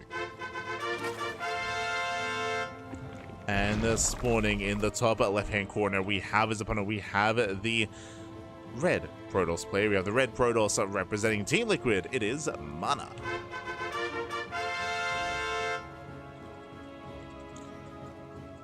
One game, MaNa's not so great. I would probably disagree. I think that he thrives like in the mid to late game, typically. Specifically in this matchup, as once again, Rogue is moving out with the hatch block. So hatch block out of Rogue. MaNa this time, gateway, not forge. So no cannon rush out of MaNa, not this time. Hatch block is coming in out of Rogue. Bearing in mind, this is designed to delay the economy. This is designed to disrupt. It's the equivalent of a pylon block that we're seeing here out of MaNa. As MaNa does pull away.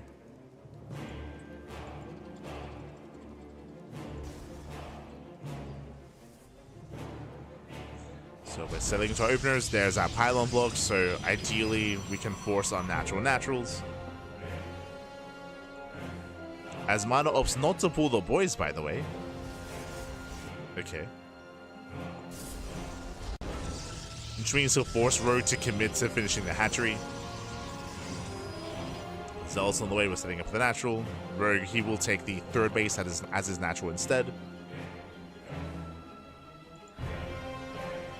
And this does mean that Rogue is going to be more abusable. It means that now there's going to be no SimCity here at the natural base. It means that Glaive Adepts as a follow-up is more viable here against Rogue.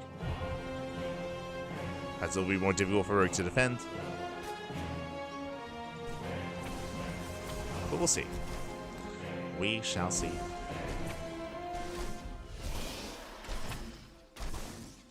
Oh no! The creep! Tried to go for the Stargate. The SimCity is going to be more awkward here as creep is spreading. We have 6 links on the way. Link speed has begun. You can see Rogue is staying in gas. Really crucial to take note of here. We're staying in gas. This is not normal. This is not standard. And the probe scout does confirm. With early gas income... Okay, now it pulls out. When the probe moves in, now Rogue pulls out. He pulls out of gas. I was going to say this can lead into an early lair. It can lead into early tech, early roaches. But alas, Rogue, he does pull out. It's a later pull out. I'm curious if he did pull out just because he got scouted. Hatchery is going to go down, and eventually MaNa can expand. As we mentioned, like, the purpose of this opener out of Rogue is just to delay, because now you have to wait for the creep. You have to wait for the creep to recede before MaNa can expand.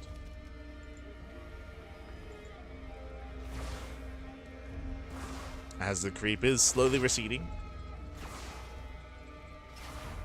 We're getting there.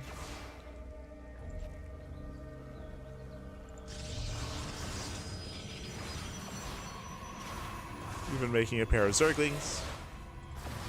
Could try to focus on the probe. Could try to. Never mind. Lings are thrown away.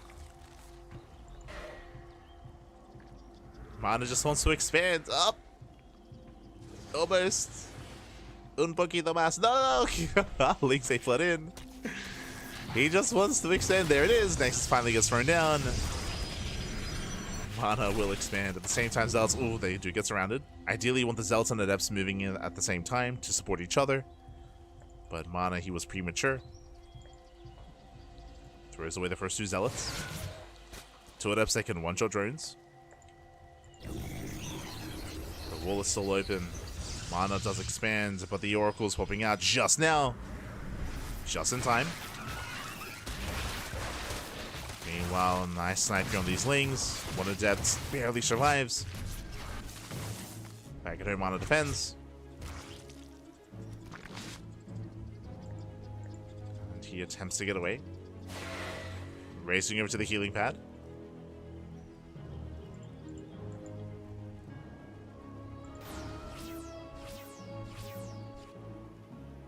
So he gets topped up. We have 18 more Zerglings in production for Rogue. Jesus, that's a big investment here. That's a big commitment for Rogue. He's going for a Ling Flood. He's making more Zerglings. He wants that 3rd base. He's flooding the Adepts, I believe. They don't see. They do not see. MaNa is moving out. Now is not the time. Okay, he responds. Responds to the Adepts. And he will save one. One Adept pulls away.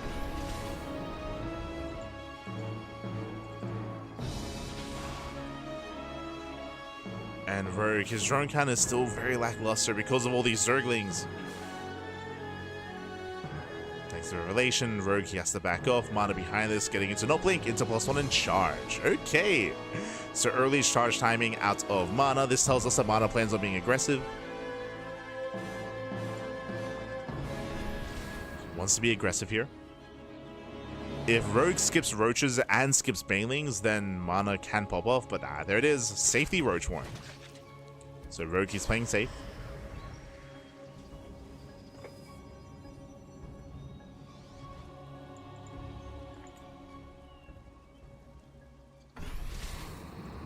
Didn't know Rogue was such a cheeky player. Yeah. For a long time. Like Rogue, he's known for like cheese and all-ins. For a long time. Similar to Dark in that respect. Similar.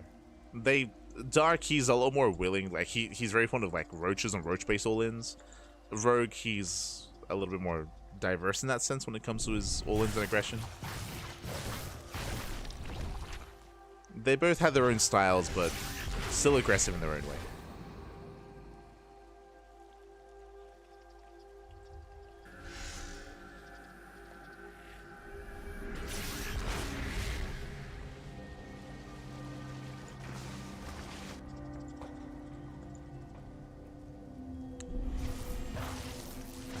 Yeah, these things aren't really achieving too much here. I should wind it back and just... Oh, we're going for the all-in. Overlord speed is on the way. Now the Roach production makes sense. So we're staying on a low drone count intentionally. No 4th expansion. We're going for a German taxi. We're going for the German taxi. Overlord speed indicative of Dropper Lords, and Rogue is going to send everything across the map. And MaNa, unfortunately, his army's quite slim here. He's got a Templar Archives, Gateway Explosion. This means no Robo, no Immortal production to defend. He's working towards Storm. Zealot, he moves out, he's pushing into an all-in. Oh god, oh no. Not like this, MaNa. It's Rogue. He's not gonna macro. Oh god. And here it comes. Here come the Dropper Lords, here come the Queens, here comes the German taxi. Let's go, baby, let's go. 3 base all-in out of Rogue. Lings, they do flood into the bases. Rogue is pushing. MaNa, he's set up to counterattack, but that means he has that much less to defend back at home. Now the best that MaNa can hope for is that Rogue turns back around. If Rogue turns back around, that's going to be ideal, but Rogue, he is actually leaving supply here to defend. He's leaving some Roaches back. Main army pushes forward. And we got one Stalker. We have no shield barriers at the natural base. We can just keep going in. The Oracles, they will try to defend. they'll say run into the reinforcing army. So Rogi holds back at home. The queens, they drop in. They get taxied in. Ay, ay, ay. And again, there's just nothing here. There's just nothing here, unfortunately. There is no army. You see MaNa is in the main. He does have some storms. Has a couple of storms. With that, he does force the army out of the natural. Meanwhile, that one cannon's defending. It's crazy. The one cannon's going here, but finally goes down. And Ro24 should kill the third. Like, there should be no defense at the third base. As MaNa saves the mineral line, but he will lose the Nexus.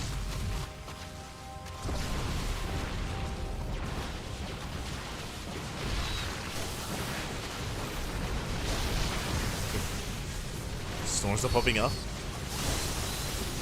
Storms, I mean, they connect well, but god, there's just not much left here for MaNa. As it's going to be 21 probe kills. MaNa, he barely has an economy. Zelce get on top of the Ravagers. Let's go. Nice storm. MaNa, he's holding. He's trading very efficiently, actually. If he had another storm, then maybe he could take this fight and then counterattack. The problem here is that MaNa, he's all in. MaNa, he has to win this fight and then push across the map, but he just doesn't really have enough for that. As Rogue, he overextends. Rogue, he sends everything trying to kill that arc, but that was not worth it. Yeah, miscontrol out of Rogue. He throws away a bunch of his army.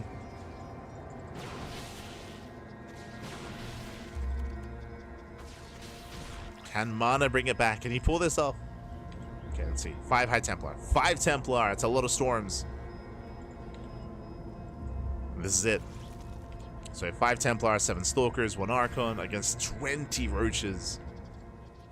That's a lot of Roaches. Storm's good, but I don't think it's that good. As we have 11 more Roaches in production.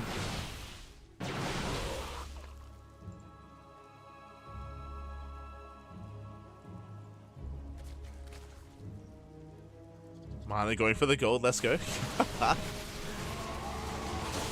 As MaNa, he has to get the hell out of here. He's gonna lose his High Templar, losing 1, 2, 3, losing everything. Every Templar goes down. Ro24 just overruns. He just overruns the army. And that's all that MaNa had left. That's all he had.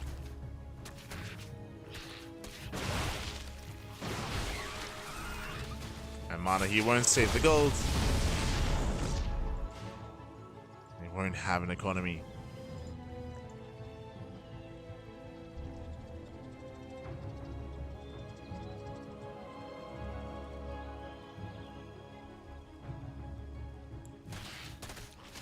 As Rogue is going in for the kill.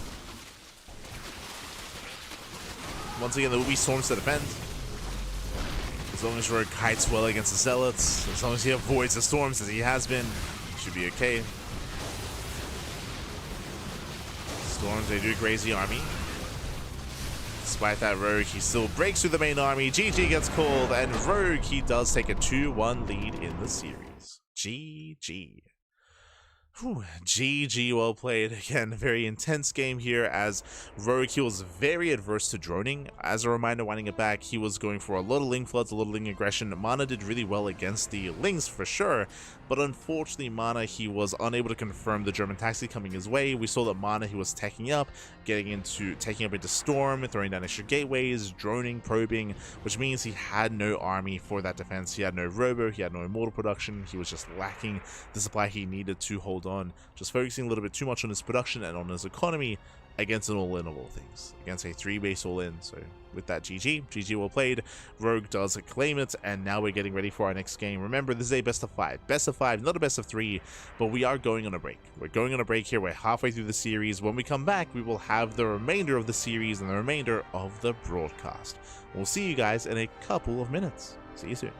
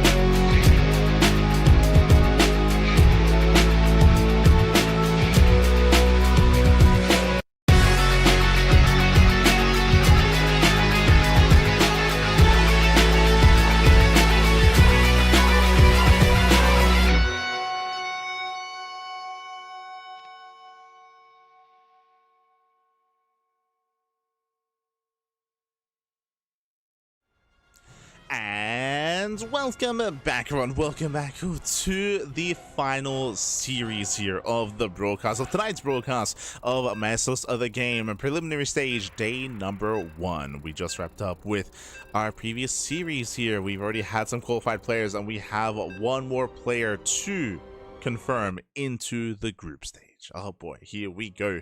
Again, we're mid-series, we're currently getting into game number 4 between Rogue and MaNa. Let's go. Let's jump on in as we are loading into MaNa for that 4th game. Potentially the final game of the series. I'm hoping for a back and forth. I'm hoping for an ace match, but the pressure is on. As spawning in the top left-hand corner. In the top left-hand corner of MaNa, we have the South Korean Zerg player. We have the blue Zerg representing Team Falcons. It is Rogue.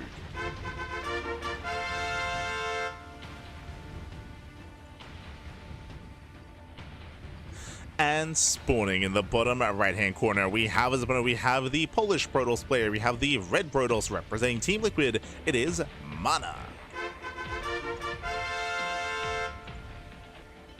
Let's go. Let us go as we are jumping into game number 4 of our series. And this time, we're calming things down. This time, there is no hatch block. This time, there is a cannon rush there. Let's go. So we have a standard on pull first opener out of Rogue. Rogue, he does open up safely here. Meanwhile, MaNa, he is going to once again commit to the cannon rush. Second probe is on the way. But again, with the early spawning pool, Rogue is going for a safe opener. This means he will have early lings to defend. He will have ling production early on. Boys are being pulled, and MaNa, can he pull this off against a pull first? Can he do this? As first pylon is going to get surrounded, is going to be targeted down. Cannons on the way. More boys are being... Jesus, all the boys are being pulled here. Yeah, all the boys are pulled. The first pylon is going to fall. He can then get on top of the cannon, and the cannon is going to be denied. At least he's trying to get surface area. So found these 2 drones. 1 probe falls. Both! No! Both probes go down. 0 probes left. The cannon rush is failing here. And with that, MaNa, he expands. Yeah, MaNa, he's forced to expand. The cannon rush has failed. I mean, in a sense, it's failed. He does at least deny the expansion, but not much more than that. As things are moving out across the map, we do need that defensive cannon. Defensive cannon on the way. Has MaNa done enough damage? Again, he is going for the economic follow-up. Meanwhile, Rogue, he has no gas. True, Rogue, he did pull a lot of workers. He did react very hard, which means no gas, which means no link speed, no roaches, no follow-up. Forced to expand. MaNa, not looking too bad here. Assuming he defends against this. Yeah, cannon is done. MaNa will defend. And we have a game to get into. Okay, again, like if Rogue had some gases behind this, then I would lean towards Rogue, but because he's only just now saturating his gas geyser, it means that Rogue can't really do anything. He can't really do anything until he's able to mine that gas. So the game is slowing down, and MaNa will have that economic lead.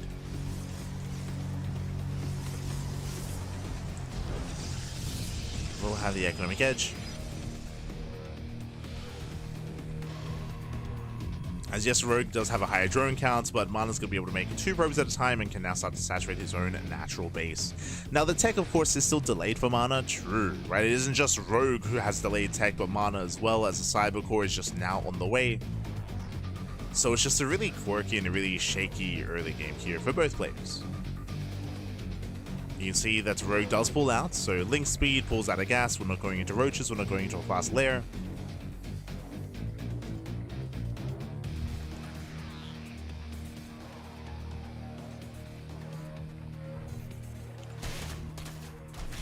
Oh, as the Zealot does move out and is going to be surrounded.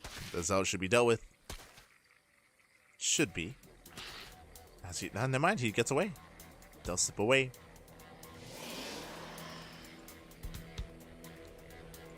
MaNa going for the Stargate follow-up. The cannon is still out there, I suppose, and is at least being an annoyance. Technically, MaNa can use these pylons to warp in across the map once Warp Gate finishes, but Warp Gate is still on the way as well. Again, everything is delayed.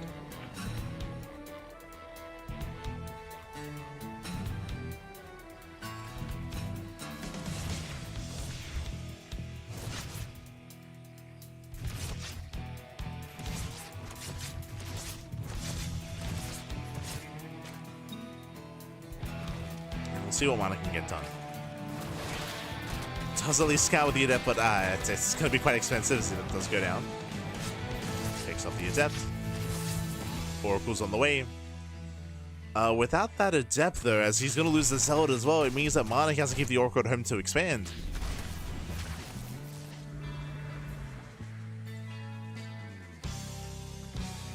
As the Oracle moves out. Energy's being drained. A nice snipe of the Queen. Very nice. High energy Queen falls.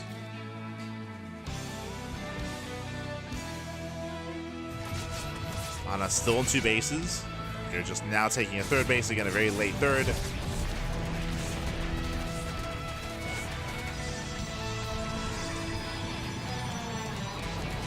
And this entire time Rogue has been droning. Rogue just droning up.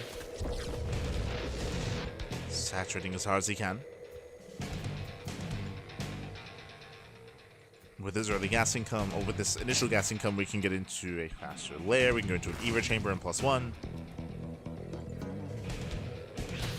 What do we go for first? As Lings, they hit a force to cancel. The Oracle late to activate, very late. So he did need more energy.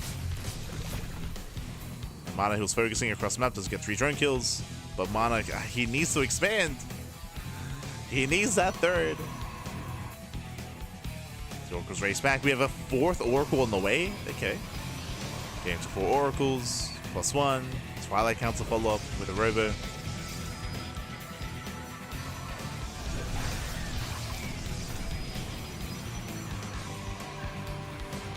MaNa's taking.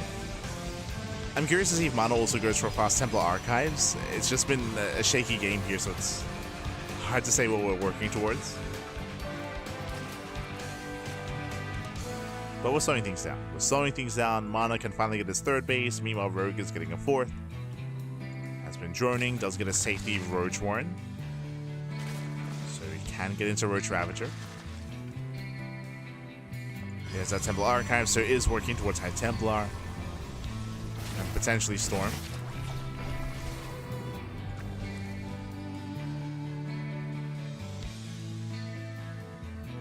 So MaNa does check saturation. Oh, gets another Queen. Another Queen goes down. No energy for Transfuse.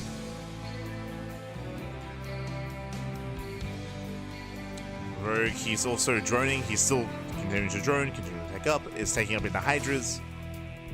So he's not going for a 3-way soul in. He's not yet.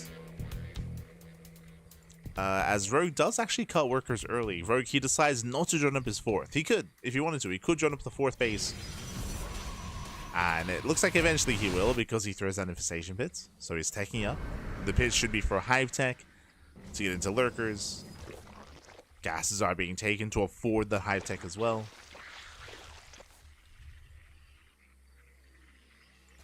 So Rogue, he's building up into a longer game for the first time this series. For the first time. Getting into a longer game.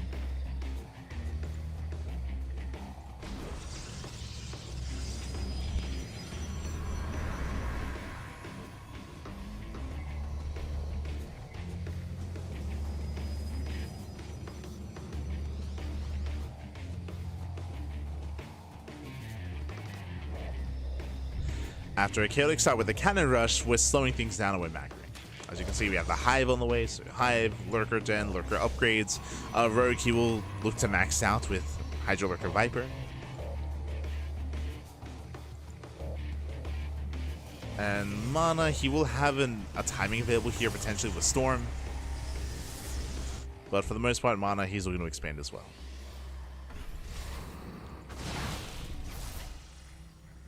So far, I do lean towards Rogue, as Rogue, he's going to have a power spike, as he will have access to earlier Lurkers. MaNa has yet to work towards Skytoss.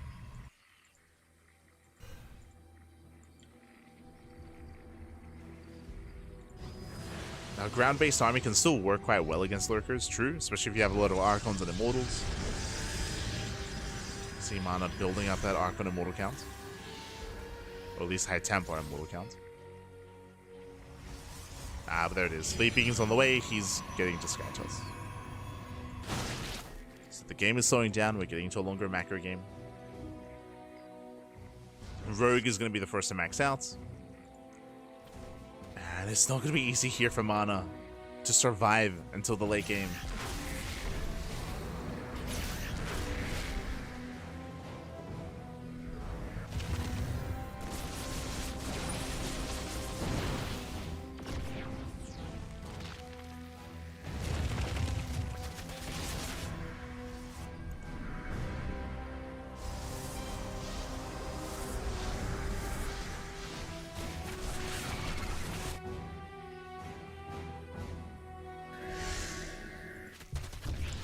As Lings, they get into the mineral line.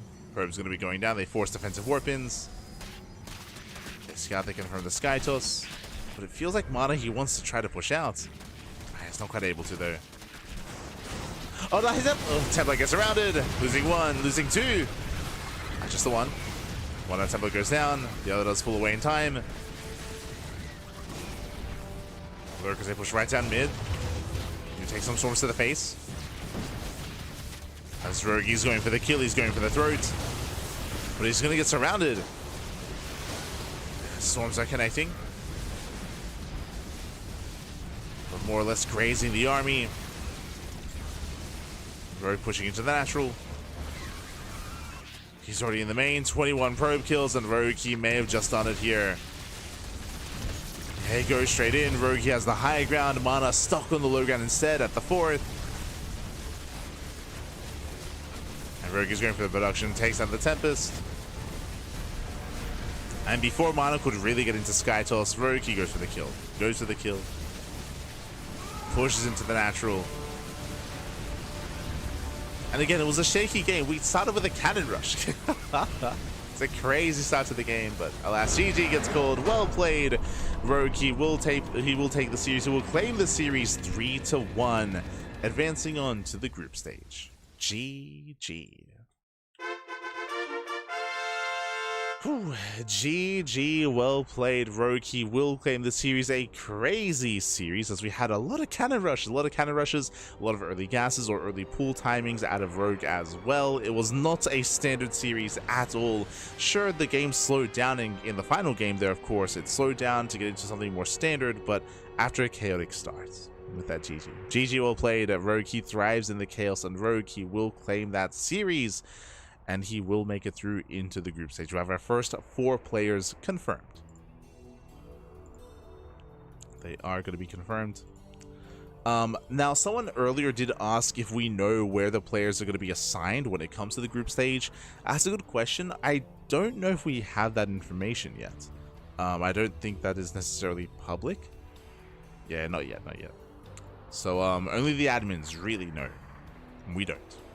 When it comes to the group stage, we can just catch up. We can catch up on the group itself. So as you can see here, initially we have our first 4 players. We have a ShoWTimE with a 3-2 over Cham. We have Ryung with a 3-0 over GuMiho. We have a Zoun taking down Spirit 3-2, and Rogue taking down MaNa 3-1. So we have Rogue, ShoWTimE, Zoun, and Ryung advancing on into the group stage.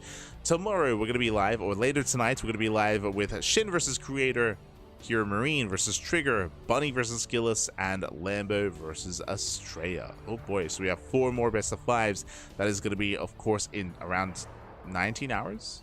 Bam, you can see here, 19 hours time, we're going to be live with Shin and Creator to start the broadcast. Scrolling down, you can see the group stage here. You can see Group A has Classic and Rainer. Group B, Cyril and Byun. Group C, Solar, Clem. And Group D, Maru and Hero. So the players that are making it through the preliminary stage, there are going to be 8 players in total. They're going to be added here to the group stage. In what order, yet to be determined. So we do not yet know where the players are headed, where the players are going. Only the admins would really know who's going where. I mean, the players that have been invited into the group stage are, I mean, these are the best players in the world, right? So we have several, we have Raynor, we have Solar for Zerg, we have Classic and Hero for Protoss, and we have Maru, Bjorn, and Clem for Terran. Like, these are the best players in the world already in the tournament. We are missing a couple of players. Cure comes to mind, true. Like, Cure, he wasn't invited, and Cure, he wasn't in the preliminary stage either, so that is something that I do notice. Are we missing anyone else? I mean, Shin is here, Rogue is here, Sola's here. Yeah, I think Cure is the only big player that comes to mind that we're missing. Unfortunately. Here we go, Bunny though. True, true. Yeah, outside of that, I think we have like all the heavy hitters, I believe. Unless I'm like missing someone.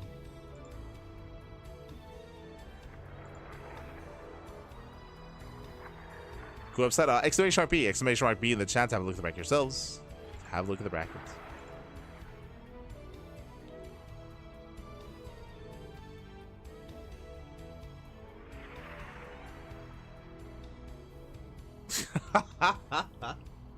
Did you know that anyone can actually update the bracket as well? It is open to all to edit, and I believe we are missing some editors, especially for NA tournaments.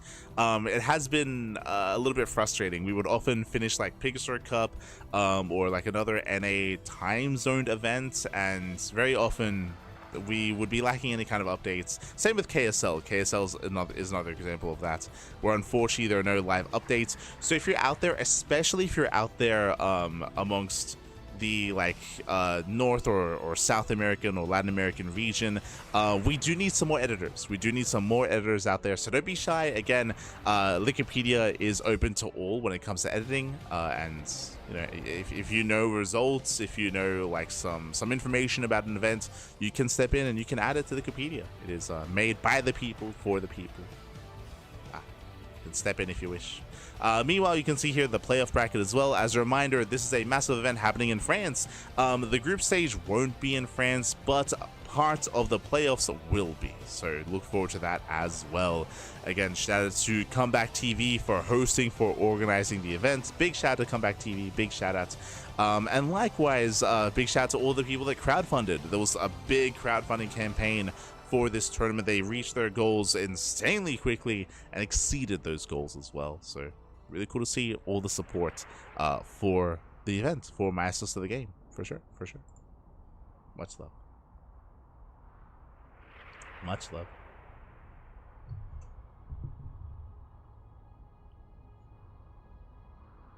I remember back when I was in the hospital and I couldn't watch Twitch, and every day I was logging into local Wi-Fi to get my updates from the Wikipedia. Let's go, let's go.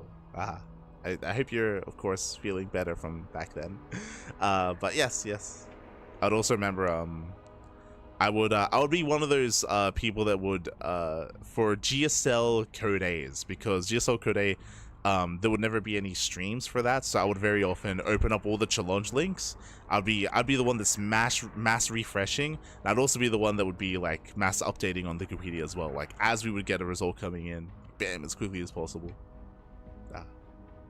Back in the day, just non-stop refreshing to be the first to update.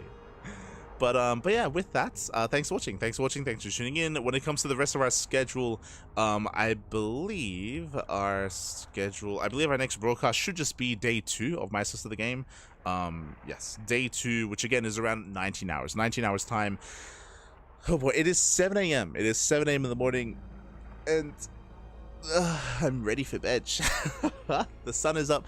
I say that I'm probably going to be up for maybe like an hour or two.